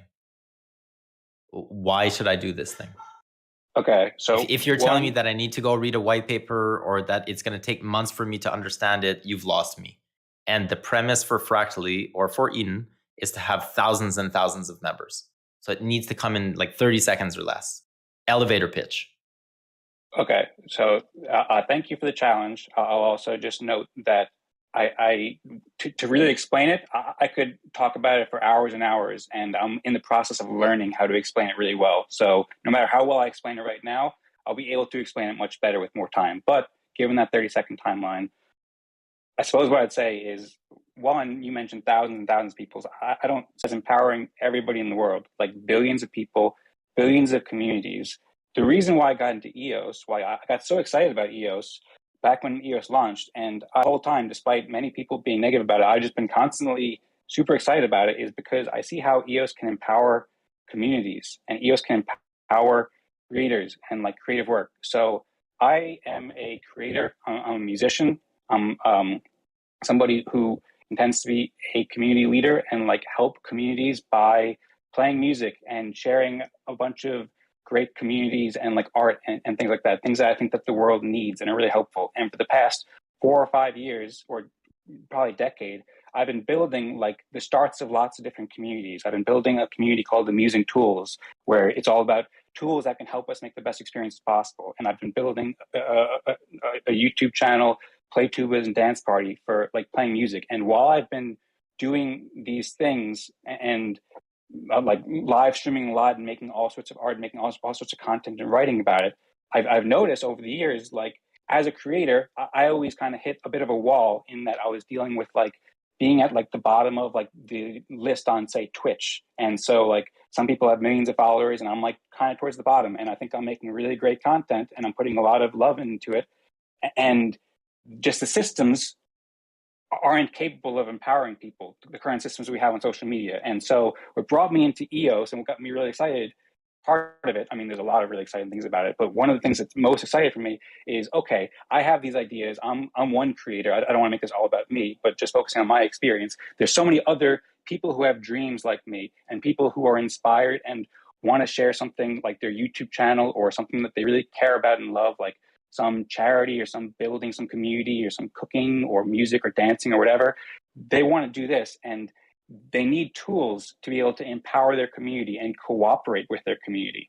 So like when, say, me as a YouTuber, currently it's just me as a YouTuber and all the work's on me, and I can say like, hey, please help. And sometimes people might be interested in helping, but with Fractally, what Fractally enables is it enables individuals to build communities and to reward people who also share in that same vision. And then everybody wins when the community wins together. So, and like Eden couldn't do that. So Eden is not capable of doing that. Well, so Eden could be capable of doing it. And for the past year or 8 months, 9 months since Eden came out, I've been building Eden creators. I'm not sure if you saw my posts about that. I posted the introduction and announcement to Eden creators back in the EOS channel about 3 weeks ago. I'd be happy to share it again. I shared a big, long introduction about how I'm building Eden creators to empower creators, empower communities, and build more Edens, because I was incredibly excited about the Eden process too. And I still am. I think it's awesome. But I also think Fractally is a lot better because like I've been designing something called EOS, which is Eden Creators OS. That's how it started. A way of, the original idea with EOS was like, okay, how can we take Eden and morph that into something that would be helpful for empowering communities? And I figured there needs to be weekly events or there needs to be more frequent. I was planning to propose during the Eden election. I shared a proposal or not a proposal, an introduction, and it was a proposal to raise funding in the Eden election for 3 Eden communities that I'm starting called Eden Creators, EOS Sages, and Dapp Heroes. EOS Sages would help people understand EOS and so forth. And these would be using the Eden process every week and having a community token to empower that community, to reward people to help that community. And so I've been working on this quite a lot. And so like when I see Fractally ideas, I'm just like, wow, that's really smart. That's this Fibonacci stuff, all this different stuff, that makes it better. That makes it a lot better. So Eden could work really well. And in the absence of Fractally, I'd still be this excited about Eden. And that's how I've been for the past 9 months. But also with Fractally, the idea is so much bigger now. Fractally, the way it is currently presented, is also not going to be the end result. Because right now you're saying this is what I hear a lot, is Fractally is going to solve, Fractally is going to cure world hunger. You mentioned at the beginning of your 30-second elevator pitch that sorry, that went on a bit long. It would be, powering billions of people. Right now, you also mentioned though that there was only 10 people that showed up. Is it possible that Fractally is onto something, but that maybe we need to be open to this is also still an experiment, and after it's deployed, we will learn from it and it will change again? Are you open to that idea? Kind of like Eden was going to solve world hunger, and if Eden would have been about, then obviously Russia would not have invaded Ukraine. But that maybe that was wrong, and it's just the next iteration. It's just the next experiment, and that's okay. But are you open to that? Because a lot of the people that I hear that are, Fractally is going to solve world hunger, maybe it won't. And maybe it's going to, I'm exaggerating, John. I'm using an obvious exaggeration to highlight the point that maybe what it is right now is going to change in a few months again. But if that's the case, if that's the premise, you need the people around you to help make that iteration, because if not, you're creating work on those people. And then you will need them later on to continue adapting and morphing with you. And so this all or nothing, and this idea that it is now, it's solved, it's done. Holy shit, that's all we were missing. It's all finished. That's all. It's in the white paper. It's finished. Maybe that's not really realistic. First of all, I don't know if there was confusion or if you just said the wrong name or if you were speaking to John Williamson, but this is Dogman. John Williamson wrote in the chat, he said, who said Eason was going to solve world hunger? I'm exaggerating by the idea that Fractally is going to solve everything. It's going to solve all of our problems and that billions of people are going to use Fractally. Maybe, unlikely though. It's very unlikely.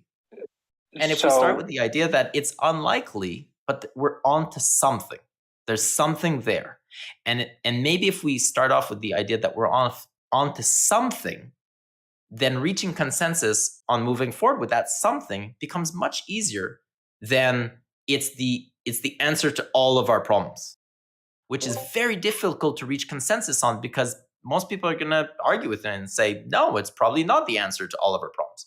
But if we instead started with we're on to something. What if we give that something a try? Okay, well, what could that look like?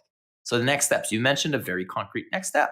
Let's get people to join next Saturday, right? And then what would be the next step? And what would be the next step? How could we, in a way, not ease into this, but break this down into concrete milestones in order to get to the full enchilada? But before we get the full enchilada, maybe we get to the full enchilada in 10 steps instead. Well, what would be those 10 steps? That's the point, is that no one wants to eat rice and black beans. That tastes disgusting. You got to get all the ingredients for an enchilada before it starts to taste good.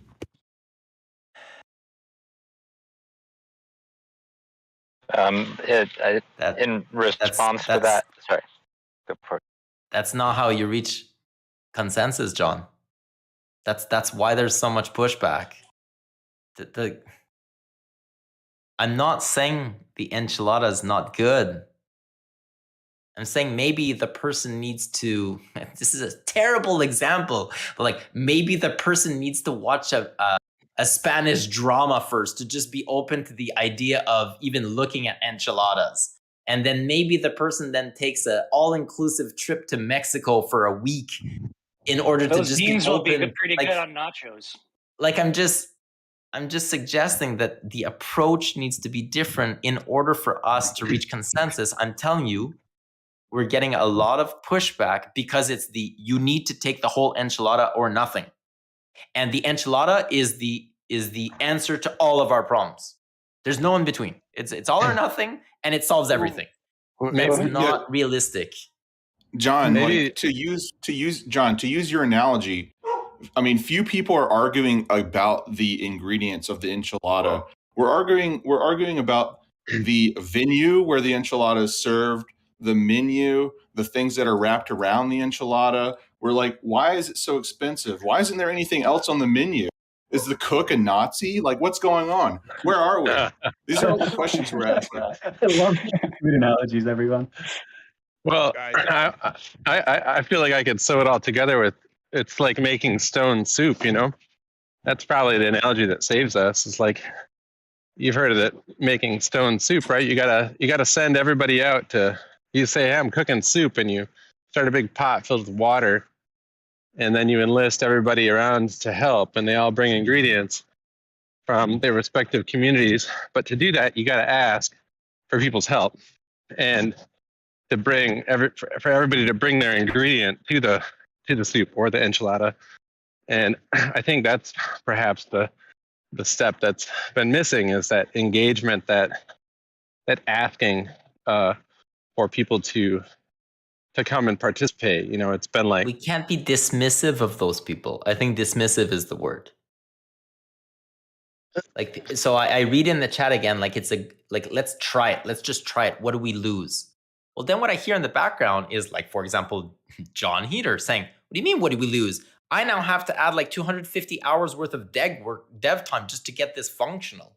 Like, that is what he has to lose, perhaps.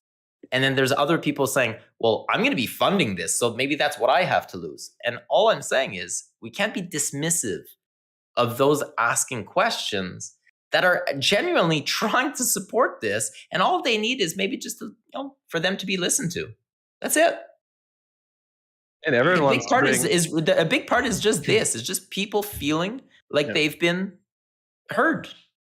And then those with genuine concerns, because they legitimately will have to deploy resources and or do work, just want to know how they fit into this and how are they going to get support. We going with black beans or kidney beans with this enchilada? Like, there's some substitutions No, but there. do the dishes.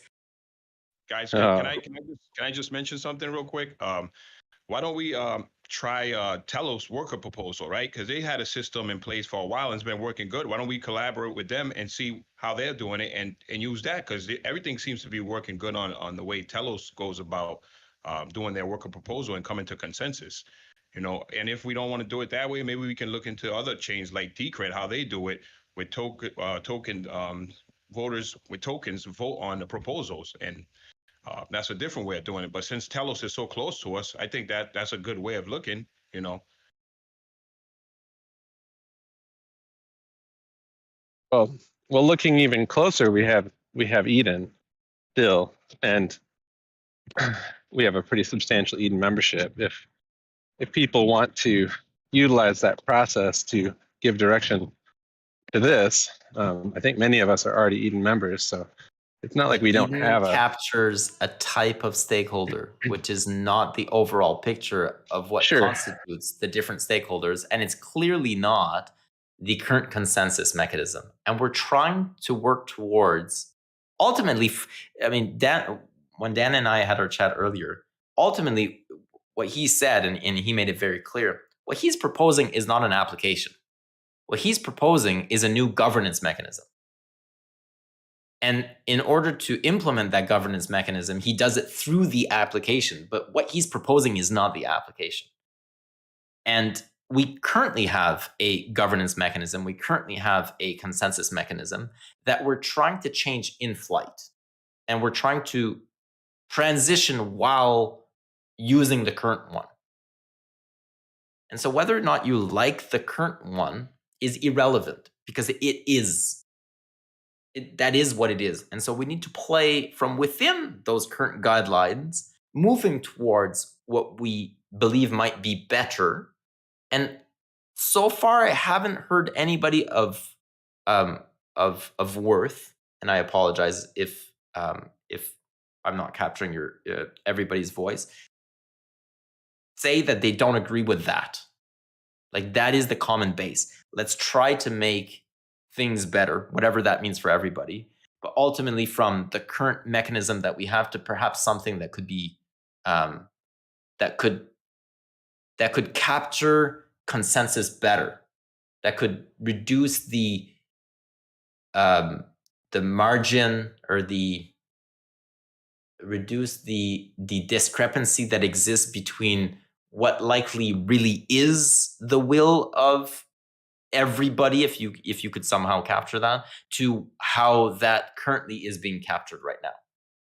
And what Dan is proposing is a method to be able to close that gap through Fractally. And that's why he's also asking for 11 block producers. It's essentially now being able to have a counterweight to the current weight. And Eden was also trying to do that. But then Eden has its flaws, and one that that Dogman mentioned very well is the time, is the frequency. The 6-month election, and I was very vocal about this at the onset, is far too long, especially in an iterative stage, very early at launch. It's far too long to be able to, I think, change or adapt or move the system to be able to perfect it. And so that's why you see now with Fractally, weekly meetings. There's also the paying people before versus paying people after. So paying people for work done versus paying people for work that they're going to do. In traditional systems, part of their problem with is that we always pay for people pay after the work is done. But because that's a 6-month period, for example, then people only get in 6 months after they've done the work. And especially if it's dominated in a particular token, then the actual value may be down. Well, Fractally addresses that as well, because you only get paid for work after you've done it, but it's every week. And you're able to close that gap where it's no longer an issue. Plus, it also helps with the accountability side of things. So there's a lot of good things that Fractally comes and addresses. One of them that Zach is very fond of is that the liquidity pools essentially that it creates, where if one of the fractals somehow managed to have a huge boner, it lifts everybody else up, right? It's very much the idea of how traditional VCs work. You're going to invest in 100 of them. All you need is one unicorn that makes all of your 99 other bets that failed worthwhile. And so part of it is you just need a lot. You need a lot of fractals. You need a lot of different experiments running at once. There's also the concept, like John Williamson mentioned, of the gold rush, where there needs to be enough incentive at first that creates the FOMO so that the system rebalances itself out, because people want to capture that value, and the value being given at the onset is very, very big. And so it attracts a lot of people, and you need those numbers. So if Fractally or Eden only has 50 people or 100 people, it's not enough, because in that 50 people or that 100 people, you don't capture enough types of people to make the system actually valuable to a certain extent. So if you're lucky, you're going to get one of each, but realistically, you're not going to get one of each. So you're not really going to get a good representation of different types of stakeholders within that particular type of stakeholder, that particular system. So Fractally has a lot of really, really good ideas. That's not what people are arguing against. People are specifically saying, for example, the contracts, the way that the contracts are being presented. What if there was a different way of presenting them or adapting those contracts? Or what if there was a different team that could work on it that maybe that's their specialty? What if maybe the people that have been working on UX for the last 3 years are the people that have good insights on what may attract people? Like, you mentioned it, Dogman, earlier as well. The process right now of joining is kind of hard. Well, maybe the Fractally team has UX resources, but maybe they're not UX experts. And maybe Dan is an expert or is really, really good at something, but he's not good at everything. So it goes back to maybe if the team was a little bit more open to different people in the community, we'd have a more successful product from the onset, instead of being dismissive to the community that the enchilada needs to be eaten as is from the get-go. Like, we're just turning in circles here. It's a different approach, especially if you look at what the EOS community has gone through over the last couple of years. They're no longer just taking it. They're no longer just accepting it for fact. And it's not that they're pushing back to be assholes. They're pushing back because they've learned over the last 3 years that if you don't push back, you just get fucked. Or that the likelihood of you getting fucked is incredibly high. And maybe if you push back a little bit and ask certain questions, you could avoid getting fucked, or at least you can minimize the likelihood of, again, wasting a bunch of resources, or again, wasting a bunch of time. That's really all it is. And that's not saying I don't like your idea. It's saying maybe we need to actually work together. Maybe you need to recognize that we're a part of this too. Yeah, so I agree with what you're saying, and I completely agree that we need to work together more.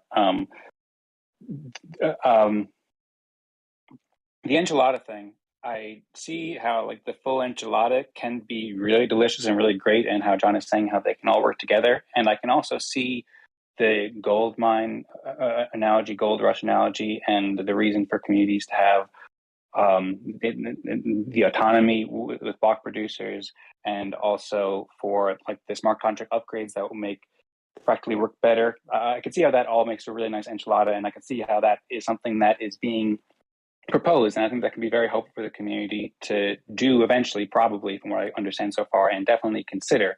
But I don't think that it's right to go for the whole enchilada right now. Like, what we need is, like, I don't know, like the super mini enchilada of just like showing up to the meetings and just like experimenting with the process and trying it out and just getting to know each other and talking about it more like we're doing now. Like Yves, before you mentioned and you asked me, and so I'd like to answer your question because I didn't get the chance to. Do I think that Fractally will solve all problems, and also will it evolve? I think those are the questions that you asked me generally. Feel free to correct me if I'm getting it wrong. But to answer those, like, one, no, I don't think Fractally or any tool can solve all our problems. It's always up to us, the people. It's always up to the people who use the tools. Fractally is an incredibly helpful tool, but it's up to people to use it. Like, a hammer doesn't solve all your problems. A hammer can help you build a Fractally house. is an idea right now. It's not even built. So that's like, Well, to reposition it, that's something that a lot of people have been saying as well, is it's not even a thing yet. So it's words on the paper a week after they were published. That's true, and it's not true, because I also attended the first Fractal event, and we have tokens that aren't on the blockchain, but they're in a Google spreadsheet, and they can easily be put onto the blockchain just due to consensus. And we have a community of people who are really excited about it. So the whole Fractally, yeah, I agree. That's a lot of words on a paper. Well, Fractally is not there yet. The contracts aren't written yet. But the contracts Fractally at this stage is still an idea under development. No, it's still a small community. Like you said, we're running the weekly meetings. We don't need a contract to be a community. Yeah, and we do have the contract on a Google spreadsheet. It's maybe not on the EOS blockchain. It's not, but we have a spreadsheet. Ami set it up, and we're rating each other. And so we could say, like, right now I have 8 tokens, and Joshua has 5, and Dan has 13, or whatever the numbers are. And so that's there. That's something that we have. That's also what I was planning on doing with Eden Creators, the same way, starting out small, so that before the contracts are built, we can still rally the community around the ideas, and then just have it with Google spreadsheets. And then if we want, we can even take pictures of it, put the hash, or hash it and put it on IPFS. So it's actually on the blockchain, and that's there. The process is there. It works. We already did it, and we have the community. And so that's what I'm saying, like the little enchilada, like take little steps. What do you mean by the process works? Can you elaborate on that? What do you mean by the process works? Do you mean people getting in a room and talking like we're doing right now? Like, what do you mean by the process works? Yeah, so I could answer that in a lot of different ways. So one, like the Eden process, like has totally changed my life since we started doing it last year. And it totally changed so many other people's lives as well. It brought together so many people, brought together the community in a way that never happened before, with all the community calls and EOSPs and EOS support and Violet Garden and all these amazing things that happened with the community. So it worked to bring the community together and to bring that shared place where we can all talk and then like get to know each other. Before Eden happened, I was just Dogman, and nobody knew who I was at all. I never showed my face in the camera. I never talked to anybody in the EOS community. And now I have like a bunch of friends. We meet every week, and I talk to people. Okay, so your 30-second elevator pitch, take part of what you just said and condense that. An elevator pitch for the whole thing, or for how it works? Why do you believe, or how do you believe Fractally will harness value? And what you just mentioned now, you're kind of on to your 30-second pitch. If you broke it down to, like, I don't know how many 30 seconds is, like 50 words or something like that, or less than 50 words, I don't know. That's where we need to go down to. What is that underlying fundamental value offering? And then we expand on that instead of here's 50 pages. Well, first, you're onto something. I'm trying. You were onto something. Just thank you. Break it down to 30 seconds or less. Okay, so first, I would offer an alternative that is going back to what I was saying before. Like, it's very fresh. I'm still thinking about it, so I can try my best to do it in 30 seconds. But obviously, you said it changed your life. You said that you were over the last year that you participated in meetings and you felt a part of the community like you never felt before. That you felt respected. You felt like keep going in there. That is the value offering. There are tons of other potential people like you who don't feel valued right now. And that's the potential value that Fractally could go and harness.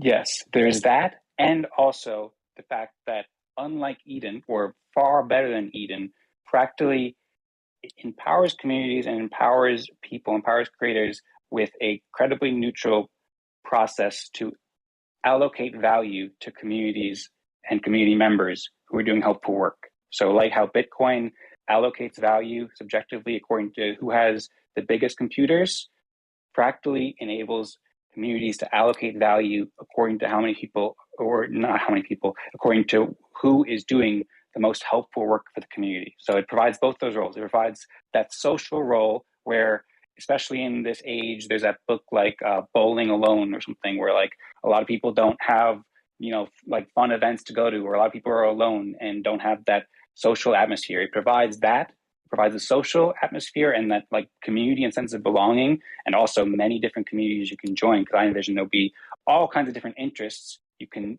find a community that has your interest and join, meet like-minded people. So there's that community aspect, and there's also the earning aspect from it. Whereas like in Eden, you could earn some EOS once every 6 months. It was great, but this you can earn every week, and earn in a community token that you and all of your friends or community members are all like super aligned with. And you can do it very simply and very easily. You don't have to be like a coder and you don't have to know all this stuff. You can just have like a dream and a vision and something that you want to do, or find somebody else who has a dream and a vision, find something that's exciting, and you have that social system to cooperate and to talk and get to know each other and have fun, and then also be earning value. Man. Yeah. Hey, Dogman. Yep. Are you interested in reaching some consensus on this call? Yes. What do you mean? How long was your call, your Fractally meeting? About 30 minutes long. And how long did each person talk? We talked when we each pitched for maybe like 5 minutes or so, and then I don't know, when we did the process, probably in about 10 minutes. If you talked for 20 minutes, do you feel like that would be disrespectful to the other people in the call?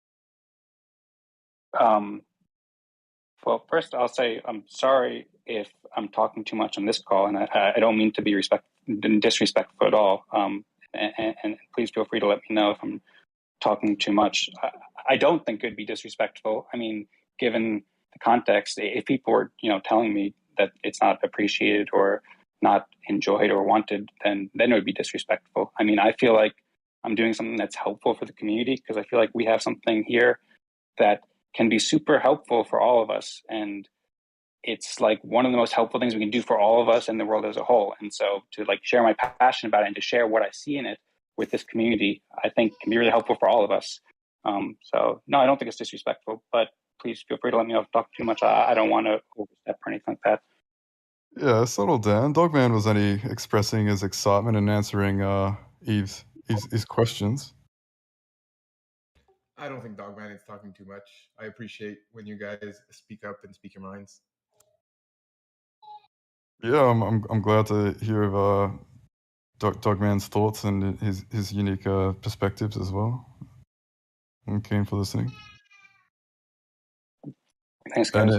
And it's a fantastic practice again. Yves as well, asking questions, which is forcing the community, because Yves asked Dogman, but it forces all of us to answer that in our heads as to what we see Fractally as, and in 30 seconds or less. So it's a good exercise for everyone. So there's a community component, there's a sense of belonging, there's a financial component. Yep. I mean, describing Steam. But we have, that's what I was going to say. We have that. So in other platforms. So what's different though? What else? I'm really not trying to be facetious or trying to shut it down. Like, how can we sell this thing? When I'm on calls with the stakeholders, or even Aaron, like I'm on calls with Aaron and I'm talking to him, like, all right, Aaron. All right. And Aaron's like, I'm not sure I understand that part. And I'm trying to like defend the idea, empower me. Your 30-second pitch, if you can successfully play it out, I'm literally going to then use that, if I really believe in it, to go and when I go talk to people, I'm actually asking because I really want to learn, like, what are the other components that make this different? That make it so that it's like, Why that?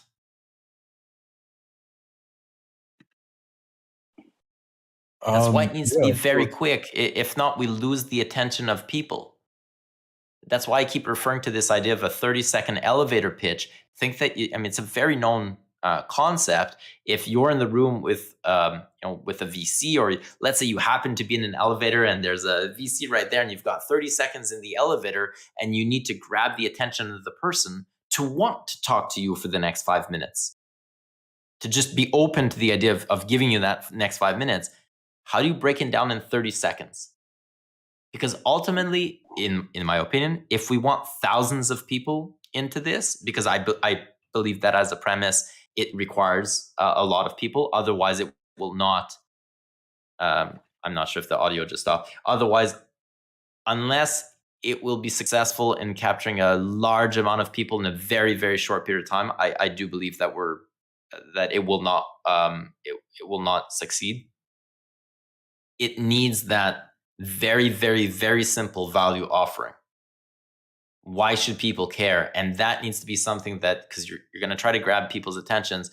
I just had a call, kind of I digress, but I just had a call with somebody that mentioned, if you know Mr. Beast, people know Mr. Beast. He's like an internet sensation right now. And it's insane how he's able to eclipse everybody else on YouTube in terms of viewer retention, viewer count, how quickly he was able to increase his viewers. And he focuses all of his time, like he breaks it down to a science as much as possible. And the whole thing that he's trying to do is capture people's attention in as quickly as possible, capture people's attention and keep them in. And Kai, I hear you, we're losing people's attention because of the price. Yes, and arguably, if we're able to capture people's attention in a very, very, very quick manner, that could affect the price significantly if you had a flow of thousands and let's say hundreds of thousands of people. I think that's exaggerated, but let's start with thousands of people join it in a very short period of time. That could influence the price.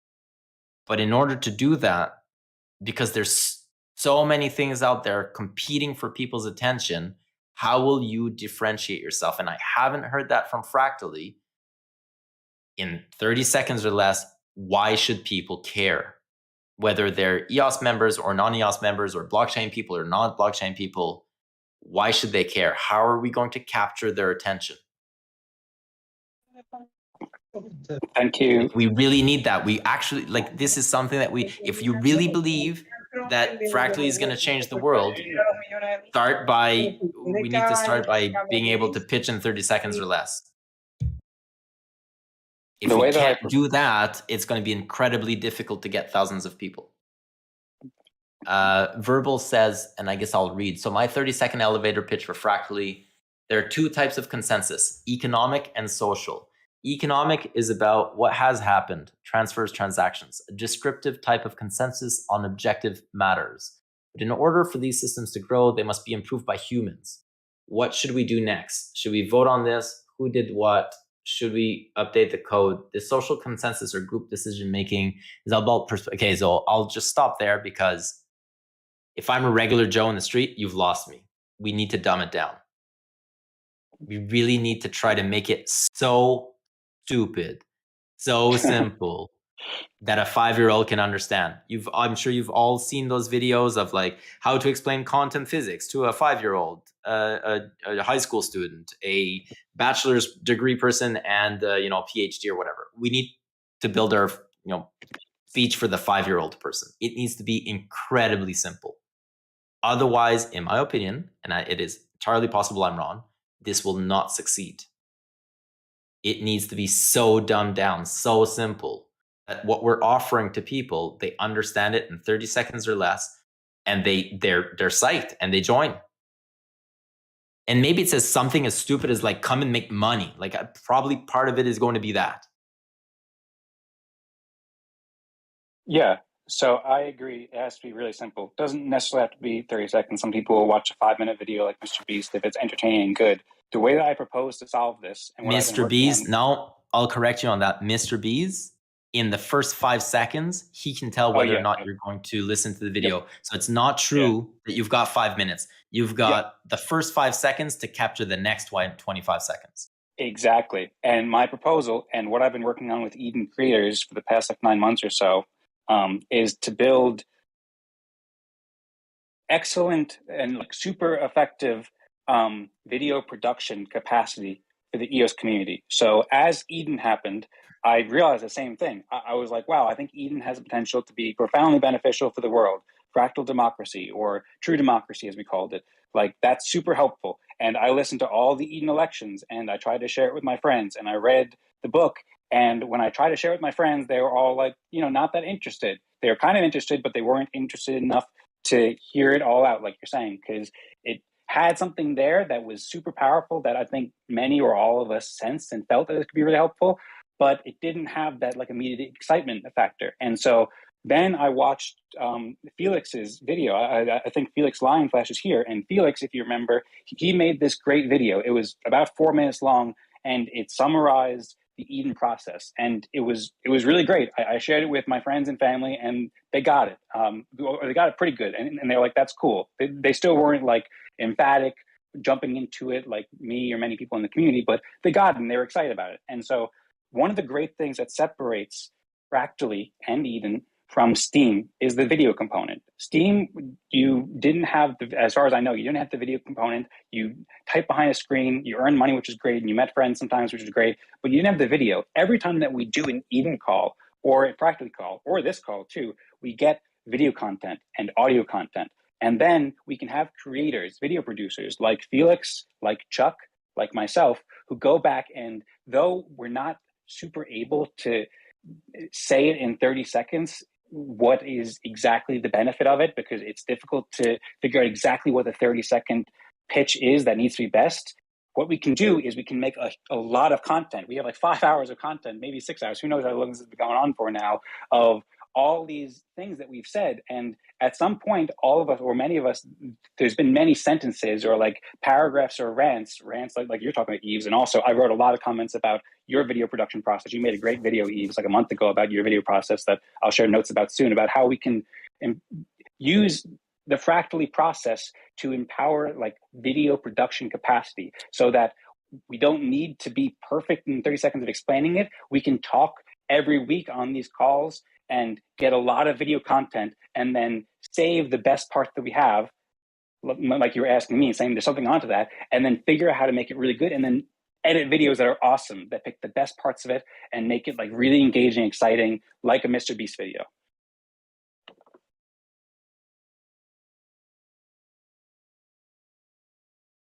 John is about to go eat an enchilada. So I'm just going to read, because there's a bunch of people and we seem to be on to something, or at least it's generating, interaction with the community right now, or the people in the chat. So there's get paid for whatever value you want to bring to EOS, judged by the EOS community. Thank you, Dario. There's from John Williamson. It allows people to form DAOs with the goal of providing public goods, recognizing the value people bring by rewarding them tokens. If others value their work, it can be traded for money. It's about allowing communities to have a mechanism for advancement and a representation of their contributions to those communities, to organize themselves in a way that moves a given topic or cause forward. I believe this is another one. I guess I, as a non-developer, can create an automated company by just pressing a button, complete with governance, tokens, liquidity for that token, leadership structures, and align incentives. I already have so many things I could use it for. And then, just like how Bitcoin has created economic value in a decentralized way by using electricity and cryptography, Fractally can create social and economic value in a decentralized way by connecting humans and empowering them to come to social consensus.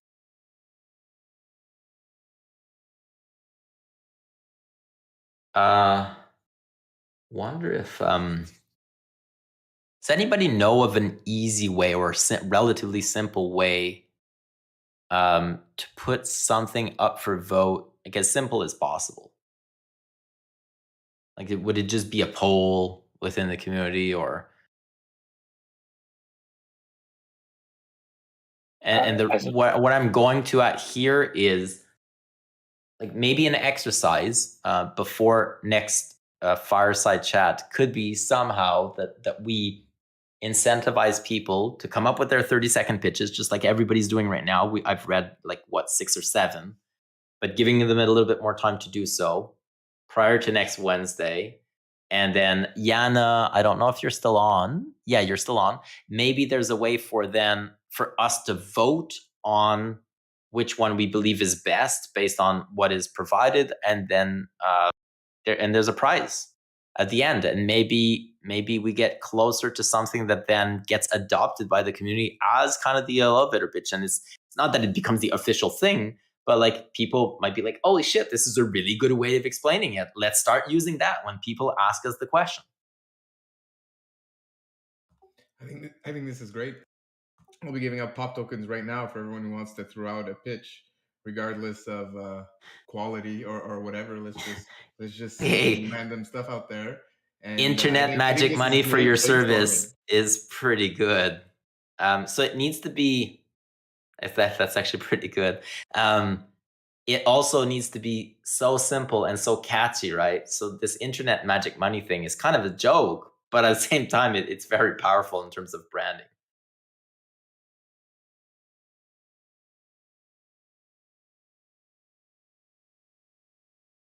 And then maybe afterwards we have after the 30-second pitch, we do a similar type of not contest, but reaching out to the community to find out, all right, what's the then 2-minute version? Because now maybe people will, after your 30-second one, they'll be like, you've got my attention. I want to listen to a little bit more. And then you've got the 2-minute version. And after the 2-minute version, then you've got the 5-minute version. And maybe after the 5-minute version, then maybe you have here's the 10-minute video, or here's the the white paper. But you slowly capture somebody's attention, because at some point we are going to have to go through that exercise if really we want to capture thousands of people. I think in addition to that, it would also be good to make prizes for people who edit videos as well, and put incentives for there. So people can listen to this video and pick out, make a 2-minute video or whatever with some of the best ideas, and also do the same with the Fractal that we did on Saturday and next Saturday's Fractal. Maybe there can be a weekly reward for people who edit these Fractally talks and have incentives so people can make videos. Because otherwise these videos, they're really long. Most people won't listen to a 5-hour interview, a 5-hour talk, or a Fractal event that has 10 or 100 people or whatever, that has 20 different half-hour long videos. But some people, when they're being paid to do it and they see benefit in doing so, if there's a prize and they're impassioned about it, then a prize can also help to incentivize people to watch all those and then pick out the best parts. And that can be both prizes for making the video, and then also prizes for just saving timestamps and stuff like that.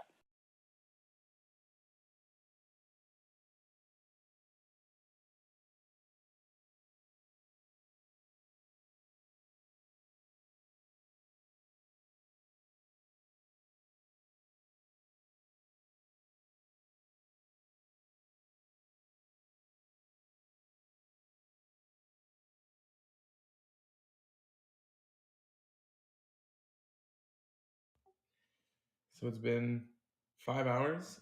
We're only 19 hours away from going for 24 hours straight. Yeah, we might as well keep going. I'm surprised that the number went down.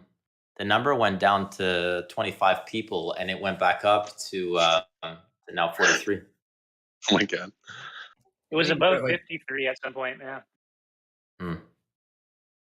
3.5 hours in, I think, is when we had max attendance. Pretty crazy fireside so far, but it's great. It's been great.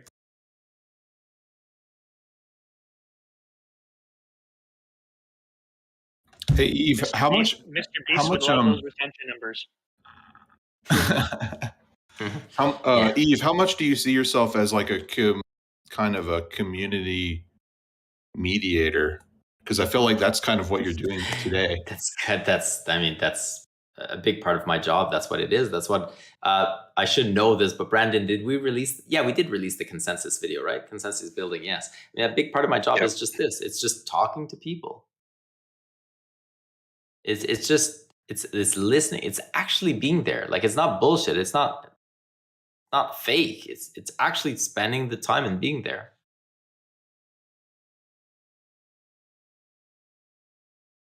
I would say that's, daily I'm in meetings from 9 a.m. to depending on the day, because like my second workday starts. It's all one workday, but China just woke up, and so my second day of meeting starts. So I typically do meetings between 9 and 5 in general, and then I eat dinner, because I only eat one meal per day. So I eat dinner, and I do shower with my son. He's 2.5 years old. So I try to spend shower time and dinner time with family between 5 and let's say 6:30, 7 o'clock. So about 2 hours. And then my second workday starts from 7 p.m. to about 1 a.m. Meetings with the West. And the large part of my day is just meetings with people, talking to stakeholders, and just listening, and then trying to move things forward, making dots, making connections between different people working on similar things, or how could they be leveraged, or how could they work together, that type of thing, and trying to enable, essentially, and trying to empower those around in the ecosystem that are working on something that might not be getting the visibility, I guess, that I arguably subjectively believe they should. That's what I can do in the ecosystem. That's what I've been doing for the last 4 years. So community building, for sure. That's a huge part of what consensus building is. Which is kind of funny that, so I talked to Dan earlier about this, and I think it was you, John, that actually wrote that out. Like, how it's funny that Fractally is saying that it's a tool to help people reach consensus. However, the people building Fractally seem to be very poor at being able to reach consensus. And I talked to Dan about that earlier, and that's probably why people get offended on my behalf, but I'm not offended. I really do believe that Dan innately does not have that skill set. Like, as a human being, it is a trait that he lacks, or that he is not very skillful at. And so what he does as a self-defense mechanism is try to code that function, because he can't actually do it very well himself. And so he tries to put down in computer form so that he doesn't need to do it anymore. So that essentially that function is being fulfilled externally because he can't do it internally. And so I don't get offended by a lot of what Dan says, and people around me get offended on my behalf. I believe to a certain extent is because he's incapable of doing that naturally. He actually does not mean to harm. He does not mean to push buttons. He's just very poor at reaching consensus. He's very poor at communicating effectively. And so he builds tools so that he doesn't have to. Well, I think the ENF is great at communicating. I think you and Zach have done a great job, and I really appreciate you spending the time. And I'm in disbelief at your patience today. So having a 2.5-year-old that pulls tantrums a lot helps. Sometimes I feel like the EOS community is kind of like a 2.5-year-old that's pulling a tantrum, and the skill set that I'm learning at home definitely helps. It's difficult. It really isn't easy. Like, we've got a whole bunch of different people, arguably, all trying to help. I mean, I choose to believe that the vast majority of people inherently are good. And the way that in which they're trying to help is the way in which they're capable of helping. Because how else could they? I mean, so that's kind of not really saying much. But your way of helping and my way of helping may overlap, or they may step on each other's toes. And what we're trying to figure out is how essentially not to step on each other's toes. And that's extremely difficult because we're all looking at this from our particular viewpoints. We're all trying to contribute in our own way. And that's really hard. Like, it's really, really difficult, especially after 3 years of essentially being in the gutter and being, being abused to a certain extent. And so if there's one thing, is that the EOS community, people, arguably the 42 people or so on this call, are probably masochistic to a certain extent. But they're extremely thick-skinned. They're extremely passionate. They probably care very much. And we're trying to make this happen. There's no book, there's no magic solution that tells us what to do. We're all trying to figure it out in our own ways.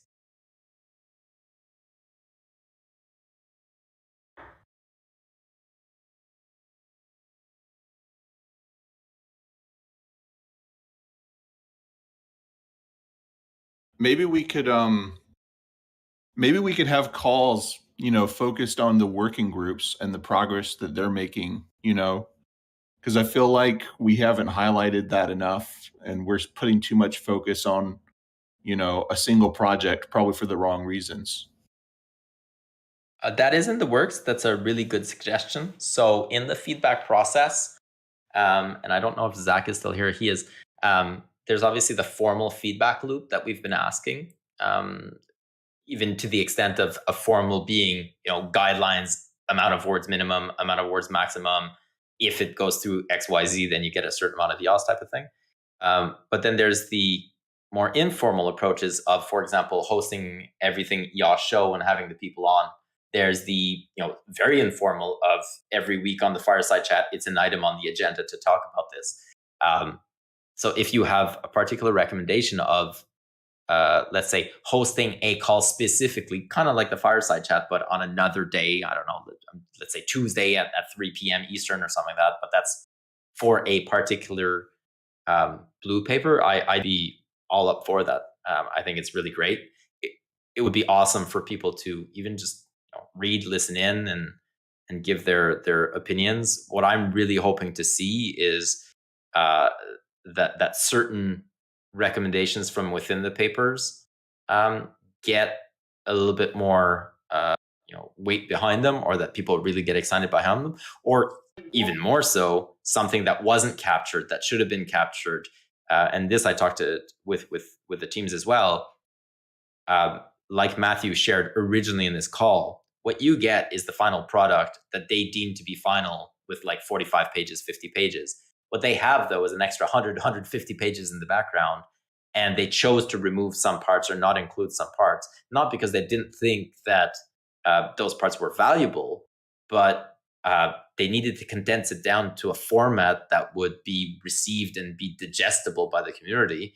And it is possible that they cut some things that the community says, we would actually like this more so. And so it's not even necessarily that they didn't think about it. And sometimes it may be that they didn't think about it, but having those discussions and being able to open it, especially to, I think, like, for example, you or other developers, because it's very developer focused, would be great. It would be awesome. And so if you have any like suggestions like that, I'm all up for that. That'd be awesome. Ultimately, the ENF will make decisions on what gets funded, because the budgeting requests are relatively small and somewhat capable under our purview or under our current mandate. And so a big part of it will be, what do we decide to fund, in what order, how can we justify that based on the feedback that we got? And that's something that we can't actually deploy, because it'll be one-shot deal. Like, it's not an ongoing thing necessarily. And that would help me make decisions, and that would help the team make decisions, and help us not journalize, not keep track, document, or yeah, like why we made those decisions. Just at a loss for words. Yeah, you're right. The blue papers are more developer focused, so it's more difficult to get a general audience, passionate about things like that, even if they're very important. So it's a hard problem to solve for sure. Well, and the hard part also was that we wrote them to not be product focused. Like there are products in mind with a lot of the things you're reading. It's just we didn't want to pitch the product because it's not necessarily the core component that needed to be pitched. So yeah. Right. Well, and the reality as well is the people that were selected could have gone on for months and months and months. Like there's a lot of stuff that they could have put into this. And at some point they needed to like, all right, let's get this out. But the work itself, and this is what we also need to figure out, is how do we continue that function?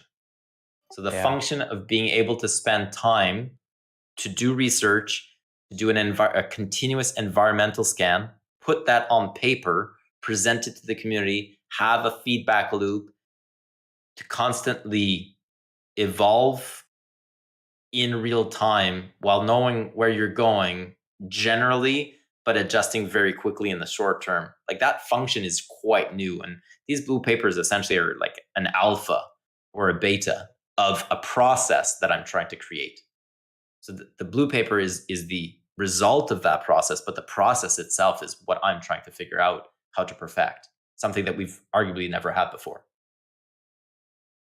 By the way, for like developers, Aaron and his team and everybody, they're kind of the guinea pigs out of this process. And there's a lot of it that we would do differently now that we've gone through this process once. I believe like Matthew, Aaron, both of them did not probably expect, and I didn't expect the amount of time and work that would go into this. Like how difficult this was. This was very difficult. And they didn't have a template to work off of. Like even just knowing the format of how to present the information, that was a discussion that needed to be had. And it wasn't simple. So the next blue papers, the next one that we just signed the other day that's formally begun is Yield Plus. So Yield Plus benefits from having 4 blue papers before it. Wallet Plus benefits from 3 papers before it. API Plus benefits from 2 papers before it. And hopefully at some point, we get better at the process, but we also get better at the resulting format, at the subsequent feedback mechanism, at the selection, at the how these get funded. Like there's a lot of moving pieces into this. And things have changed significantly. So in the beginning, these were core pillars. When Ted came in, he was trying to just figure out like, what's the difference between a core pillar and a working group? And why do some working groups have blue papers and others don't? And why are they all called plus? And like, well, all right, let's backtrack. When Zach and I started, it was just the 2 of us. And we had an idea. And we didn't have the luxury to like figure out how this would work in 6 months from now. We need to do it right now. And so now we've, in a way, accumulated debt, like technical debt in a way of process debt, I should say. And we're now going back to kind of clean that up so that the process itself gets much smoother, much better as we go forward. So that the teams that end up participating in this in the future don't need to go through what the teams that currently went through. Sure, there's a joke in here somewhere about it wouldn't be part of EOS if there wasn't some form of debt. Oh, that's so bad. I was just comparing it to technical debt. Too soon? This is a really challenging process for the teams. Like the amount of work that went into these blue papers is astronomical. It was really, really a lot of work, and a lot of not just the work for the blue papers themselves, but the process of like these teams went out to the community and sought feedback from the community. And then these teams never, in some cases, had never formally worked together. So even the process of figuring out how to work together with a team that's really not from a like delegated authority. Nobody has delegated authority over one another, and so very decentralized fashion of working, but having a blurry but kind of concrete scope of work, but really not that concrete. Like all of that is will get perfected over time.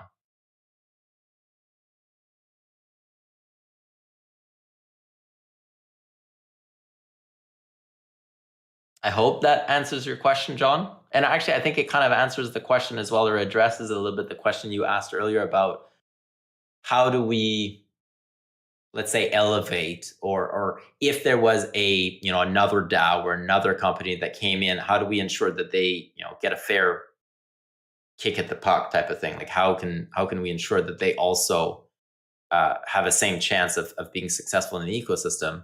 A big part of what we went through with the blue papers, I think, will come and help in that direction to ensure that we have that possibility in the future. Ideally, we have so much work on the roadmap that we don't have enough teams, and that now we're able to go out to RFP and we're able to attract more developers because there's funded work waiting for them. And then that might open a door, that might get people to come in, that might build them some reputation, which then might open a door for them to get future funding and or to now be a part of the community from a developer perspective. Because again, I believe that the developer stakeholder type is different than perhaps the Fractally or Eden stakeholder type. Don't forget, I really Season 2 is coming March 22nd. Yeah, Pomelo's a key part of that as well. Fast pass, skip the line pass. That's what Pomelo is. For sure. Right? For sure. Build your way up to the fast pass like Dan's got. We need the face tattoo. Everyone can be Dan. You need, well, Aaron, I think you've got more than one tattoo. I think your body's covered in tattoos by now. You're like yeah. Got a lot of tattoos at this point. Are they tattoos or scars? I'm not even sure. I think more of the latter. Mixture. They add to one another.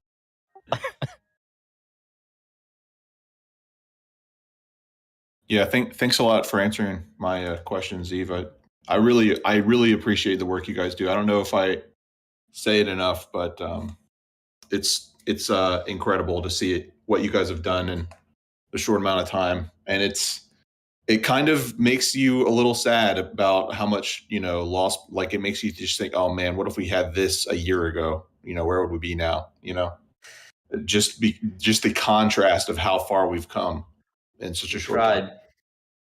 Yeah. But I guess we weren't there yet. I guess as a community, we just didn't have the foundation in place to be able to be where we're at today.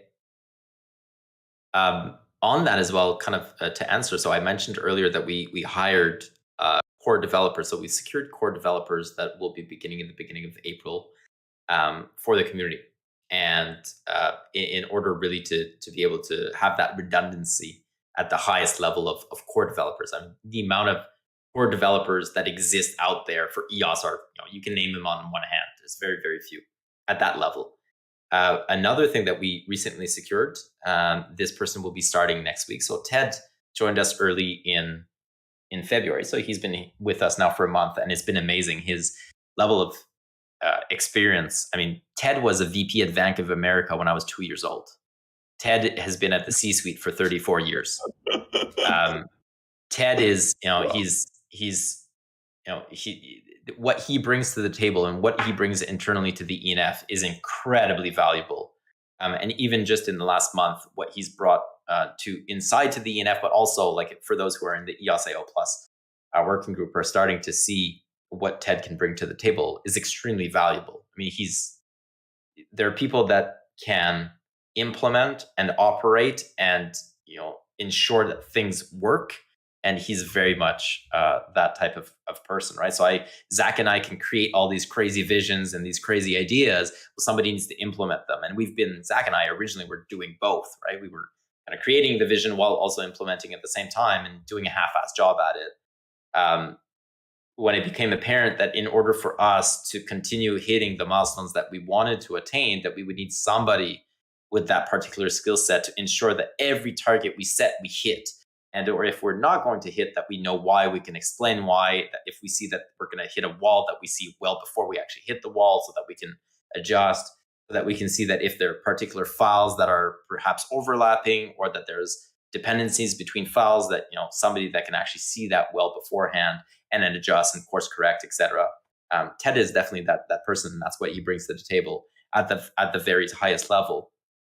Another function that we just added is somebody called Jeff, and he's going to be starting next Monday, and he's going to be our VP of operations. Jeff has PMP, PGMP. Jeff is kind of a program manager type of person, so he'll ensure like more boots on the ground. So similar function to Ted, but way more boots on the ground. Program management, project management type of thing, but again at the very highest level. And so that'll help us with the working groups, the ongoing ones, right? Because part of the issue with the current working groups, they didn't necessarily have the support that I wish I could have given them, or that the ENF could have given them to ensure their success.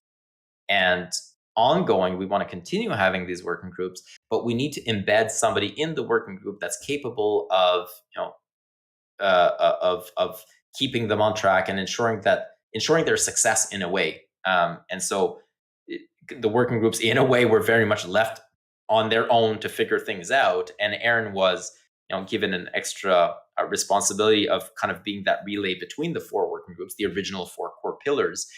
But now we'll have that function internally to the foundation, where, again, everything we do, hopefully Ted helps us attain those targets, but then somebody embedded within those particular programs or projects also has the skill set to ensure the success of that particular project. And how that would be extrapolated, and how I see that growing as well, is that at some point, it's nice if we can give funding to teams, but if we also don't give the extra support to ensure their success, we're not really securing our investment in a way, or increasing the likelihood that our investment pays off. And by investment, I mean, because we're using inflation, we're using token holders' tokens, right? And so we don't really have the luxury of placing bets and not being able to follow through as much as possible to minimize or mitigate the risk that could have been foreseen. And so having those functions internal to the ENF would mean concretely, for example, in Pomelo, being able to track people, not for them to be accountable, but for us to offer support to perhaps help them ensuring that they can attain their targets. So like program manager, but embedded within the teams, but subsidized by the foundation. So that function that a lot of teams don't have, they can now have access to. So it's not just the funding, but it's the marketing support, it's the communication support, it's the program management support, et cetera, et cetera, et cetera. So Jeff will be starting next Monday. And I think that will also come, John, in a way, answer the question of what you mentioned before, where certain people don't necessarily need that extra support, but those who do will now have access to it through the ENF, ideally.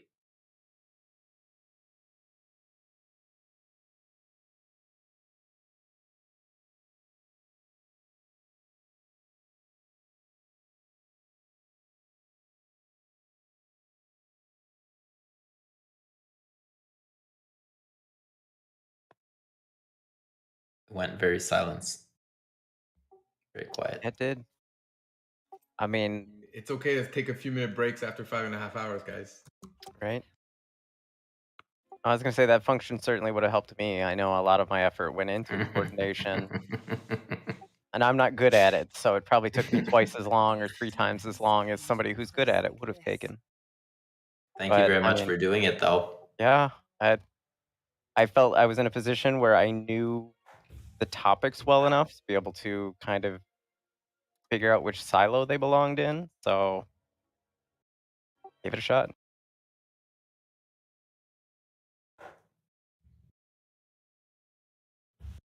And that's what we intend on doing with the 3 core developers as well. The ENF doesn't have projects per se, or definitely doesn't have a product. Like the ENF itself is the product, but the ENF doesn't have products. And so the idea behind the 3 developers, or regardless of whether they're 3 or not. The idea behind having developers accessible to the community is for the community to, through the consensus mechanisms that we have right now and the feedback loops, et cetera, to figure out where those resources should be deployed so that we can come and help, essentially through subsidy in a way, ensure that those resources are available for the community. And ultimately for the EOSIO Plus working group as well.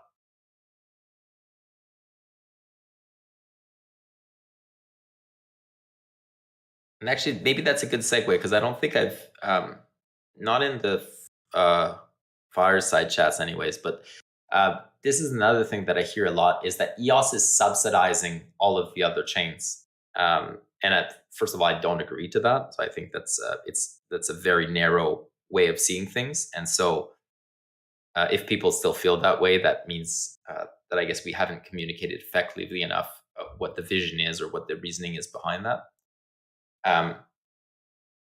If by default every chain goes its separate way, now that block one is no longer fulfilling the function of core code development, the cost associated to maintain the code base with the premise that we all went our separate ways is going to be 100%. So anything that EOS needs, it will pay 100% for. So when people say you're subsidizing other chains, actually, that's not true. If this EOSIO Plus continues the way that it's going, and it essentially fulfills the vision that I'm attempting to create, instead of paying 100%, EOS would actually only pay, let's say, 70%.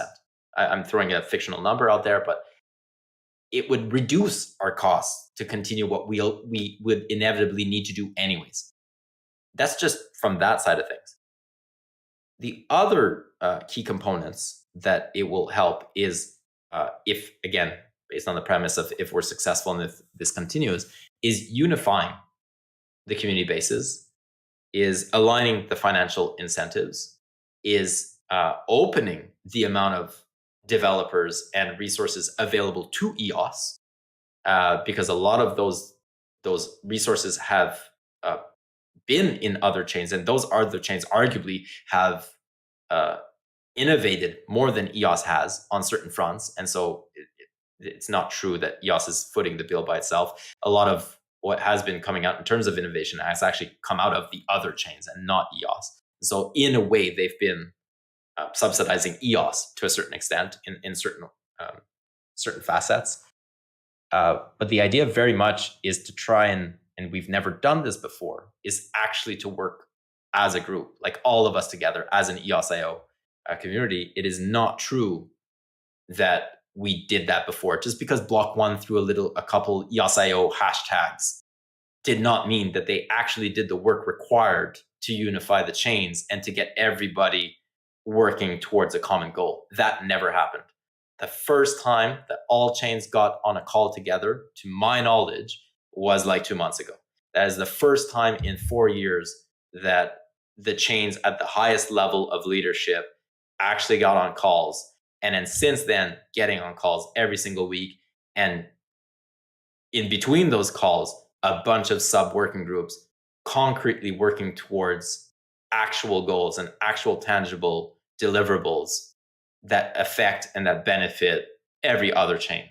That has never happened in 4 years, not once. So I do not agree with the idea that we've done this before and it's yet again EOS footing the bill. That has never happened. And arguably it is happening for the first time, and EOS is definitely benefiting from that. EOS might be currently putting up some funds up, but even just the notion of putting the funds up without having any funds transferred got a bunch of value to EOS. People actually showing up and doing some work. And there's, like, for example, Telos has been amazing. Douglas has been amazing. Kirsten, Justin, there's a bunch of people in those calls that have been amazing on actually showing up and doing real work. And EOS has not paid a cent for that at all. We have not paid 1 cent for that. The only monies that EOS has spent is currently $60,000 for a third-party branding agency which is the first payment of 2, to figure out what EOSIO could be branded to. Otherwise, the person leading the project, Justin, has not been paid 1 cent. Everybody else figuring out to do that work has not been paid 1 cent. And so I do not agree with the I guess, premise that EOS is footing the bill and getting nothing in return. EOS is getting a lot of value, tremendous value, in actually not paying anything. Everybody is committing human capital at this point without being compensated at all. And if this continues going in that direction, and we're just seeing the tip of the iceberg, this could create tremendous value for EOS and all other chains. Business proceeds with quick.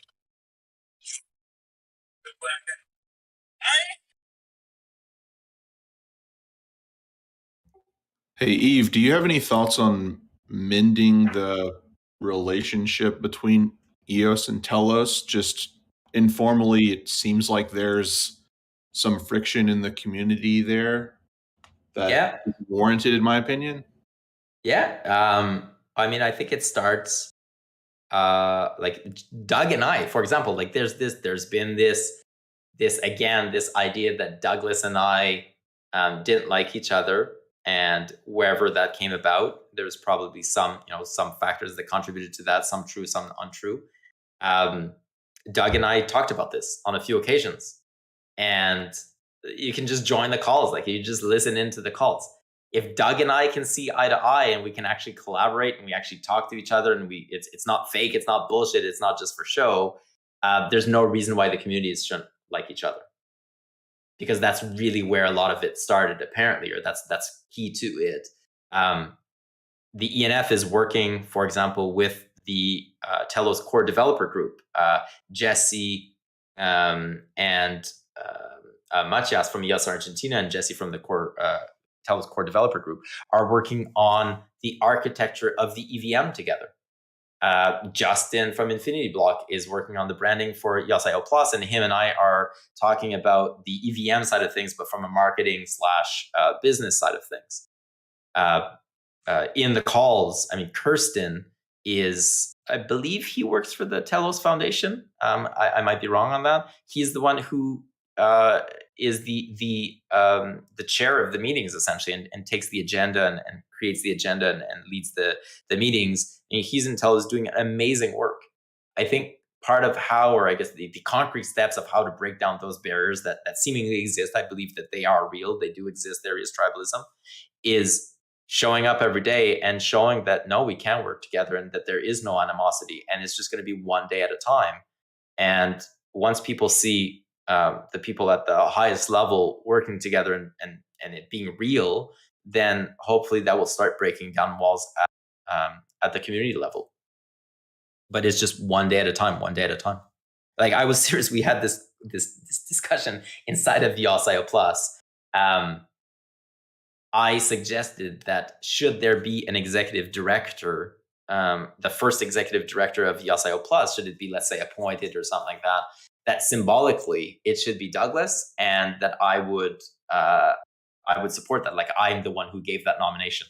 And Douglas he's saying he doesn't have the time, etc. But I still believe that even that gesture of, should there be such a thing, and should at some point we do look internally and that Douglas raise his hand, even just something as simple as me being the one nominating Douglas and then backing him would go a huge way, or a long way, towards repairing or addressing the tribalism that exists in EOS and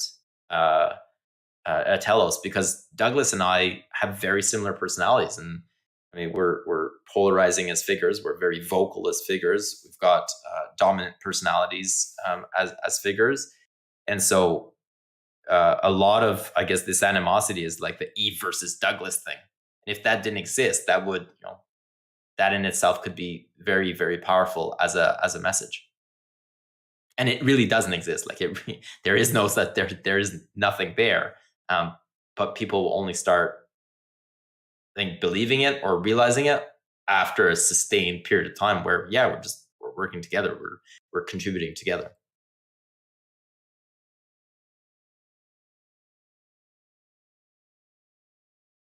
But that's a hard one to crack. That's a really difficult one. So it's maybe not as simple as that. I'm oversimplifying it, because that one runs deep. I mean, the Telos holders and the EOS holders, that one runs really deep.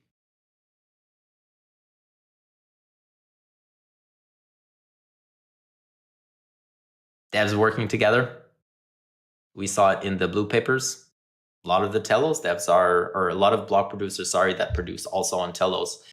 Like, again, these are a lot of times, these are fictional dramas that were created. They're not even based on anything tangible, anything real. And they've just been accepted as fact for so long that they've become real.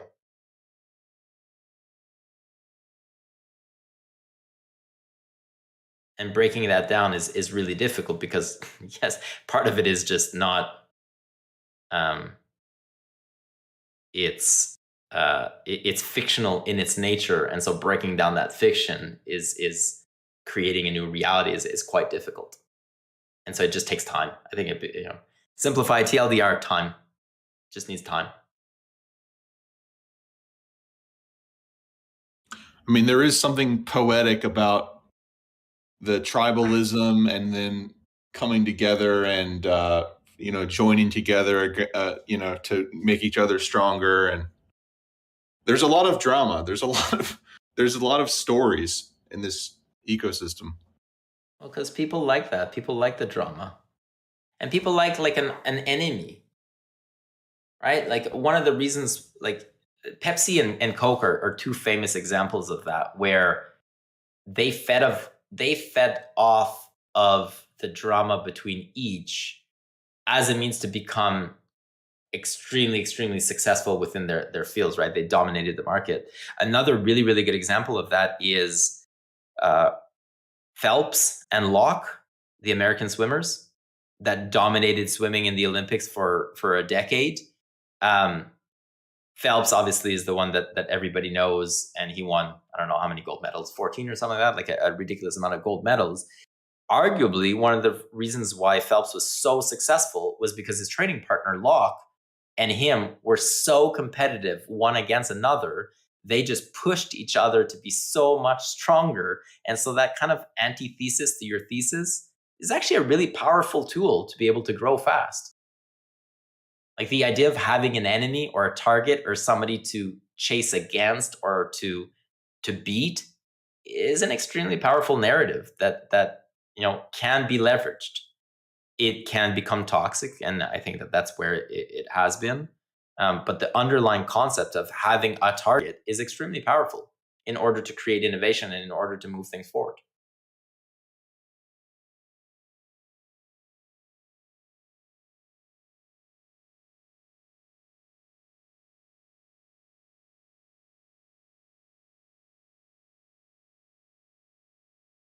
I'm not even yes to Telos, no to factual. Let's go home. I'm not even sure what that means, but it makes me laugh. What's no to factual? I meant fractally. Okay. Maybe the spell checker got it. Got it. Yeah, so we're like 5 hours and 40 minutes in. I can keep going if people want to keep going, but I mean, I've been monopolizing the chat now for well over an hour. I do very much enjoy hearing other people talk, and I do enjoy the back and forth when the community members do the back and forth in the channel, because it also gives me a sense of what I need to look at, like maybe biases that I have that I'm blind spots that I might not be seeing. So it's really, really helpful for hearing other people do the back and forth and argue and debate and such. I've got one thing that I wanted to share. It's just a thought. I realize it feels like a very messy process, especially being in it. But one thing to keep in mind is that a messy process means that we have a decentralized system. If it were not messy, that would be because we have one entity controlling everything, and that's not what's going on. So every time I see messiness of the process. This is just sort of my my way of I don't know, maybe it's just me justifying it to myself, but the way I like to look at it is that essentially we thought we had a centralized entity helping things out in block one, and then that disappeared, and so we're sort of bootstrapping decentralization, and I think that's that the messiness of the process is just evidence that it is in fact pretty decentralized. Very much so. If there's one thing, there's a few things to unpack there. Is Steph shared with me, Stefan shared with me a few months back, the origin or perhaps supposed origin of the term Ethereum killer. And apparently that term, apparently that term stems from Consensus. So there's actually Consensus that started marketing this term, because what it would do is actually get everybody to talk about Ethereum, right? If everybody starts saying they're the Ethereum killer, well, now the baseline is Ethereum. And so it's an exceptionally successful branding mechanism. And obviously EOS embraced that. Everybody that actually thought that maybe they were Ethereum killer, and now they have the target because everybody's talking about Ethereum. And so now they embrace that, and they actually try to or I guess they place that at the forefront of their mission statement and or their mandate.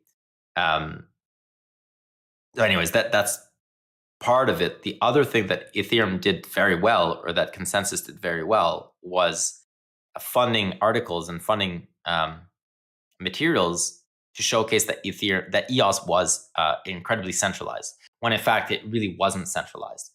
But what that did, and this is why they were successful at it, was it triggered a response in the EOS community to prove to everybody else that it wasn't centralized by decentralizing even further and as a self-defense mechanism, to a fault where it was so decentralized that I actually couldn't get anything done. And it was so chaotic. There was no way that it was centralized. As you just mentioned, if it was centralized, it would have been a really efficient machine. And we've all seen that it's not an efficient machine. It is chaotic. It is very chaotic. And that's also something that we kind of felt trapped to. We focused a lot of our time trying to prove to everybody that we were decentralized, to the point where we were so decentralized we couldn't actually get anything done. And to anybody that really was in the system, you knew we were decentralized because we couldn't get anything done. Yeah, and I think what we've currently got is a pretty good balance, just in terms of, because ENF, it was sort of elected in a decentralized way, at least as decentralized as the selection of block producers is. It was appointed. I wouldn't say it's elected, but it was appointed. Mm-hmm.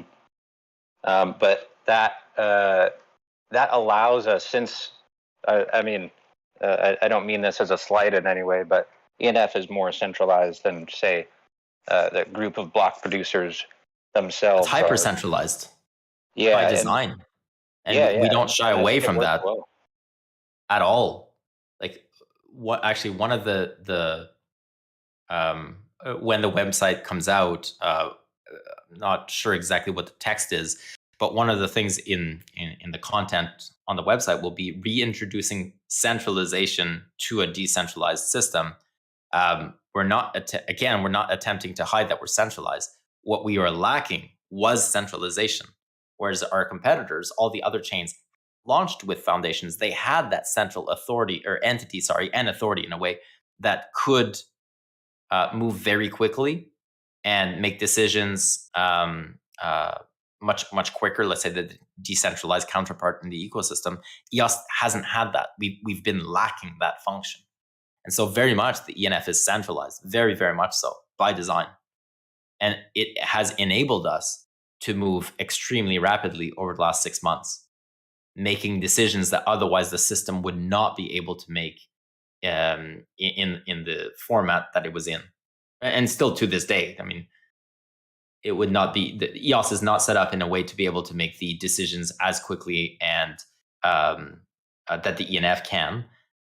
which means that it's a very slow moving machine, and ENF essentially tries to balance that out by being extremely rapid and very quick iterations, very often small, quick iterations. So there's no slide or like, no, we embrace that. That is what we are trying to, the gape or the hole that we're trying to fill. One thing, sorry, you can go for it. I've been talking a bit. I guess I was just thinking about how decentralization isn't actually the goal of what we're trying to do here. You know, decentralization is just a tool which enables certain things, right? But no one actually wants a fully decentralized system. They just want the benefits that decentralization confers, right? And the benefits are resiliency. You know, it's not basically mostly it's just resilient, right?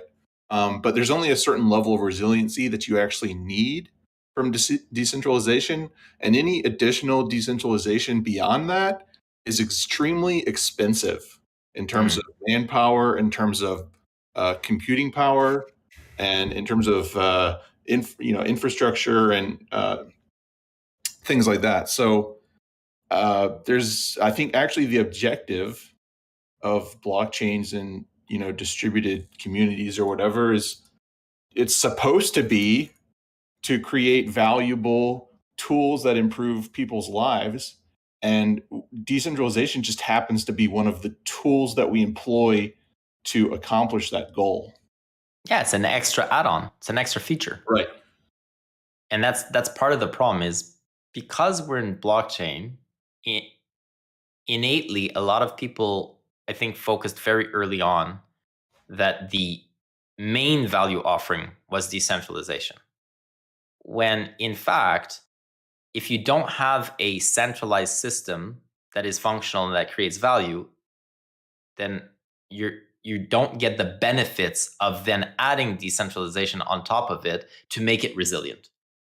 If the ultimate goal is just decentralization, you may not get to the point where that decentralization actually brings value, because you might die before you get there. Like your system might fail before it gets there.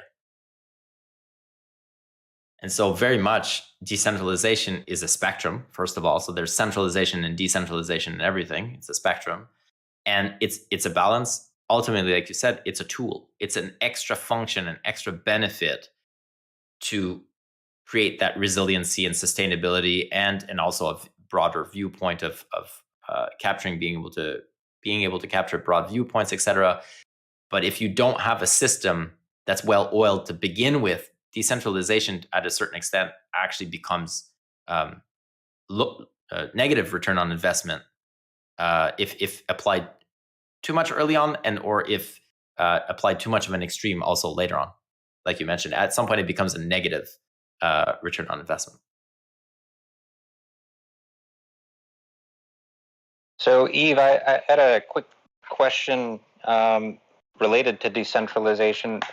Does the ENF have any sort of roadmap or at least trajectory for kind of electing a new representative, if you will? I don't know if that question makes sense to you. Yeah, that question has been asked on multiple occasions. In a way, it's kind of a double-edged sword. So I'll try to explain it as broad as possible.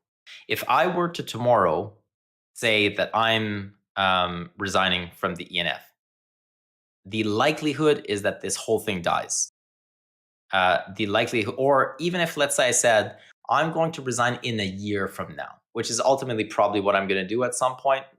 Still trying to figure it out. But at some point, the system that we will have created will be strong enough that the function that it fills will have the track record that it will no longer be brought into question as to whether or not that function is useful to the ecosystem.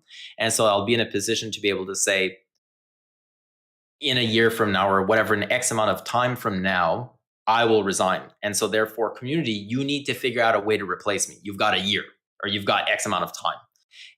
If I do that too early, then the system in place, or the function in place, is not solid enough that it might actually cause a negative effect of shocking the system and bringing down investor confidence and bringing down community confidence or developer confidence, etc.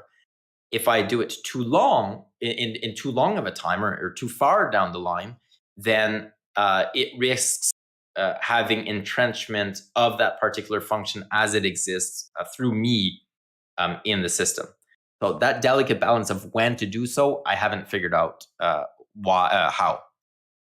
That's just the function. Let's say if somebody could replace me.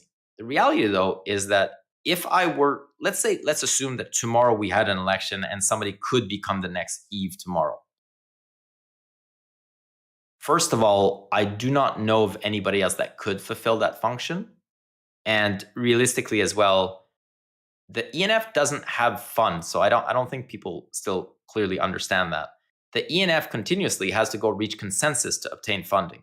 So if you, for example, were in my shoes tomorrow, how the fuck would you go and ask the system as it currently exists to allocate funding to you? The system is not in place yet. Like, it's just not realistic. We're not there yet. So even if you wanted to, so I think we're still too early, but it is imperative that it does not take too late. So part of the idea behind Fractally and Eden and me supporting it was that system could eventually perhaps replace the current mechanism. That system isn't ready yet. We're nowhere near there yet. And at this point, with the amount of people in the community and the skill sets that we have in the community, I'm also not convinced that somebody even could fulfill that role right now. Prove me wrong, go for it. I don't know of anybody else right now that has the skill set required to do what I'm doing right now. And that's no good. And it's not just me. I've said this to Aaron, for example. Aaron is wearing so many hats right now. That is no good. It's not that Aaron's bad. It's just Aaron should not be wearing 7 hats. We need 7 Aarons instead. So it's not, doesn't that issue or that problem or that concern doesn't just apply to the ENF. It applies in our ecosystem as a whole. We just don't have enough people. We don't have redundancy of functions. We don't have redundancy of skill sets. We're just not there yet. And that is ultimately a problem that we're trying to address. Like, we need more people. Well, I'm glad to hear that, because what I was going to recommend is that you sort of wait to consider stepping down until there is a clear method of reaching consensus on who would come next. But one comment is I was not aware of the fact that the ENF has to essentially ask the block producers for any funds that they're trying to deploy. And that actually is, to me, very suggests less centralization than I had assumed about the ENF. So that might be something that you may want to highlight in your communications. Oh, we've highlighted on multiple occasions. I mean, clearly we have to do a better job at it. I think part of it as well is people hear what they want to hear. And I see that through, for example, the asks for Fractally, where people say, why don't you just allocate inflation? That function doesn't exist. Even if you wanted to make that decision tomorrow, it's not a thing. So right now, the only way that inflation can be allocated is to the block producers directly, or the second bucket is to EOSIO.saving. EOSIO.saving is a system account. The system account is controlled by EOSIO.prods. That system account and every other system account, I would never want that to be in the hands of anybody. And so the accounts that were created under that, for the ENF, the one is EOSIO.grants. So what the ENF does is every couple of months, or I guess it's happened on 2 occasions. So it happened late August when the ENF asked for funding to kickstart its funding. It asked for a transfer of 3.5 million EOS, give or take, which was sitting in the legacy RAM and name fee accounts prior to Rex being enabled. Then those fees were accumulating. And so it asked for a transfer. It then ran on that budget for a period of time, or on that treasury for a period of time, until during Christmas period, so late December, it asked for another transfer of funds. And this time around, it asked for 6.5 million EOS. And that was, through basically it's the block producers need to come to consensus. And so the ENF goes back to the block producers whenever it needs a top up of funding.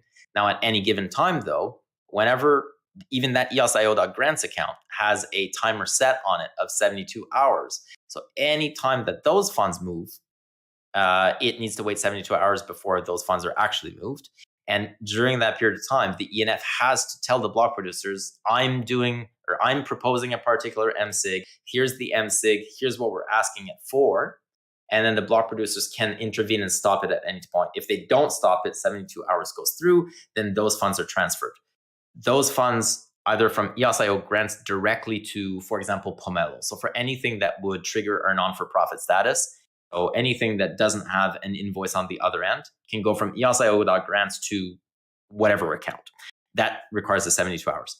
The other side is if the ENF requires or is in need of operational top-up for its own expenses, any kind of an administrative expense, then it asks a transfer from EOSIO.grants to admin.grants, still subject to that 72-hour period. Once it's an admin.grants, then the ENF has control over those funds. But then because it's a non-for-profit, it can only transfer in what it has an expense for. So everything that you see go from EOSIO.grants to admin.grants, it's because there is a liability on the other end. Because we're non-for-profit, it has to be zero. For every income, there needs to be an expense, one for one. And at any given time in all of this, the ENF has also given pre-authority based on the EUA, on the EOS user agreement, to the block producers. So this EOSIO.grants account, the owner keys is EOSIO.prods. The active key are Zach, myself, and one of the block producers, Daffon. At any time, we've also given authority to the block producers to even intervene and take over any of the keys of any of the accounts that we use, should they deem the ENF to no longer be providing value and or to be malicious, et cetera, et cetera.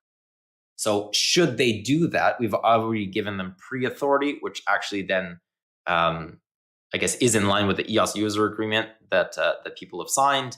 And then that would essentially terminate and effectively kill the ENF as it stands. So the ENF, very differently than other foundations, does not have a treasury. It does not have access to tokens. It continuously has to showcase value creation, and the block producers need to continuously agree that value is being created for the ENF to be able to continue operations. Cool. Well, that was very interesting to learn about. I appreciate you sharing that. And like there's 7 board members on the ENF, and I'm in calls with them at least once per week, every single one of them. Like that's why I mentioned earlier that I'm in calls with Aaron. Well, I'm in calls with Aaron a lot because he was designing the blue papers. So here's one hat. He's in API Plus, one hat. He's in Wallet Plus, another hat. He was the appointed person to be kind of the relay to all 4 core pillar working groups. Here's another hat. He's head delegate or chief delegate. There's another hat. He's the ENF. He's on the ENF board. That's hat number 5. And he's a block producer. That's hat number 6. That's not sustainable for anybody. And essentially, there's a lot of people that are wearing multiple hats, not by choice, but because this is where we're at right now. There's just no other alternative. So yes, very much trying to work towards that no longer being the case. That is not sustainable in many different ways.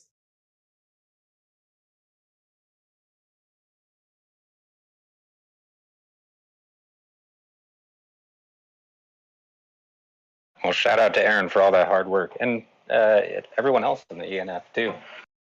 It's much appreciated by non-developers like myself. Been a lot of collaboration over the past 6 months. It's been good. We just need to get more people involved now. I mean, I would say that we're onto something. The overall mood in the last 6 months has significantly changed.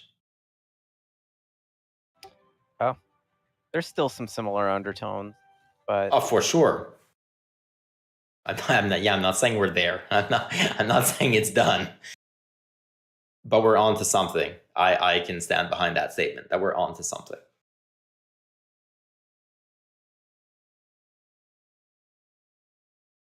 Still a ways to go.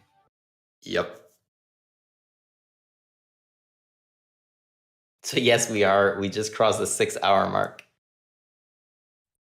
There's a question. I guess there's a statement. Fireside chat. And once.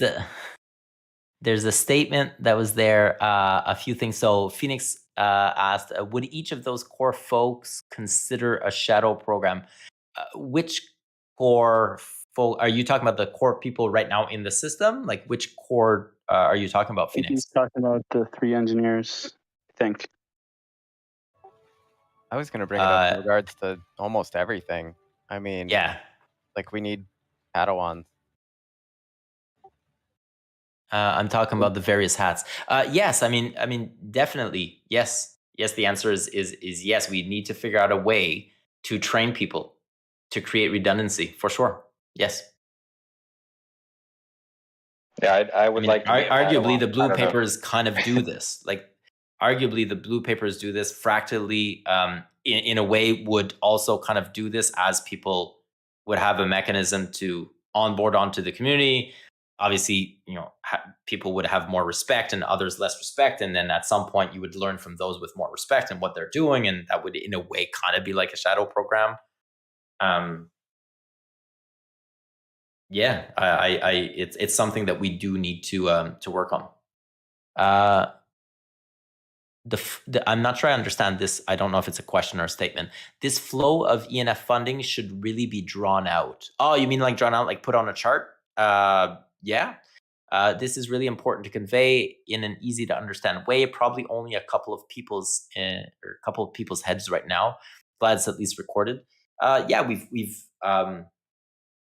clearly, if people still didn't know about it or didn't understand it, then yes, that means that we need to do a better job at communicating that for sure.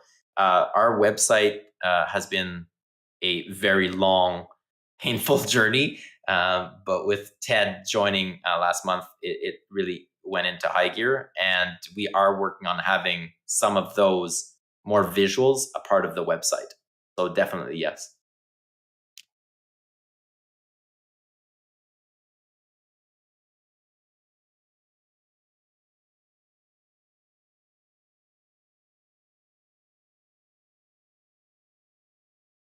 We're starting to lose people. The one that we're down to 37, 36, 37. I mean, and like shout out to like you talk about as well, like shadow program. The work that you started doing, Phoenix, with hackathon, for example, actually kind of plays a key role into that. Hackathons are a venue typically where you'll have mentors and you'll have new developers come in, and you create the environment for the beginnings of shadow programs to emerge. And hackathons specifically, like as we were in the wallet paper, we have new SDKs. It's one of the proposals. One of the things that's mentioned either in the paper or in a budget or something is we should, once these are released, have hackathons around them. Like, take this new thing and build something around it. Like, what can you do with this? Let's show the world. So on that, I'm not sure if you were aware, Aaron, Phoenix has been leading, I believe this is the 3rd week, hackathon planning session. Yep. And so what you just mentioned would be interesting. Like because one of the questions that we had in those calls was, if we wanted to come up with a theme, or what would be kind of the goal of the hackathon or the theme of the hackathon, something like that. If you had a really good idea based on the blue papers, that could be something. Like the hackathons could be just generally pick something from the blue papers or something like that. I didn't think about that. Potentially. And I mean, the reason I haven't, well, I mean, my hats are one reason I haven't got too much involved in that discussion, but the ideas I'm having right now are probably like 6 months out at least before there's something for developers to play with and hack on. Well, so Pomelo plays a key role in there as well, right? Pomelo being in a way kind of a reputation platform, but also a way for people to start to get known, and then for people to start helping each other out once they've built some funding and or build teams to be able to access funding. The other part that's still not live yet, that's in the works, which I think arguably will also come and help in that regard, will be the bounty section, where people will be able to build their reputation and then start to take on bounties and address bounties, and maybe some of them are smaller. So I know that Gitcoin, for example, uses the bounties as part of their mentorship program, or I guess shadow program to a certain extent, where they put out very small bounties for people to do. And then when they hire in the community, they actually go look at who did bounties and how many points they've racked up. And like some of the bounties specifically were for, hey, if ever you want to get a job, like take on this bounty. We just want to see the kind of work that you can do type of thing. And so that's something that's not there yet, that's in the works, that will come in also. You know, it's not one thing, it's a lot of different things. Yeah, one of the things I noticed in season 1 of Pomelo is that those who participated, we're learning how to collaborate with the community. We're learning about the open source culture. We're learning about, hey, when we're building something, let's think about how we can componentize it better so that others in the community can benefit from those components. These are, different ways of approaching how we do things that previously we weren't doing.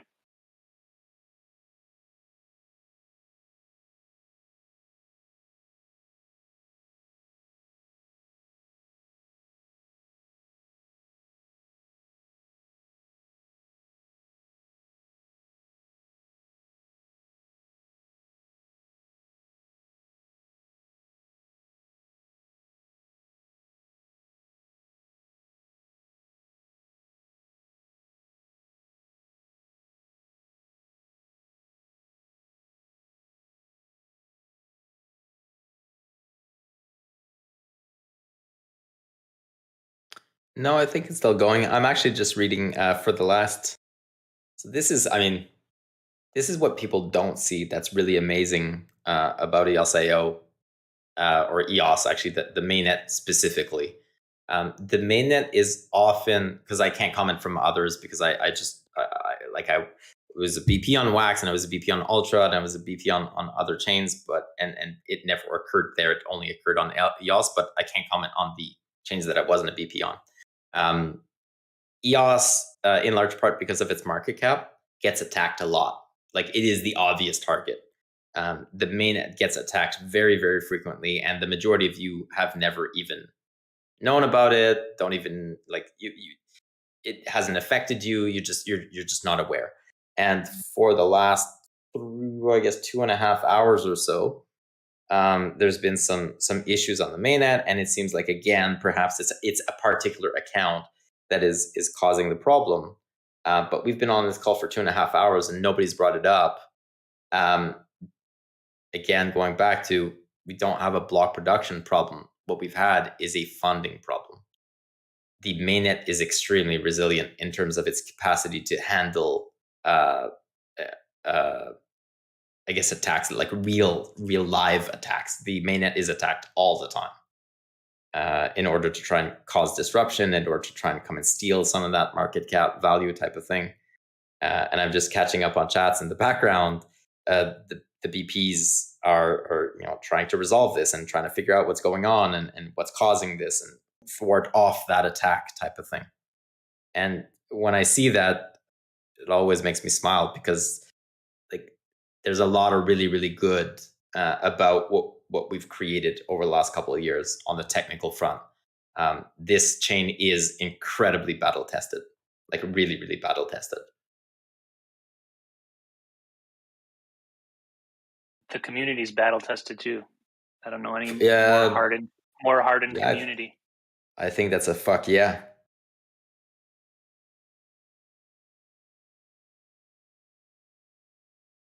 I still see this propensity towards a cult of personality that comes through sometimes. Yes. I'm not sure that's a human trait, though. That really doesn't have to do with the EOS or blockchain. That's a bigger, I shouldn't say problem, but that's much bigger than us.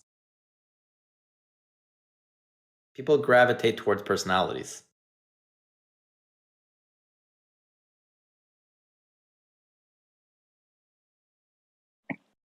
There was an interesting exchange on Twitter between Rami James and Dan Larimer over the past week or so, and Rami said something along the lines of how he didn't want like Dan to be the leader. He wanted like a decentralized governance process, and Dan said that he agreed with that, and I think he said like that's why he was trying to build it or something like that. And then I replied with a tweet that I think is really well put, and I love it. And it's I saw it last year, and it stuck with me and reverberated in my mind a lot. It's from Balaji Srinivasan, who's an awesome thinker, and he said like decentralization doesn't mean an absence of leaders. Decentralization or decentralized communities need an abundance of leaders. So there's a lot of people with like really, I don't know if compelling is the right word, but like just great leaders who have great visions, great stories, great ideas, and so forth. And so I don't know, like, yeah, sometimes people get too focused on one leader, and I suppose that's maybe what John was meaning about cult of personality, and kind of forget about the other leaders. And there's just so many like great leaders in the EOS community. It's super inspiring. Like everybody on this call, like I don't know everybody, but so many people on this call are doing like amazing work. So yeah, I've also just wanted to say thank you for past, I don't know, a couple hours or whatever as I've been listening, because I really appreciate everybody being on this call. And this has been super fun so far on hour 6 or whatever. And I'm happy to keep listening, and it's great to hear everybody's leadership. And yeah. Oh, and then one other thing too. Karen replied with like a really beautiful analogy to my tweet about how decentralization has an abundance of leaders. I don't know, maybe it's kind of a tangent, but she said like it's kind of like the stars in the sky. Like I don't know, like like each person like kind of lights their way. I don't know, maybe that's kind of cheesy as I say it now, but it's not really good. I think it's a really inspiring idea. And yeah, thanks again, everybody.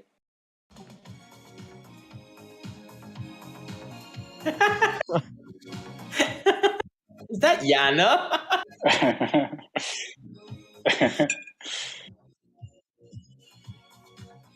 Is Doug doing that? Wasn't it Doug last week that kind of inserted the Fleetwood Mac in the middle? Isn't it Rick? What's his name? Rick Astor? Rick Astor. We're getting Rick rolled right now. I think Stefan is playing this out. Rick rolled.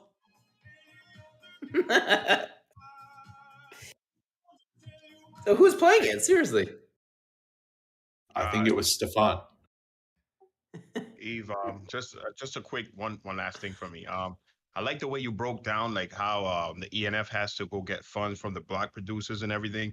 Maybe instead of like doing a rant, you could break down everything like the ENF is doing, kind of like that way, so we can get a better perspective on how you guys have to ask permission and you guys give them the keys and everything. So that way the community could be, because I wasn't aware of all that. I kind of knew, but I didn't know like all the intricate details like you broke it down. So maybe in the next rant or the next breakdown or something, you could do that. That'd be cool too. That's a good suggestion. Thank you, Rise of King Fresh. I'm gonna put that on the idea wall. The other part I think a lot of people miss too is not only does the ENF have to ask for permission, there's nothing stopping anyone. Like the system is built, the money is going into the savings account. Anyone can put up an MSIG and ask for money too. Does not just the ENF that has that opportunity. Yeah, people forget that. So would that People forget that anybody can do an MSIG, and people forget that anybody can execute an MSIG as well. Like literally any account can execute an MSIG as soon as it's reached the threshold that it needed to reach. Like it's not, any account can do that. Doesn't matter. And any account can propose an MSIG. It doesn't matter.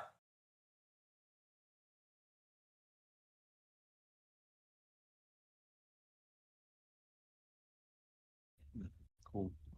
And thank you for that suggestion. That's a really great. And also thank you for this suggestion earlier. I don't recall who gave it, but of doing an infographic or some type of a visual or just gonna go back. Who said that?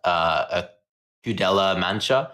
The flow of funding should really be drawn out. Yeah, the idea of having a visual for that, I think, is a really great idea. Thank you.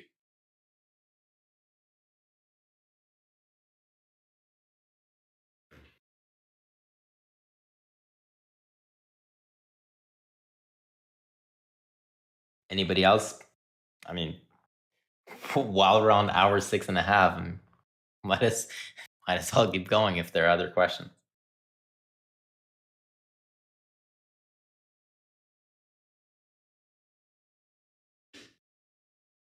I mean, you and I just end up yapping for 2 hours anyways, so I'm trying not to feed it. Yeah, when Aaron and I get on calls, we're like, hey, Aaron, I need to talk to you, 5 minutes.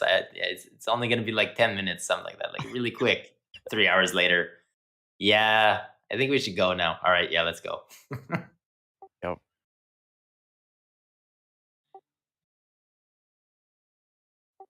Tried to be somewhat quiet on these calls, but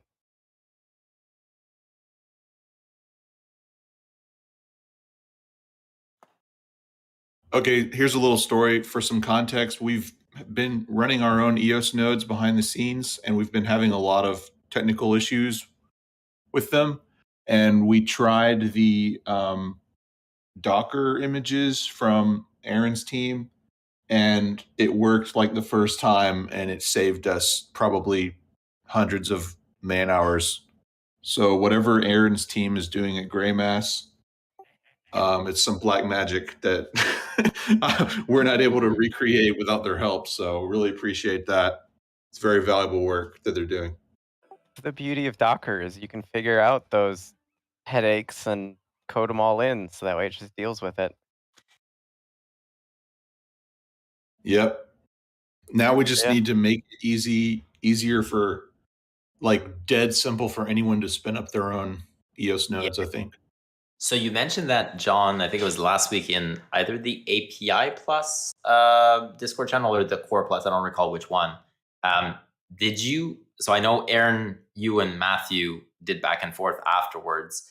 After the API Plus, I think that was before the API Plus blue paper came out. After it came out, did you read, and what you were trying to convey, was it addressed, or is it brought up in the blue paper? Yeah, no, I mean, I think on a broad level, I think everything that I have had expected was covered in the API paper.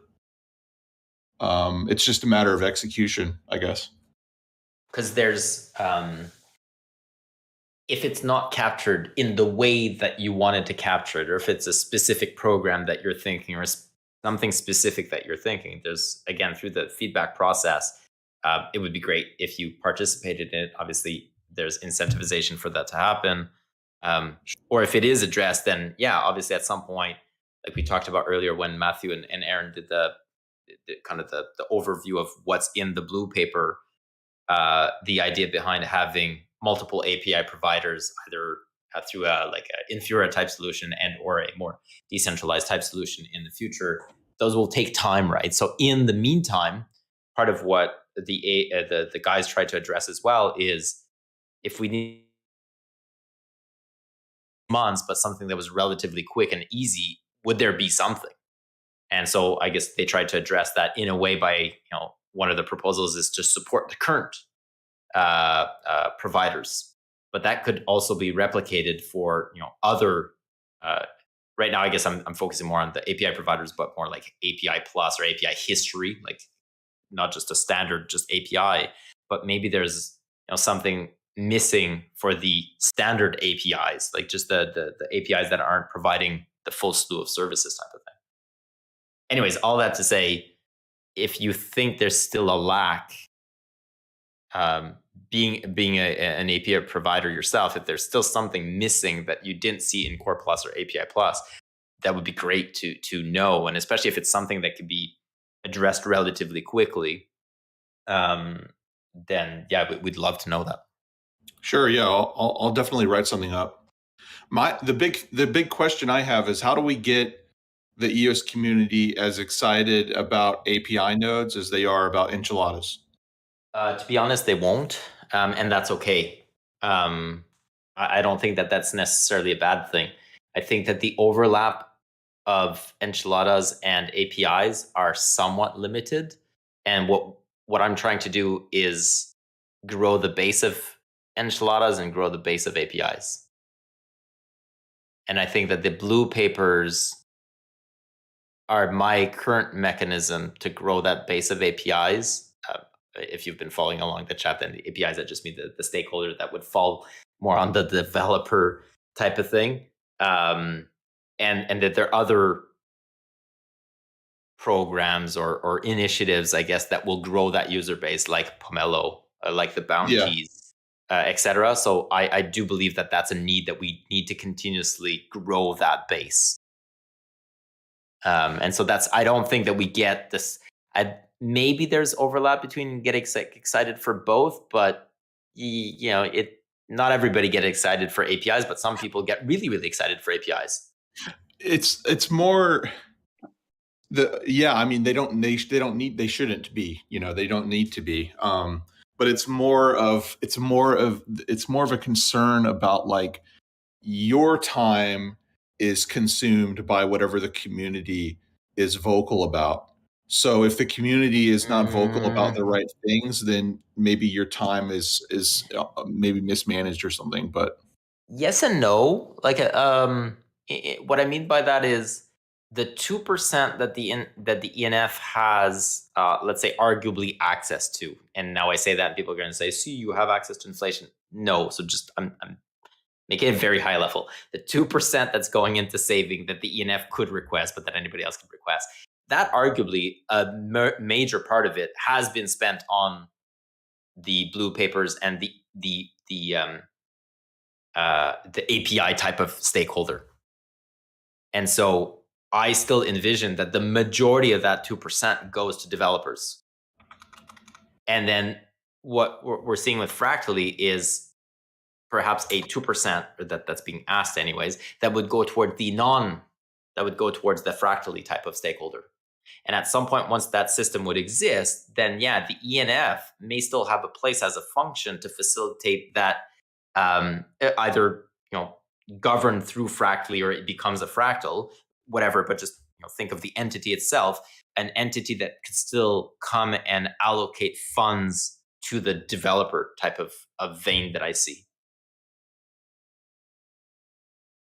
I guess to kind of add to that, they are going to be different audiences, because Fractally is not going to be at a point where it can support the level of effort that's going to be required to do some of the things we actually have to do. Well, the funding mechanism is also very, very, very different. Yeah. I know Johan on our team has been deep in the game theory of Fractally and asking a bunch of questions as well. But he's trying to figure out a way, if there is a way for an organization like Greymass to participate meaningfully in the system and like take full advantage of it. And there's still a lot of questions to be asked, but like, we can't wait for that. We've been waiting for how many years? Yeah, it's just different, right? Yeah. Not to say though that if the function were or if the system were to be created, and fast forward a period of time, we don't know what that could potentially look like, and maybe absolutely it would be something that could come and meet the needs of the developers as they stand right now. But yeah, I wouldn't stop the current system today, because we don't have the alternative right now, and the system today is, in my opinion, filling a need that's been completely overlooked for a significant, sustained period of time. And so it would not be worthwhile, in my opinion, at this point, to stop that and having no alternative in the meantime. And we really don't have an alternative in the meantime. There is no other system on the other end at this point today. Yeah. Give Fractally a couple of years and it might be there. It's going to take but yeah, John, to answer your question again, like the the majority of that, let's say 2%, is going to these blue paper type of work or these developer type of work. I mean, we output the quarterly report, so the next one will be out give or take the first week of April, so Q1 2022, and I mean every pie chart will be different quarter by quarter, but hopefully what you'll see over a sustained period of time as you get more of these quarterly reports, the trend is that the majority of the funds are going to the developer type of crowd for sure.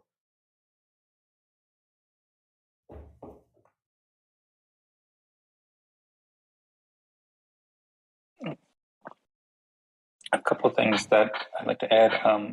One, I agree that Fractally is currently not capable of funding that, but I think that it can fund teams like GreyMass and teams like and developer teams very well, and then also provide capacity like to help amplify the work of great developers and to like build communities and community consensus around like developers who are doing great work. So I think that can be very helpful. And I'm also happy to hear, Aaron, that that your teammate, I think you pronounced his name, Johan, is looking into it. So that's great.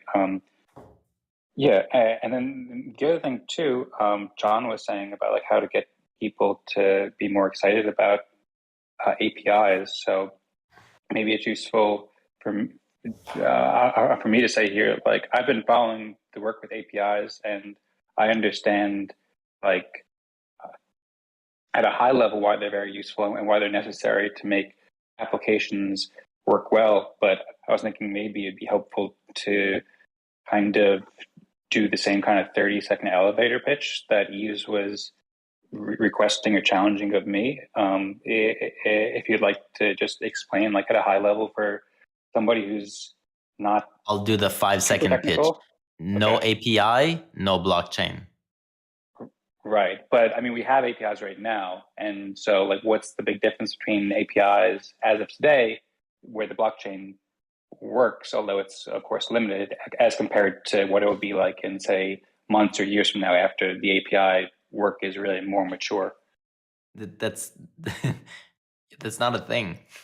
Like the API needs to continuously run. It needs to continuously be maintained. It needs to continuously grow. It needs to continuously feed the information.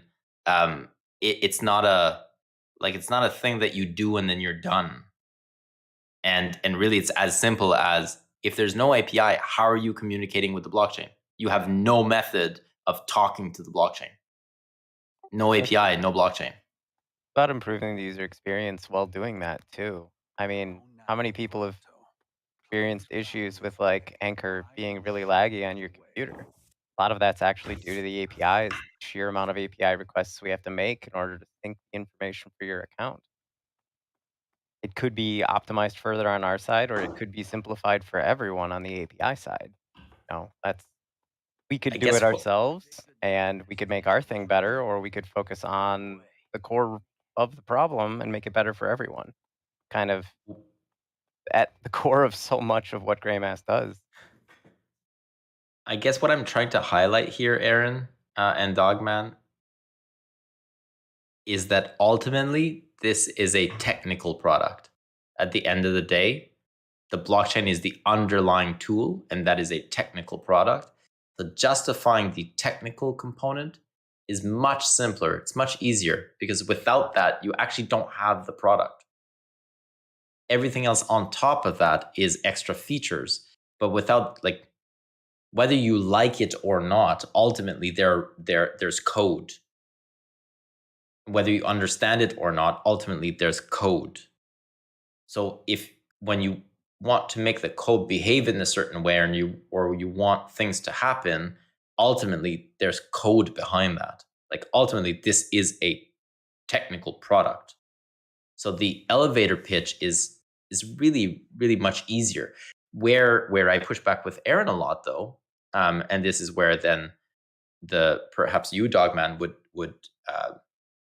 I guess would benefit or I guess hear me say that it's not a free for all, and I say this to Aaron a lot. There's no sense, though, in creating too much supply if there's no demand.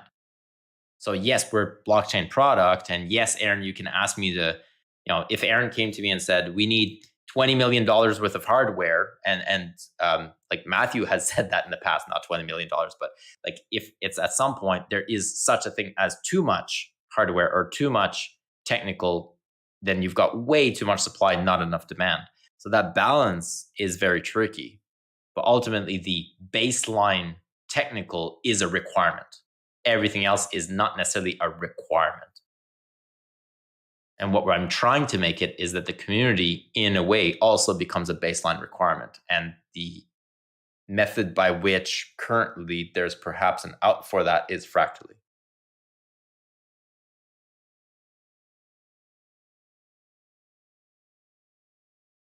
Okay, that makes sense. Thank you for explaining. Thank you very much. That's also kind of what's difficult when I hear people suggest that, for example, current Eden could select block producers, which I'm not opposed to at all. And that's what I'd like to go to. I don't think we're there yet, but ultimately I'd like to have that balance. What's tricky at the end, though, is that is a particular function that requires a particular skill set. It is non-tangible. It's very concrete. And when I hear things like block producers who don't have a BP.json aren't running infrastructure, no, those are two separate things. And so when I hear somebody say that, it really makes me question whether or not that person can actually make an informed decision on who should be a block producer. Because again, it's black and white. Like it's you either can block produce or you cannot block produce. There's metrics. It's not subjective. And that's the part where I'm still struggling with a little bit, is how, if the intent is not to select people that have the capacity and the capability and the skill set to be able to make informed decisions on who should, let's say, run the infrastructure, then you're really just shooting, a wild dart. It is an actual function. It's not subjective. That part, I'm still don't think that we've been able to address properly, in my opinion. So it's nice, like the idea of, it's a wishful thinking of believing that X block producer, because they talk in Telegram, they probably could do a good job, but that's not, like, things aren't really correlated. And if anything, a lot of the developers aren't necessarily the chatty type. So it's not a really great indicator as to whether or not they can produce blocks. I'm not saying they can't, I'm just saying the correlation isn't there necessarily. At some point, governance is going to outgrow block production, but we just don't have the technology to make that a reality.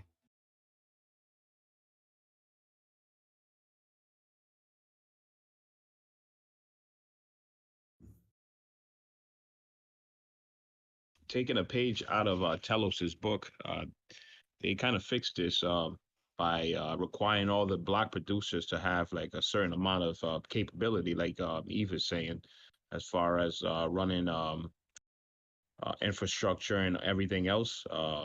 They went about it in a pretty good way, I think. So we could do something kind of like they did. And that's why I don't know why we don't collab more with them and like just take pages.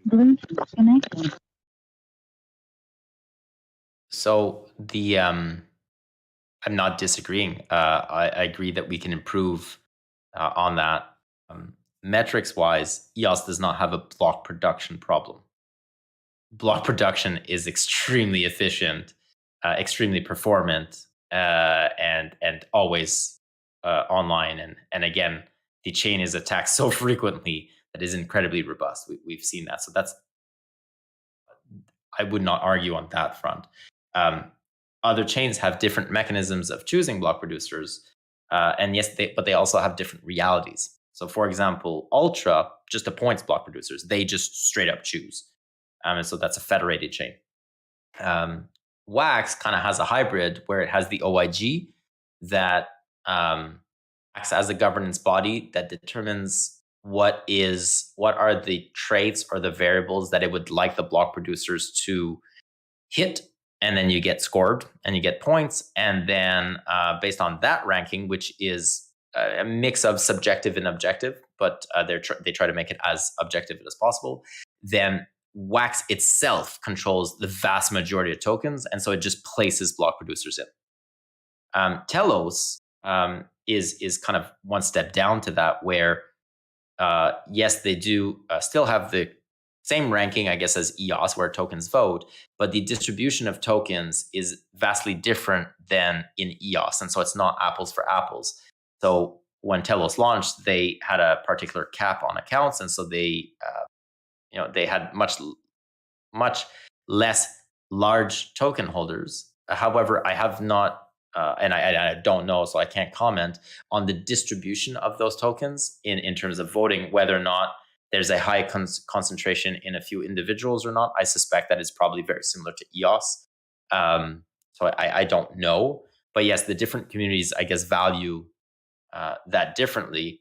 But they also started differently than EOS. Like, I still strongly believe that problem in EOS is not a block production problem. It is a funding problem.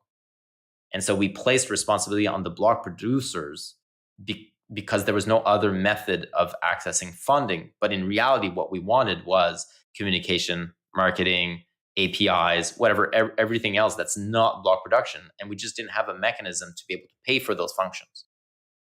I really don't believe that it has to be in the block producers inevitably. And what we're seeing with the blue papers is that there is a different mechanism to be able to fulfill those functions that are completely separate from block production. And Fractally would be, let's assume that Fractally is a thing, and that it grows and it becomes quite large and valuable, etc. That would also be another mechanism of funding towards a very different type of functions. Again, has nothing to do with the block production side of things, the actual producing the blocks.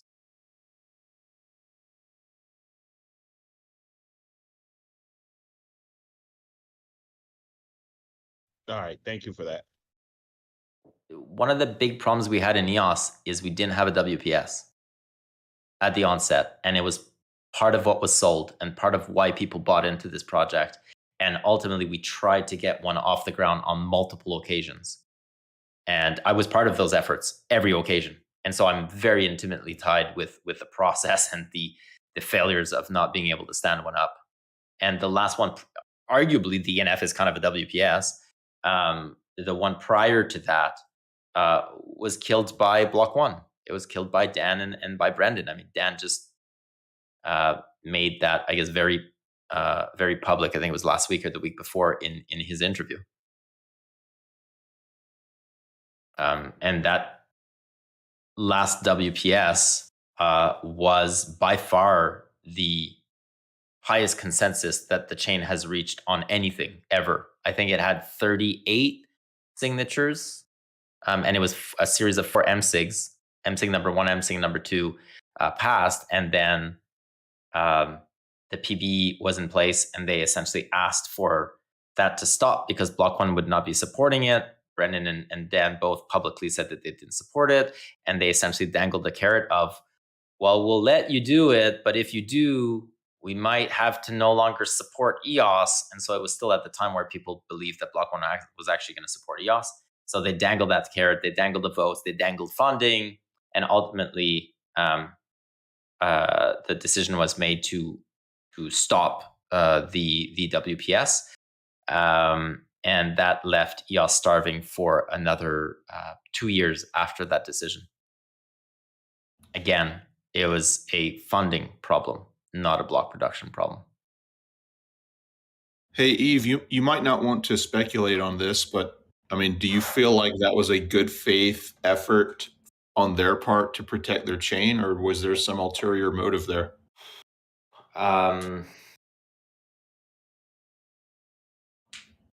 It's a good question.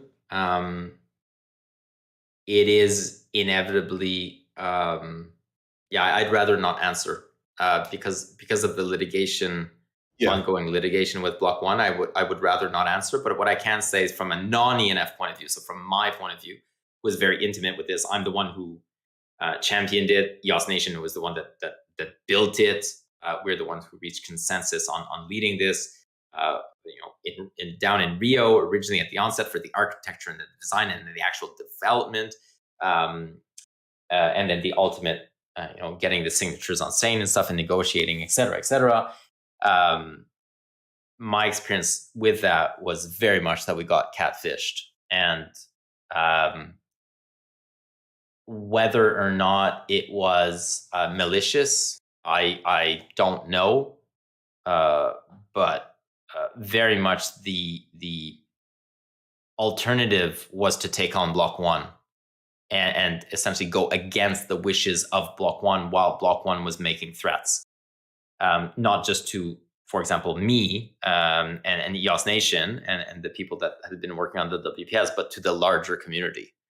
And those are all public, public tweets and public messaging for in large part. But then there's also, as you can imagine, the backend part, the private messaging.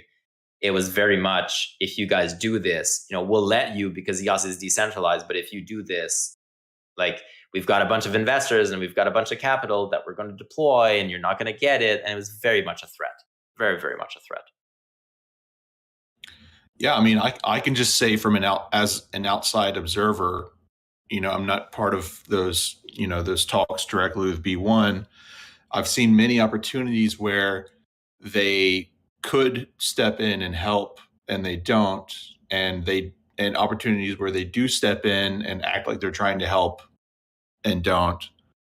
And just like as an example, when we were going through the IDOS CPU crunch, and we had very little support from Block One behind that. I mean, really, it would have been trivial for them to set up a CPU co-signing service using their available CPU and then work with Scatter to provide that as a CPU and blocks, for example.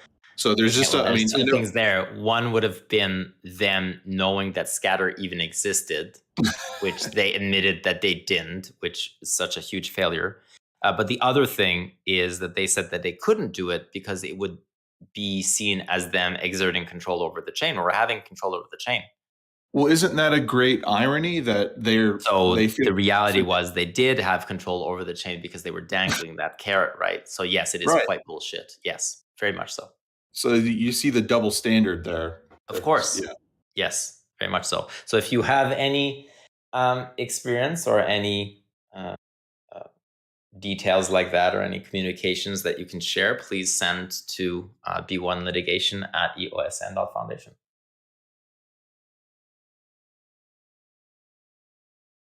The litigation goes well beyond the ICO. And I can't comment further, but it's a repeating pattern that has been experienced by a lot of community members, regardless of whether or not you held tokens. You chose to build on this chain. You chose to deploy resources on this chain, your time, your business. You chose to make decisions based on commitments and promises, and you were catfished. And at some point, I'll just stop there. So if there's anything you would like to provide, please send that information. I mean, I actually think they would be in a better position legally if they completely ghosted us the day the chain launched.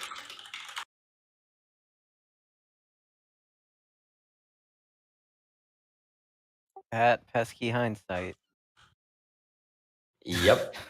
But we're now in a position where the chain has decided to move on, regardless of their, regardless of their involvement or not, right? And it took 4 years, unfortunately, for us to get to that point. But we're here. And now we do have the starting of means, or the starting of a system to give us the means to take the future in our own hands and hopefully address the time that we lost and turn the ship around. And as I said earlier, the last 6 months or so, in terms of development, in terms of community sentiment as a whole, yes, there's still issues, but has, from my point of view, significantly changed. And on a positive note, it's not like nothing happened over those years. No. Yeah, of course. Yeah, it's not a it's not an all or nothing either, for sure.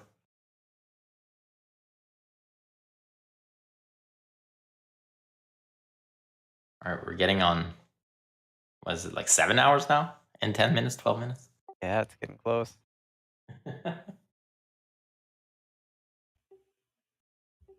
I'm wondering, even at this point, if the people that are still here are actually here, or if they just close Discord and it's just the three of us and nobody else is actually really here. They just didn't close Discord. Let's see some ones in the chat if you're still here. All right, no, okay, we're not alone. All right, there's other people. We're 4. All right, okay. 6. I only came back to hear the stunning ending, the conclusion. Did you hear it? Not yet. I just want to say I have been here the whole time, and it has made my workday go by much quicker than usual, or at least feel like it. Good to hear. All right, Steph with the tunes. There we go. Hey, Pablo Americano. When I hear that song, it's too bad Hernan isn't here. When I hear that song, it makes me think of Hernan because when was it? We had a hackathon or we had an event, and Hernan had that music playing in the background, and he was dancing for a while. I think it was him and Ami, like 2 years ago or so.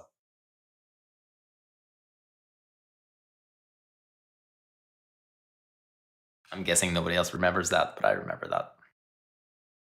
Oh, was it voice kickoff? Yes, Eli. Yes. See, I'm not alone. Somebody remembers. That's exactly what it was.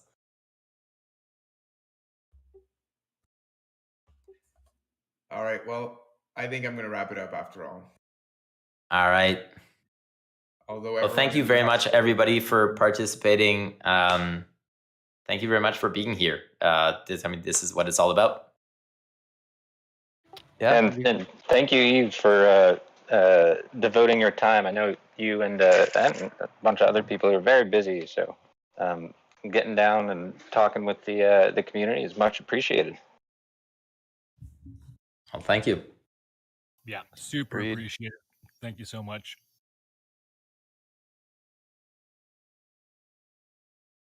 And the same goes to all of you. If we joined these fireside chats and there was like 5 people, it definitely wouldn't be as interesting as when I look at the numbers and there's 50 people or so, and 7 hours in there's still 27 people. You guys definitely make this. You guys. It's all about you guys. Thank you. And this call has been it's been super fun and super interesting. So yeah, thanks everybody. Thanks, Yves, for all the great conversation. Thanks everybody. It's it's awesome. I feel like this is like a legendary 7-hour chat. Yeah, it's pretty crazy. I think we need to keep that one that's got to be one of the questions, Steph or Yana, for the Friday game. Definitely make it for sure. And actually, on that note, people, Friday at 3 p.m. Eastern, there's always a Kahoot thing. I've been joining for the last 3 weeks, and I'm the reigning champion, I believe, for 2 weeks in a row now. My first week was stolen. It is for me to lose. The pressure is tremendous on me because if I lose or if I do poorly, then it looks pretty bad. So I invite you all to join. It's pretty cool. It lasts about 10, 15 minutes or so. It would be fun if more people participated. So that's an invitation for Friday at 3 p.m. Eastern. All right, take care, everybody. All right, good night. Go EOS. Go EOS.